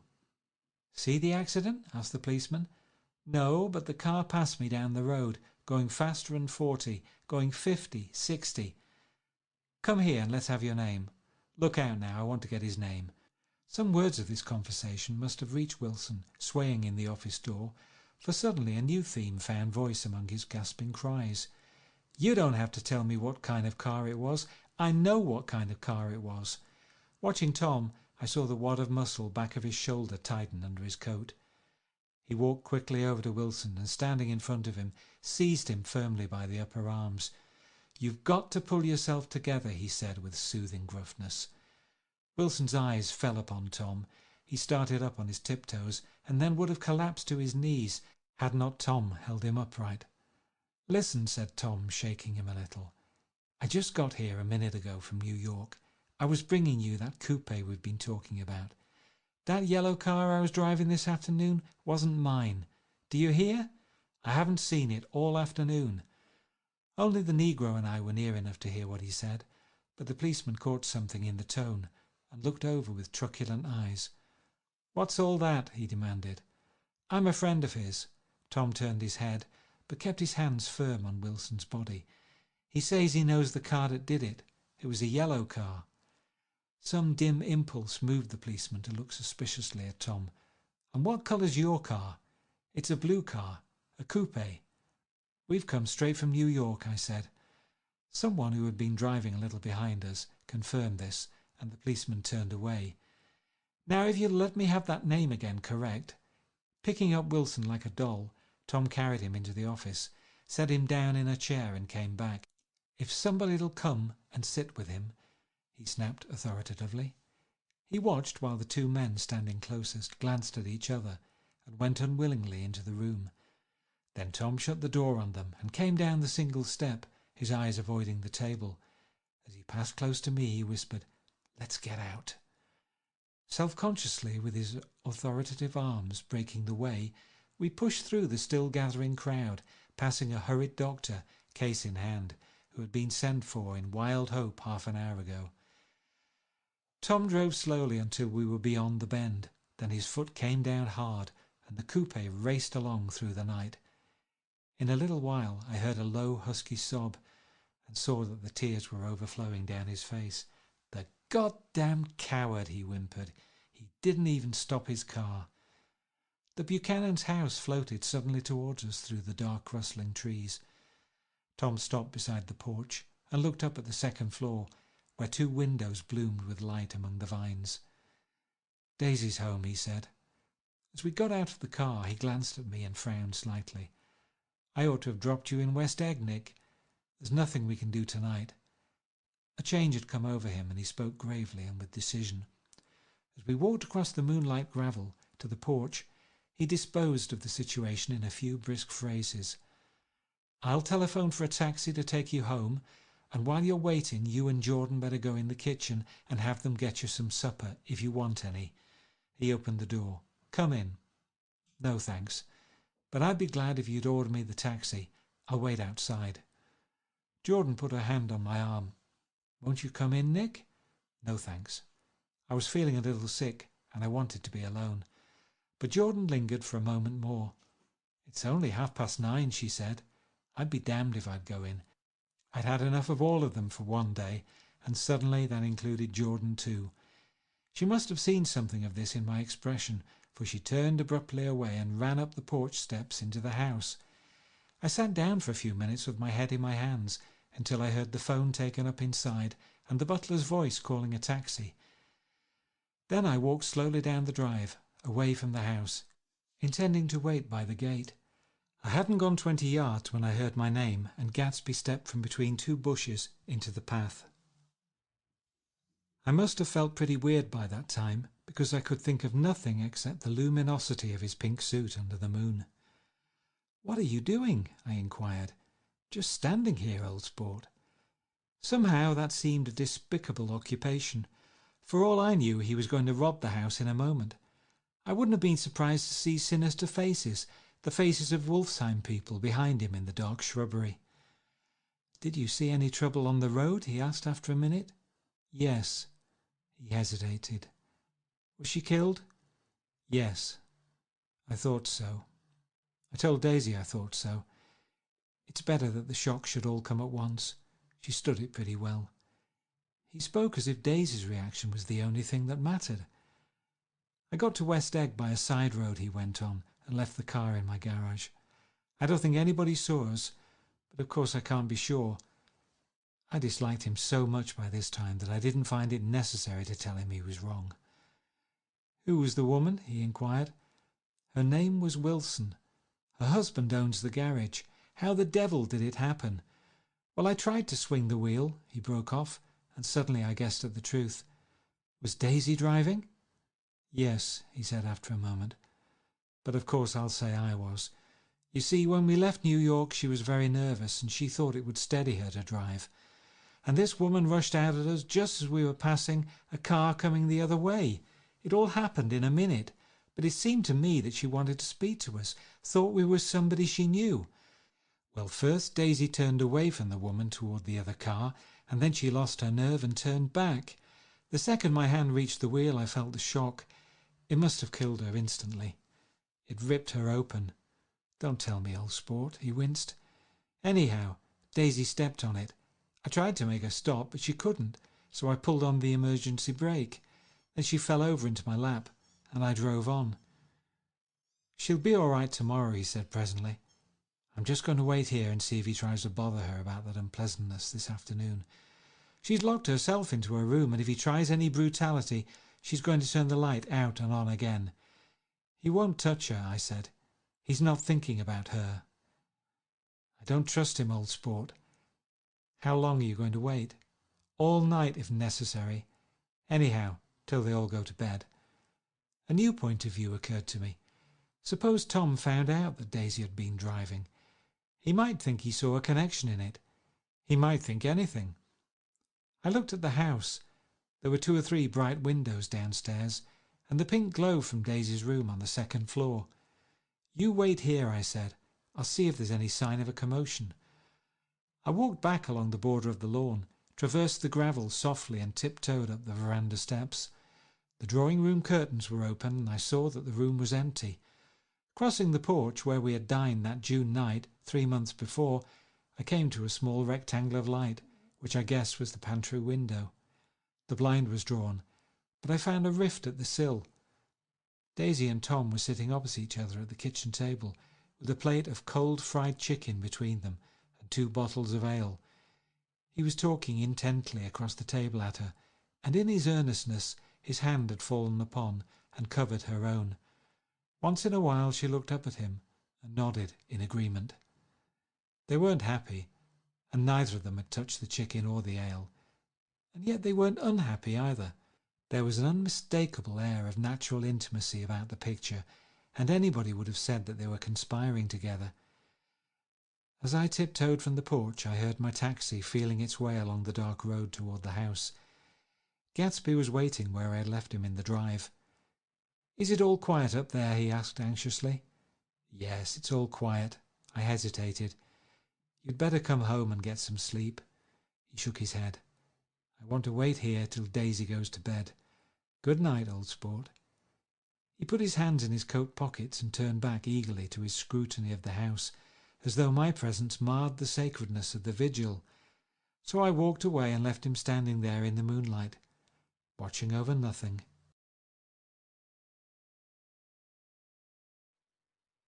Chapter 8 of The Great Gatsby. I couldn't sleep all night. A foghorn was groaning incessantly on the sound, and I tossed half sick between grotesque reality and savage, frightening dreams. Toward dawn, I heard a taxi go up Gatsby's drive, and immediately I jumped out of bed and began to dress. I felt that I had something to tell him, something to warn him about, and morning would be too late. Crossing his lawn, I saw that his front door was still open, and he was leaning against a table in the hall, heavy with dejection or sleep. "Nothing happened," he said wanly. I waited, and about 4 o'clock she came to the window and stood there for a minute, and then turned out the light. His house had never seemed so enormous to me as it did that night, when we hunted through the great rooms for cigarettes. We pushed aside curtains that were like pavilions, and felt over innumerable feet of dark wall for electric light switches. Once I tumbled with a sort of splash upon the keys of a ghostly piano. There was an inexplicable amount of dust everywhere, and the rooms were musty, as though they hadn't been aired for many days. I found the humidor on an unfamiliar table, with 2 stale dry cigarettes inside. Throwing open the French windows of the drawing room, we sat smoking out into the darkness. "You ought to go away," I said. "It's pretty certain they'll trace your car." "Go away now, old sport?" "Go to Atlantic City for a week, or up to Montreal." He wouldn't consider it. He couldn't possibly leave Daisy until he knew what she was going to do. He was clutching at some last hope, and I couldn't bear to shake him free. It was this night that he told me the strange story of his youth with Dan Cody. Told it to me because J. Gatsby had broken up like glass against Tom's hard malice, and the long secret extravaganza was played out. I think that he would have acknowledged anything now without reserve, but he wanted to talk about Daisy. She was the first nice girl he had ever known. In various unrevealed capacities he had come in contact with such people, but always with indiscernible barbed wire between. He found her excitingly desirable. He went to her house, at first with other officers from Camp Taylor, then alone. It amazed him. He had never been in such a beautiful house before, but what gave it an air of breathless intensity was that Daisy lived there. It was as casual a thing to her as his tent out at camp was to him. There was a ripe mystery about it, a hint of bedrooms upstairs more beautiful and cool than other bedrooms, of gay and radiant activities taking place through its corridors, and of romances that were not musty and laid away already in lavender, but fresh and breathing and redolent of this year's shining motor cars, and of dances whose flowers were scarcely withered. It excited him, too, that many men had already loved Daisy. It increased her value in his eyes. He felt their presence all about the house, pervading the air with the shades and echoes of still vibrant emotions. But he knew that he was in Daisy's house by a colossal accident. However glorious might be his future as J. Gatsby, he was at present a penniless young man without a past, and at any moment the invisible cloak of his uniform might slip from his shoulders. So he made the most of his time. He took what he could get, ravenously and unscrupulously. Eventually he took Daisy one still October night, took her because he had no real right to touch her hand. He might have despised himself, for he had certainly taken her under false pretences. I don't mean that he had traded on his phantom millions, but he had deliberately given Daisy a sense of security. He let her believe that he was a person from much the same stratum as herself, that he was fully able to take care of her. As a matter of fact, he had no such facilities. He had no comfortable family standing behind him, and he was liable, at the whim of an impersonal government, to be blown anywhere about the world. But he didn't despise himself, and it didn't turn out as he had imagined. He had intended, probably, to take what he could and go, but now he found that he had committed himself to the following of a Grail. He knew that Daisy was extraordinary, but he didn't realise just how extraordinary a nice girl could be. She vanished into her rich house, into her rich, full life, leaving Gatsby nothing. He felt married to her, that was all. When they met again 2 days later, it was Gatsby who was breathless, who was somehow betrayed. Her porch was bright with the bought luxury of starshine. The wicker of the settee squeaked fashionably as she turned toward him, and he kissed her curious and lovely mouth. She had caught a cold, and it made her voice huskier and more charming than ever. And Gatsby was overwhelmingly aware of the youth and mystery that wealth imprisons and preserves, of the freshness of many clothes, and of Daisy gleaming like silver, safe and proud above the hot struggles of the poor. I can't describe to you how surprised I was to find out I loved her, old sport. I even hoped for a while that she'd throw me over, but she didn't, because she was in love with me too. She thought I knew a lot because I knew different things from her. Well, there I was, way off my ambitions, getting deeper in love every minute, and all of a sudden I didn't care. What was the use of doing great things if I could have a better time telling her what I was going to do? On the last afternoon before he went abroad, he sat with Daisy in his arms for a long silent time. It was a cold fall day with fire in the room and her cheeks flushed. Now and then she moved, and he changed his arm a little, and once he kissed her dark shining hair. The afternoon had made them tranquil for a while, as if to give them a deep memory for the long parting the next day promised. They had never been closer in their month of love, nor communicated more profoundly one with another, than when she brushed silent lips against his coat shoulder, or when he touched the end of her fingers gently, as though she were asleep. He did extraordinarily well in the war. He was a captain before he went to the front, and following the Argonne battles he got his majority, and the command of the divisional machine guns. After the armistice he tried frantically to get home, but some complication or misunderstanding sent him to Oxford instead. He was worried now. There was a quality of nervous despair in Daisy's letters. She didn't see why he couldn't come. She was feeling the pressure of the world outside, and she wanted to see him and feel his presence beside her, and be reassured that she was doing the right thing after all. For Daisy was young, and her artificial world was redolent of orchids and pleasant, cheerful snobbery, and orchestras which set the rhythm of the year, summing up the sadness and suggestiveness of life in new tunes. All night the saxophones wailed the hopeless comment of the Beale Street blues, while 100 pairs of golden and silver slippers shuffled the shining dust.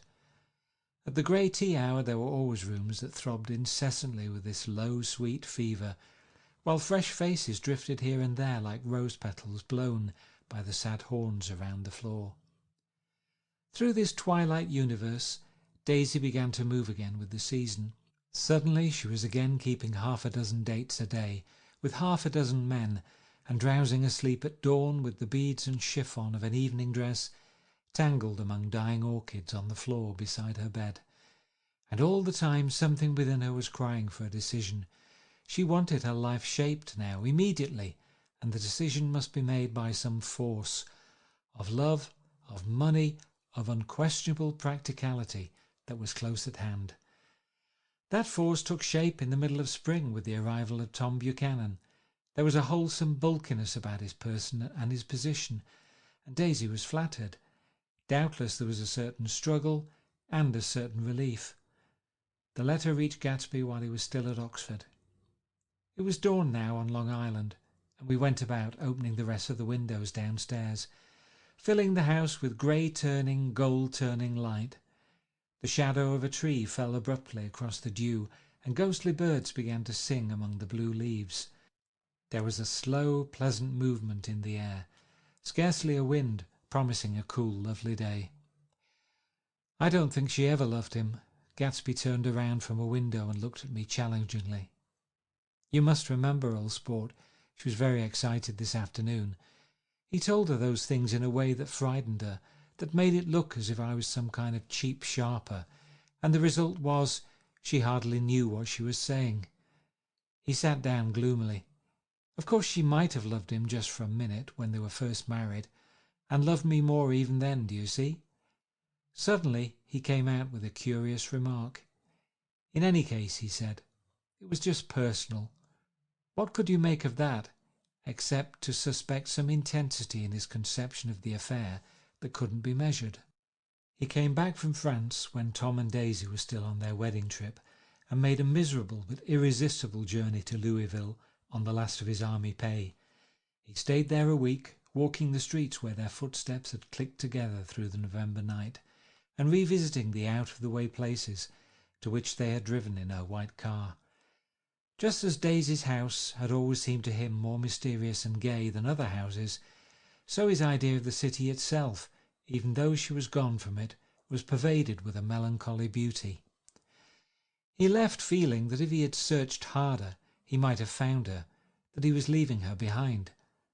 The day coach, he was penniless now, was hot.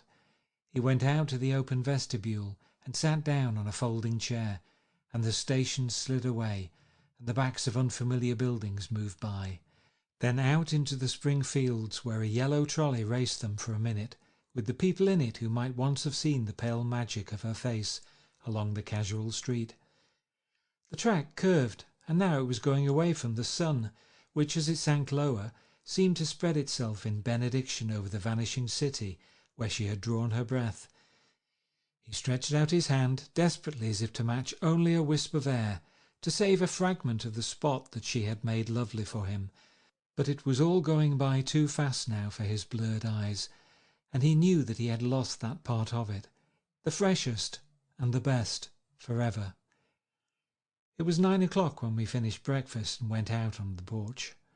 The night had made a sharp difference in the weather, and there was an autumn flavour in the air. The gardener, the last one of Gatsby's former servants, came to the foot of the steps. I'm going to drain the pool today, Mr. Gatsby. Leaves'll start falling pretty soon, and then there's always trouble with the pipes. Don't do it today, Gatsby answered. He turned to me apologetically. You know, old sport, I've never used that pool all summer. I looked at my watch and stood up. 12 minutes to my train. I didn't want to go to the city. I wasn't worth a decent stroke of work, but it was more than that. I didn't want to leave Gatsby. I missed that train, and then another, before I could get myself away. I'll call you up, I said finally. Do, old sport. I'll call you about noon. We walked slowly down the steps. I suppose Daisy'll call too. He looked at me anxiously, as if he hoped I'd corroborate this. I suppose so.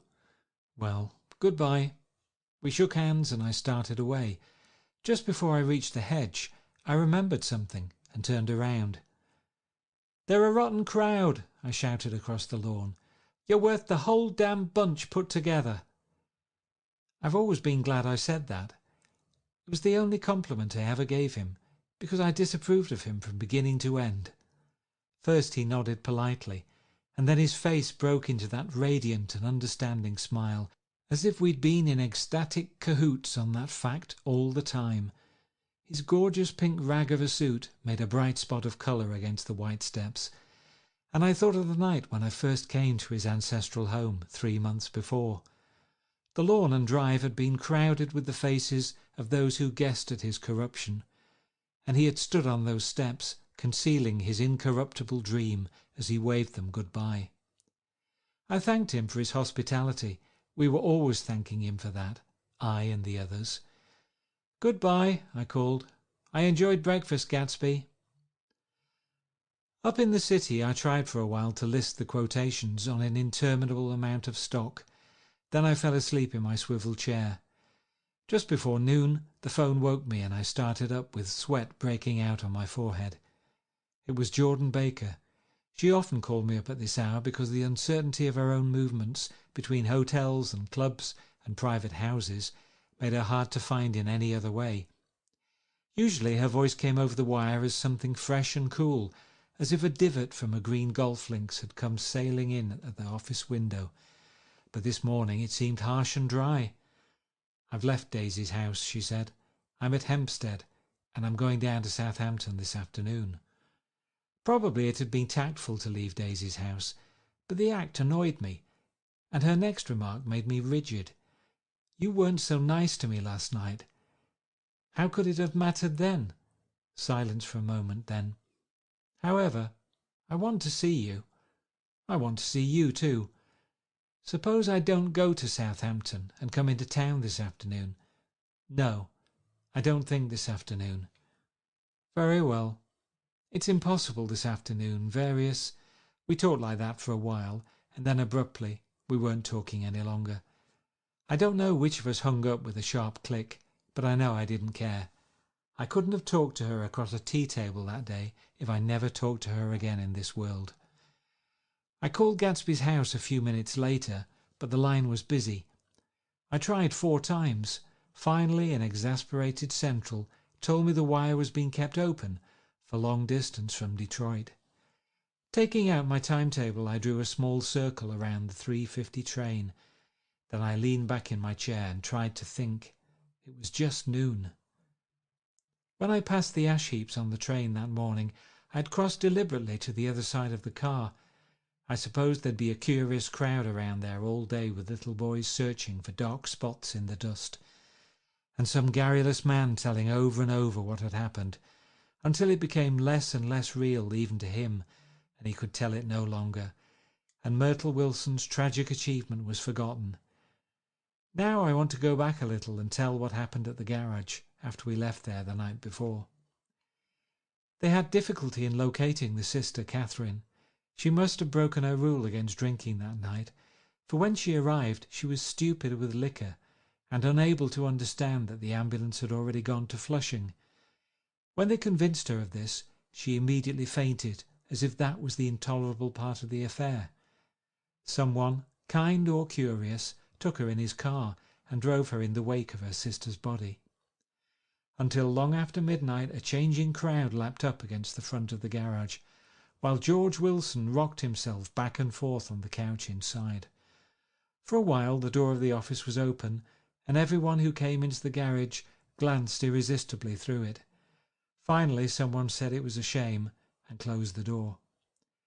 Michaelis and several other men were with him. First 4 or 5 men, later 2 or 3 men.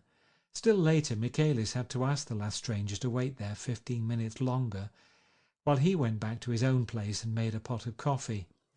After that he stayed there alone with Wilson until dawn. About 3 o'clock the quality of Wilson's incoherent muttering changed. He grew quieter and began to talk about the yellow car. He announced that he had a way of finding out whom the yellow car belonged to, and then he blurted out that a couple of months ago his wife had come from the city with her face bruised and her nose swollen. But when he heard himself say this, he flinched and began to cry. "Oh, my God," again in his groaning voice. Michaelis made a clumsy attempt to distract him. "How long have you been married, George? Come on there, try and sit still a minute and answer my question. How long have you been married?" 12 years. Ever had any children? Come on, George, sit still. I asked you a question. Did you ever have any children? The hard brown beetles kept thudding against the dull light, and whenever Michaelis heard a car go tearing along the road outside, it sounded to him like the car that hadn't stopped a few hours before. He didn't like to go into the garage because the workbench was stained where the body had been lying, so he moved uncomfortably around the office. He knew every object in it before morning, and from time to time sat down beside Wilson, trying to keep him more quiet. Have you got a church you go to sometimes, George? Maybe even if you hadn't been there for a long time? Maybe I could call up the church and get a priest to come over, and he could talk to you, see? Don't belong to any. You ought to have a church, George, for times like this. You must have gone to church once. Didn't you get married in a church? Listen, George, listen to me. Didn't you get married in a church? That was a long time ago. The effort of answering broke the rhythm of his rocking. For a moment he was silent. Then the same half-knowing, half-bewildered look came back into his faded eyes. "Look in the drawer, there," he said, pointing at the desk. "Which drawer?" "That drawer, that one." Michaelis opened the drawer nearest his hand. There was nothing in it but a small, expensive dog leash made of leather and braided silver. It was apparently new. "This?" he inquired, holding it up. Wilson stared and nodded. "I found it yesterday afternoon. She tried to tell me about it, but I knew it was something funny." "You mean your wife bought it?" "She had it wrapped in tissue paper on her bureau." Michaelis didn't see anything odd in that, and he gave Wilson a dozen reasons why his wife might have bought the dog leash. But conceivably Wilson had heard some of these same explanations before, from Myrtle, because he began saying, "Oh my God," again in a whisper. His comforter left several explanations in the air. "Then he killed her," said Wilson. His mouth dropped open suddenly. "Who did?" "I have a way of finding out." "You're morbid, George," said his friend. "This has been a strain to you, and you don't know what you're saying. You'd better try and sit quiet till morning." "He murdered her." "It was an accident, George." Wilson shook his head. His eyes narrowed and his mouth widened slightly with the ghost of a superior "I know," he said definitely. "I'm one of these trusting fellas, and I don't think any harm to nobody. But when I get to know a thing, I know it. It was the man in that car. She ran out to speak to him and he wouldn't stop." Michaelis had seen this too, but it hadn't occurred to him that there was any special significance in it. He believed that Mrs. Wilson had been running away from her husband rather than trying to stop any particular car. "How could she have been like that?" "She's a deep one," said Wilson, as if that answered the question. "Ah." He began to rock again, and Michaelis stood, twisting the leash in his hand. "Maybe you got some friend that I could telephone for, George." This was a forlorn hope. He was almost sure that Wilson had no friend. There was not enough of him for his wife. He was glad a little later when he noticed a change in the room, a blue quickening by the window, and realized that dawn wasn't far off. About 5 o'clock it was blue enough outside to snap off the light. Wilson's glazed eyes turned out to the ash heaps, where small grey clouds took on fantastic shapes and scurried here and there in the faint dawn wind. "I spoke to her," he muttered, after a long silence. "I told her she might fool me, but she couldn't fool God. I took her to the window." With an effort he got up and walked to the rear window and leaned with his face pressed against it. "And I said, God knows what you've been doing. Everything you've been doing. You may fool me, but you can't fool God." Standing behind him, Michaelis saw with a shock that he was looking at the eyes of Dr. T.J. Eckelberg, which had just emerged, pale and enormous, from the dissolving night.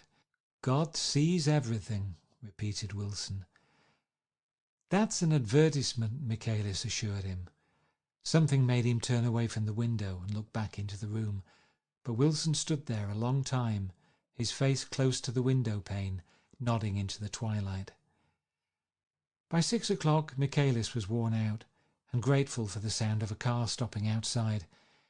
It was one of the watchers of the night before who had promised to come back, so he cooked breakfast for 3, which he and the other man ate together. Wilson was quieter now, and Michaelis went home to sleep. When he awoke 4 hours later and hurried back to the garage, Wilson was gone. His movements, he was on foot all the time, were afterward traced to Port Roosevelt and then to Gad's Hill, where he bought a sandwich that he didn't eat and a cup of coffee. He must have been tired and walking slowly, for he didn't reach Gad's Hill until noon. Thus far there was no difficulty in accounting for his time. There were boys who had seen a man acting sort of crazy, and motorists at whom he stared oddly from the side of the road. Then for 3 hours he disappeared from view. The police, on the strength of what he said to Michaelis, that he had a way of finding out, supposed that he spent that time going from garage to garage thereabout, inquiring for a yellow car. On the other hand, no garage man who had seen him ever came forward, and perhaps he had an easier, surer way of finding out what he wanted to know. By 2:30 he was in West Egg, where he asked someone the way to Gatsby's house, so by that time he knew Gatsby's name. At 2:00 Gatsby put on his bathing suit and left word with the butler that if anyone phoned, word was to be brought to him at the pool. He stopped at the garage for a pneumatic mattress that had amused his guests during the summer, and the chauffeur helped him pump it up. Then he gave instructions that the open car wasn't to be taken out under any circumstances, and this was strange, because the front right fender needed repair. Gatsby shouldered the mattress and started for the pool. Once he stopped and shifted it a little, and the chauffeur asked him if he needed help, but he shook his head, and in a moment disappeared among the yellowing trees. No telephone message arrived, but the butler went without his sleep and waited for it until 4:00, until long after there was anyone to give it to if it came. I have an idea that Gatsby himself didn't believe it would come, and perhaps he no longer cared. If that was true, he must have felt that he had lost the old warm world, paid a high price for living too long with a single dream. He must have looked up at an unfamiliar sky through frightening leaves and shivered as he found what a grotesque thing a rose is, and how raw the sunlight was upon the scarcely created grass. A new world, material without being real, where poor ghosts, breathing dreams like air, drifted fortuitously about, like that ashen fantastic figure gliding toward him through the amorphous trees. The chauffeur, he was one of Wolfstein's protégés, heard the shots. Afterwards he could only say that he hadn't thought anything much about them. I drove from the station directly to Gatsby's house, and my rushing anxiously up the front steps was the first thing that alarmed anyone. But they knew then, I firmly believe.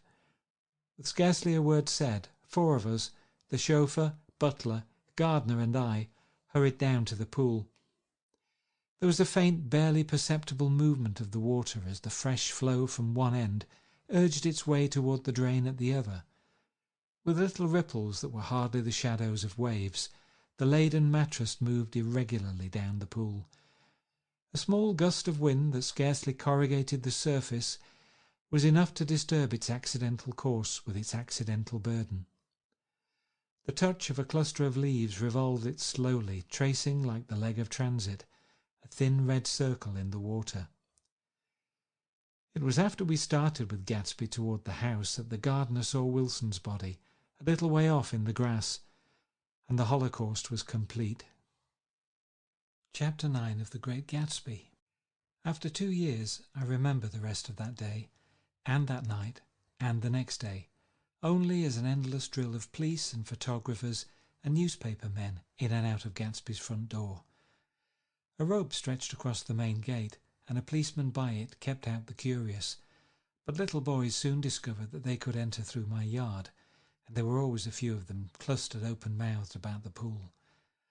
Someone with a positive manner, perhaps a detective, used the expression madman as he bent over Wilson's body that afternoon, and the adventitious authority of his voice set the key for the newspaper reports next morning. Most of those reports were a nightmare, grotesque, circumstantial, eager, and untrue. When Michaelis's testimony at the inquest brought to light Wilson's suspicions of his wife, I thought the whole tale would shortly be served up in racy pasquinade. But Catherine, who might have said anything, didn't say a word. She showed a surprising amount of character about it too, looked at the coroner with determined eyes under that corrected brow of hers, and swore that her sister had never seen Gatsby, that her sister was completely happy with her husband, that her sister had been into no mischief whatever. She convinced herself of it, and cried into her handkerchief, as if the very suggestion was more than she could endure. So Wilson was reduced to a man deranged by grief, in order that the case might remain in its simplest form, and it rested there. But all this part of it seemed remote and unessential. I found myself on Gatsby's side, and alone. From the moment I telephoned news of the catastrophe to West Egg village, every surmise about him and every practical question was referred to me. At first I was surprised and confused. Then, as he lay in his house and didn't move or breathe or speak, hour upon hour, it grew upon me that I was responsible, because no one else was interested. Interested, I mean, with that intense personal interest to which everyone has some vague right at the end. I called up Daisy half an hour after we found him, called her instinctively and without hesitation, but she and Tom had gone away early that afternoon and taken baggage with them. Left no address? No. Say when they'd be back? No. Any idea where they are? How I could reach them? I don't know. Can't say. I wanted to get somebody for him. I wanted to go into the room where he lay and reassure him.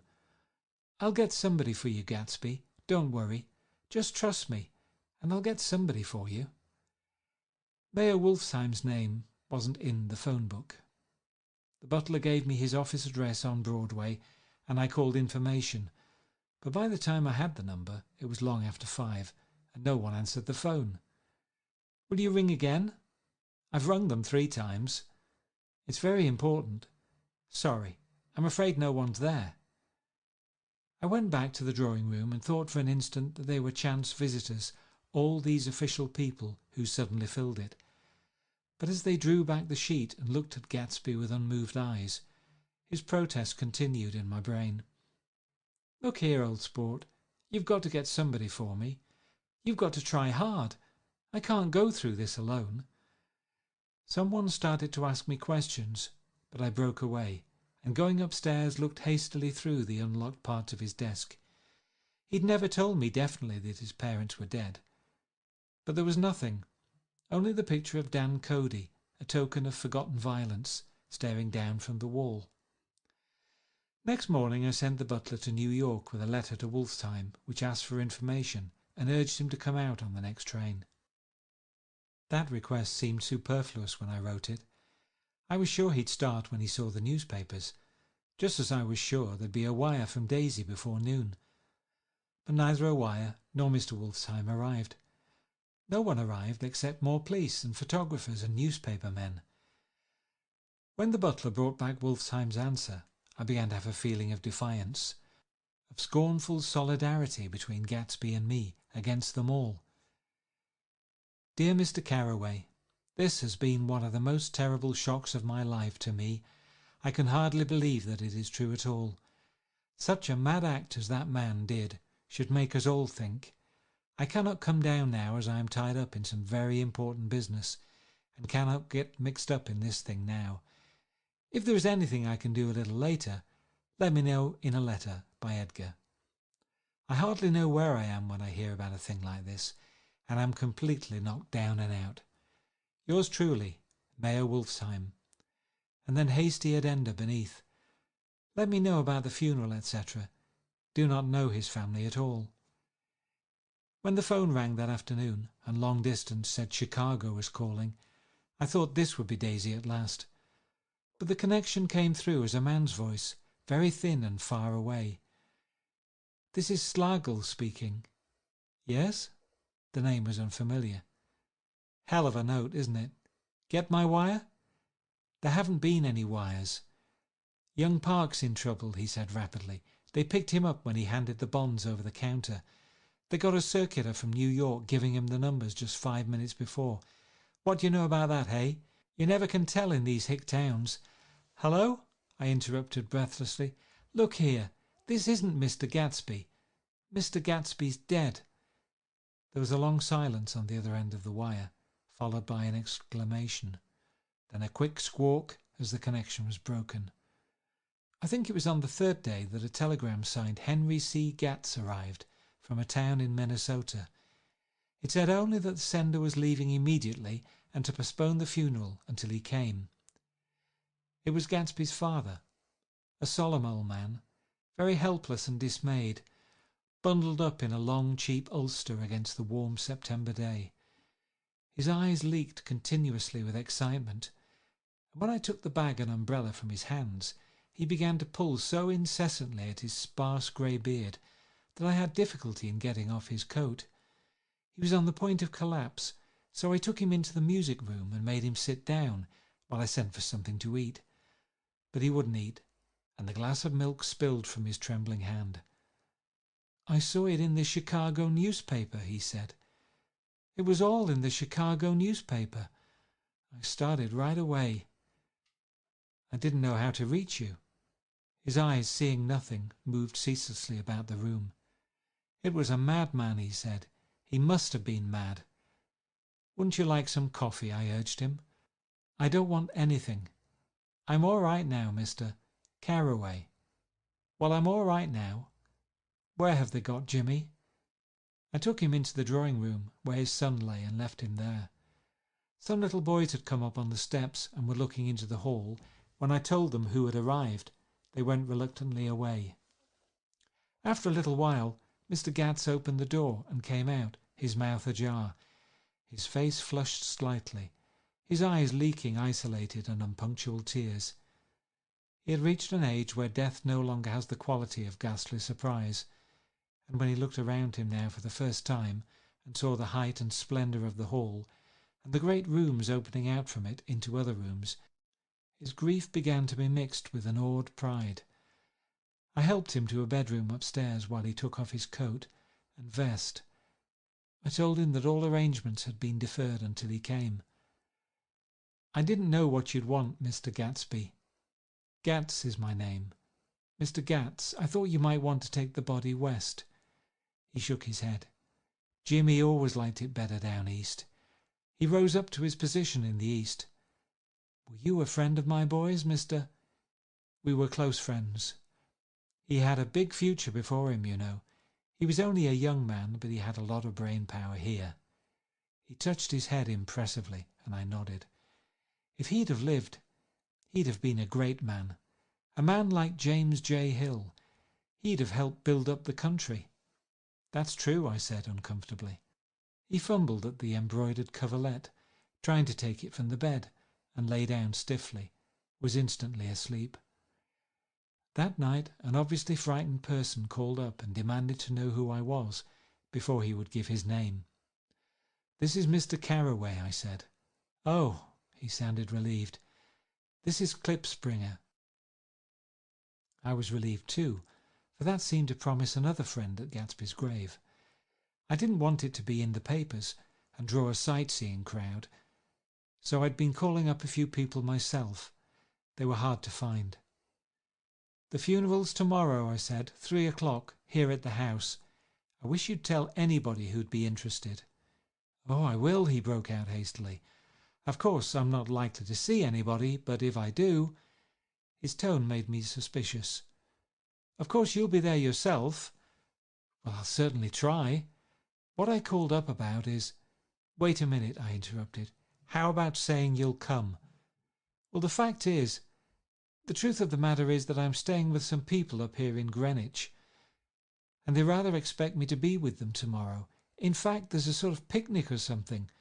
Of course, I'll do my very best to get away." I ejaculated an unrestrained "Huh!" and he must have heard me, for he went on nervously. "What I called up about was a pair of shoes I left there. I wonder if it'd be too much trouble to have the butler send them on. You see, they're tennis shoes, and I'm sort of helpless without them. My address is care of B.F. I didn't hear the rest of the name, because I hung up the receiver. After that I felt a certain shame for Gatsby. One gentleman to whom I telephoned implied that he had got what he deserved. However, that was my fault, for he was one of those who used to sneer most bitterly at Gatsby on the courage of Gatsby's liquor, and I should have known better than to call him. The morning of the funeral I went up to New York to see Mayor Wolfsheim. I couldn't seem to reach him any other way. The door that I pushed open, on the advice of an elevator boy, was marked the Swastika Holding Company, and at first there didn't seem to be anyone inside. But when I'd shouted hello several times in vain, an argument broke out behind a partition, and presently a lovely Jewess appeared at an interior door, and scrutinized me with black hostile eyes. "Nobody's in," she said. "Mr. Wolfsheim's gone to Chicago." The first part of this was obviously untrue. for someone had begun to whistle The Rosary tunelessly inside. "Please say that Mr. Carraway wants to see him." "I can't get him back from Chicago, can I?" At this moment a voice, unmistakably Wolfsheim's, called "Stella" from the other side of the door. "Leave your name on the desk," she said quickly. "I'll give it to him when he gets back." "But I know he's there." She took a step toward me and began to slide her hands indignantly up and down her hips. "You young men think you can force your way in here any time," she scolded. "We're getting sick and tired of it. When I say he's in Chicago, he's in Chicago." I mentioned Gatsby. "Oh!" She looked at me over again. "Will you just... What was your name?" She vanished. In a moment Mayor Wolfsheim stood solemnly in the doorway, holding out both hands. He drew me into his office, remarking in a reverent voice that it was a sad time for all of us, and offered me a cigar. "My memory goes back to when I first met him," he said. "A young major just out of the army, and covered over with medals he got in the war. He was so hard up he had to keep on wearing his uniform because he couldn't buy some regular clothes. First time I saw him was when we came into Winterbrenner's pool room at 43rd Street and asked for a job. He hadn't eaten anything for a couple of days. 'Come on, have some lunch with me,' I said. He ate more than $4 worth of food in half an hour."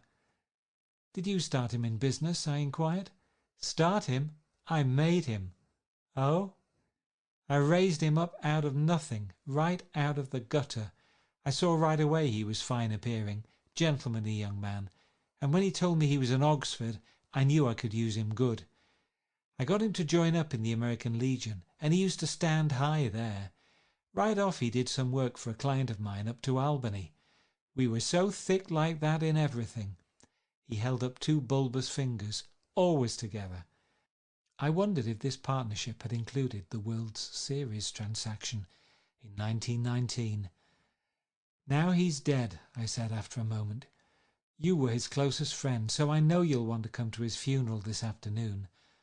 "I'd like to come." "Well, come then." The hair in his nostrils quivered slightly, and as he shook his head, his eyes filled with tears. "I can't do it.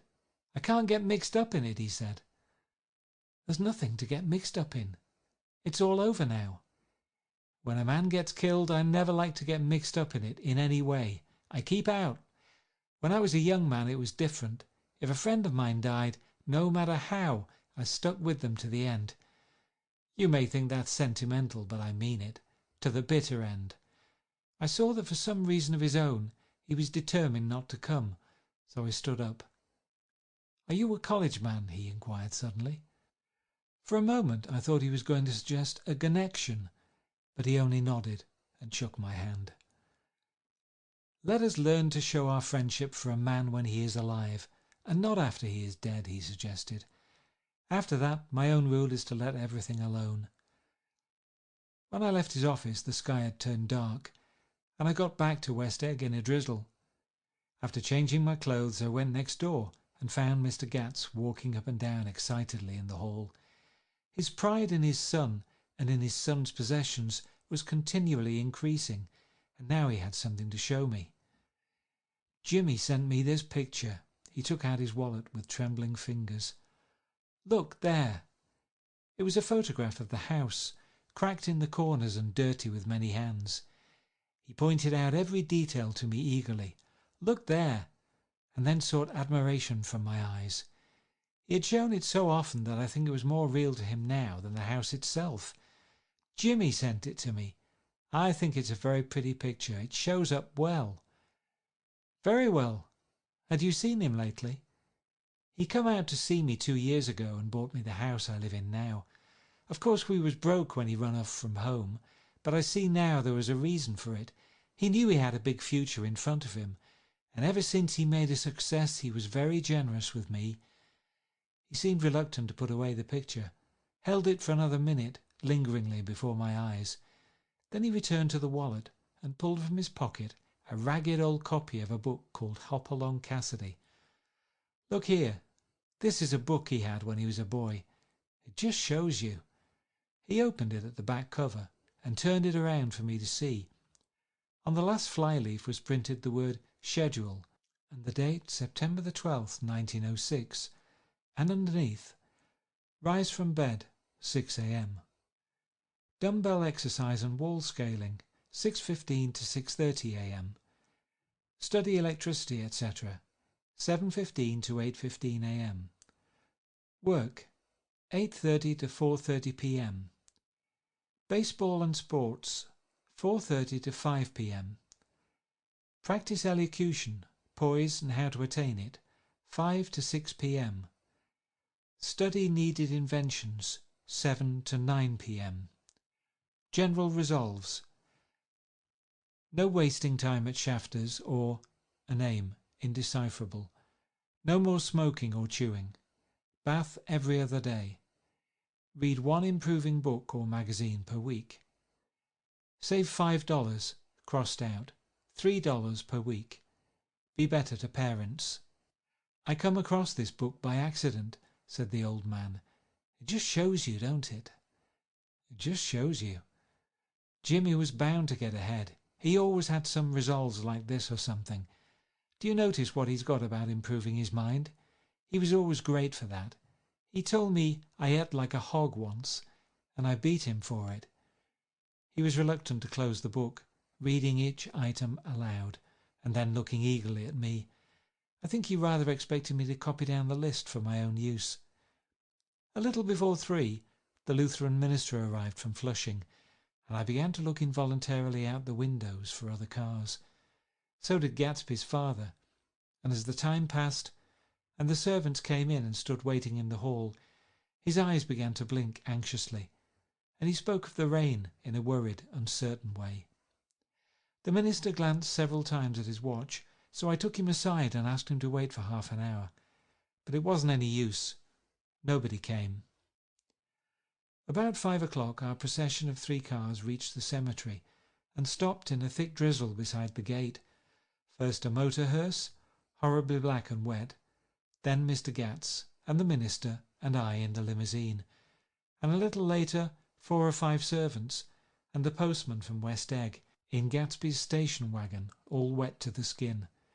As we started through the gate into the cemetery, I heard a car stop, and then the sound of someone splashing after us over the soggy ground. I looked around. It was the man with owl-eyed glasses whom I had found marvelling over Gatsby's books in the library one night 3 months before. I'd never seen him since then. I don't know how he knew about the funeral, or even his name. The rain poured down his thick glasses, and he took them off and wiped them to see the protecting canvas unrolled from Gatsby's grave.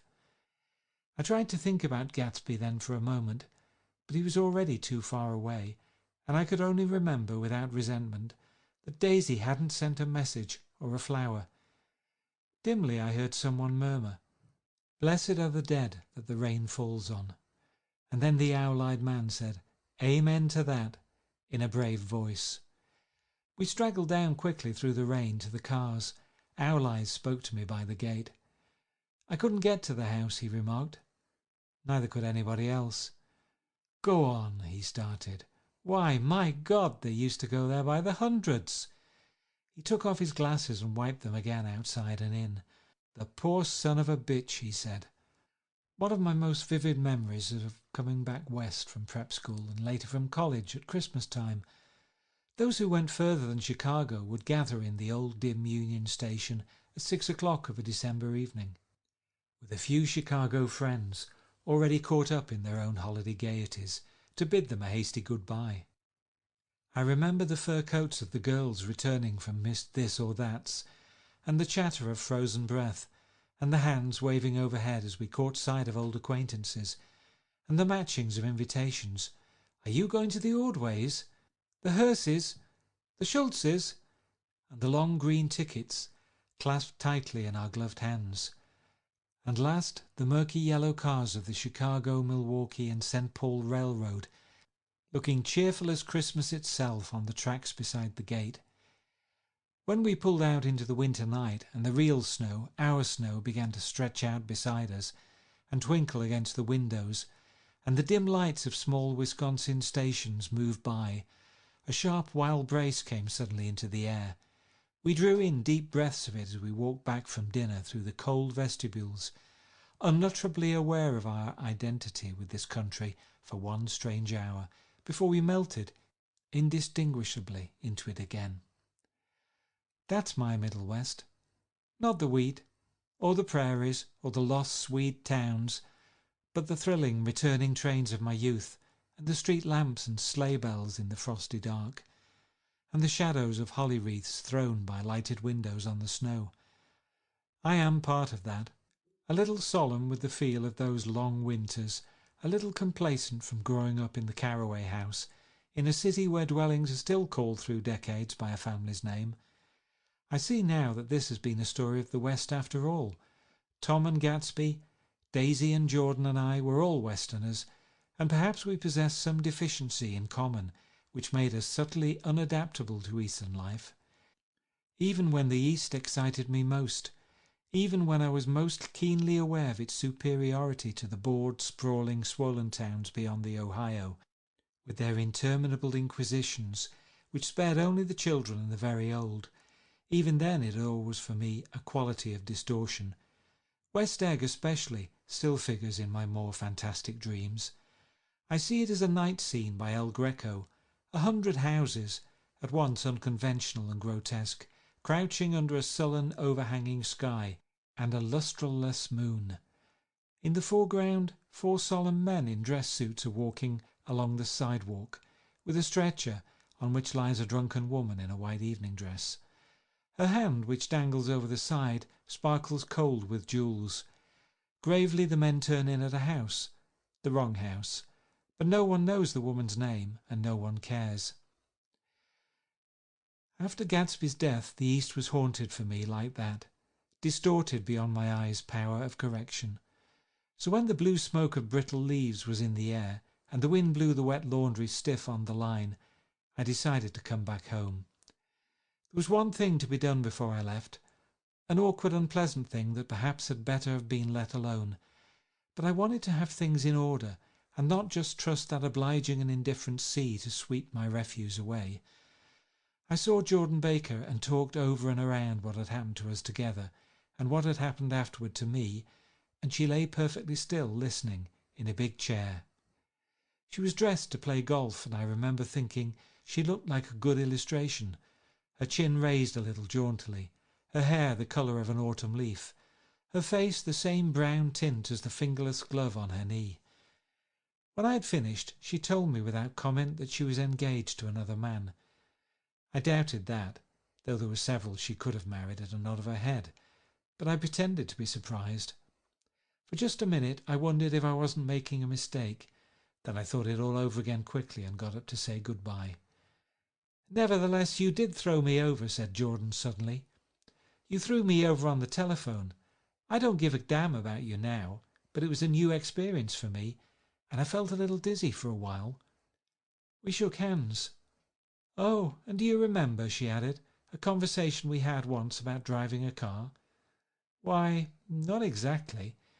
You said a bad driver was only safe until she met another bad driver. Well, I met another bad driver, didn't I? I mean, it was careless of me to make such a wrong guess. I thought you were rather an honest, straightforward person. I thought it was your secret pride." "I'm 30, I said. "I'm 5 years too old to lie to myself and call it honour." She didn't answer. Angry and half in love with her, and tremendously sorry, I turned away. One afternoon, late in October, I saw Tom Buchanan. He was walking ahead of me along Fifth Avenue in his alert, aggressive way, his hands out a little from his body as if to fight off interference, his head moving sharply here and there, adapting itself to his restless eyes. Just as I slowed up to avoid overtaking him, he stopped and began frowning into the windows of a jewellery store. Suddenly he saw me and walked back, holding out his hand. "What's the matter, Nick? Do you object to shaking hands with me?" "Yes. You know what I think of you." "You're crazy, Nick," he said quickly. "Crazy as hell. I don't know what's the matter with you." "Tom," I inquired, "what did you say to Wilson that afternoon?" He stared at me without a word, and I knew I had guessed right about those missing hours. I started to turn away, but he took a step after me and grabbed my arm. I told him the truth, he said. He came to the door while we were getting ready to leave, and when I sent down word that we weren't in, he tried to force his way upstairs. He was crazy enough to kill me if I hadn't told him who owned the car. His hand was on a revolver in his pocket every minute he was in the house. He broke off defiantly. What if I did tell him? That fellow had it coming to him. He threw dust into your eyes just like he did in Daisy's, but he was a tough one. He ran over Myrtle like you'd run over a dog and never even stopped his car. There was nothing I could say except the one unutterable fact that it wasn't true. And if you think I didn't have my share of suffering, look here, when I went to give up that flat and saw that damn box of dog biscuits sitting there on the sideboard, I sat down and cried like a baby. By God, it was awful. I couldn't forgive him or like him, but I saw that what he had done was to him entirely justified. It was all very careless and confused. They were careless people, Tom and Daisy. They smashed up things and creatures and then retreated back into their money or their vast carelessness or whatever it was that kept them together, and let other people clean up the mess they had made. I shook hands with him. It seemed silly not to, for I felt suddenly as though I were talking to a child. Then he went into the jewellery store to buy a pearl necklace, or perhaps only a pair of cuff buttons, rid of my provincial squeamishness forever. Gatsby's house was still empty when I left. The grass on his lawn had grown as long as mine. One of the taxi drivers in the village never took a fare past the entrance gate without stopping for a minute and pointing inside.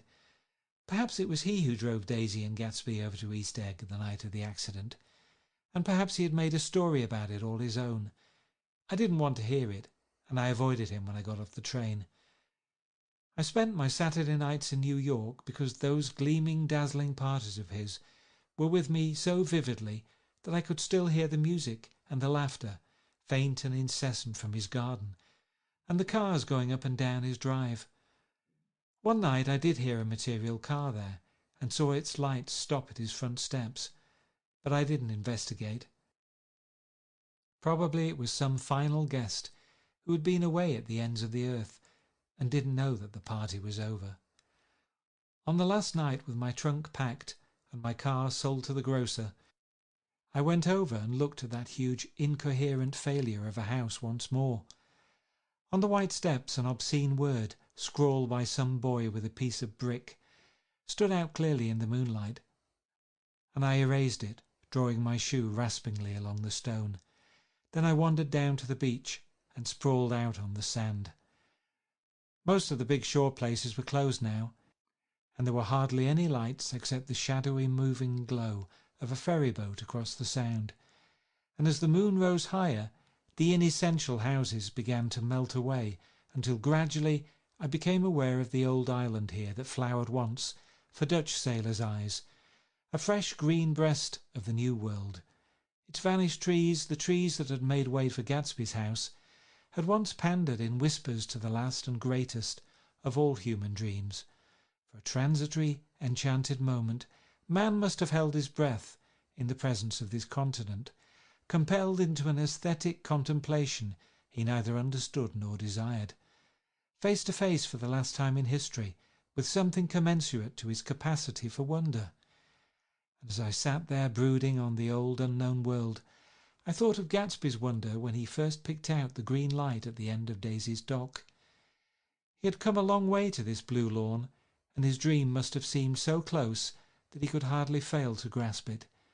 He did not know that it was already behind him, somewhere back in that vast obscurity beyond the city, where the dark fields of the Republic rolled on under the night.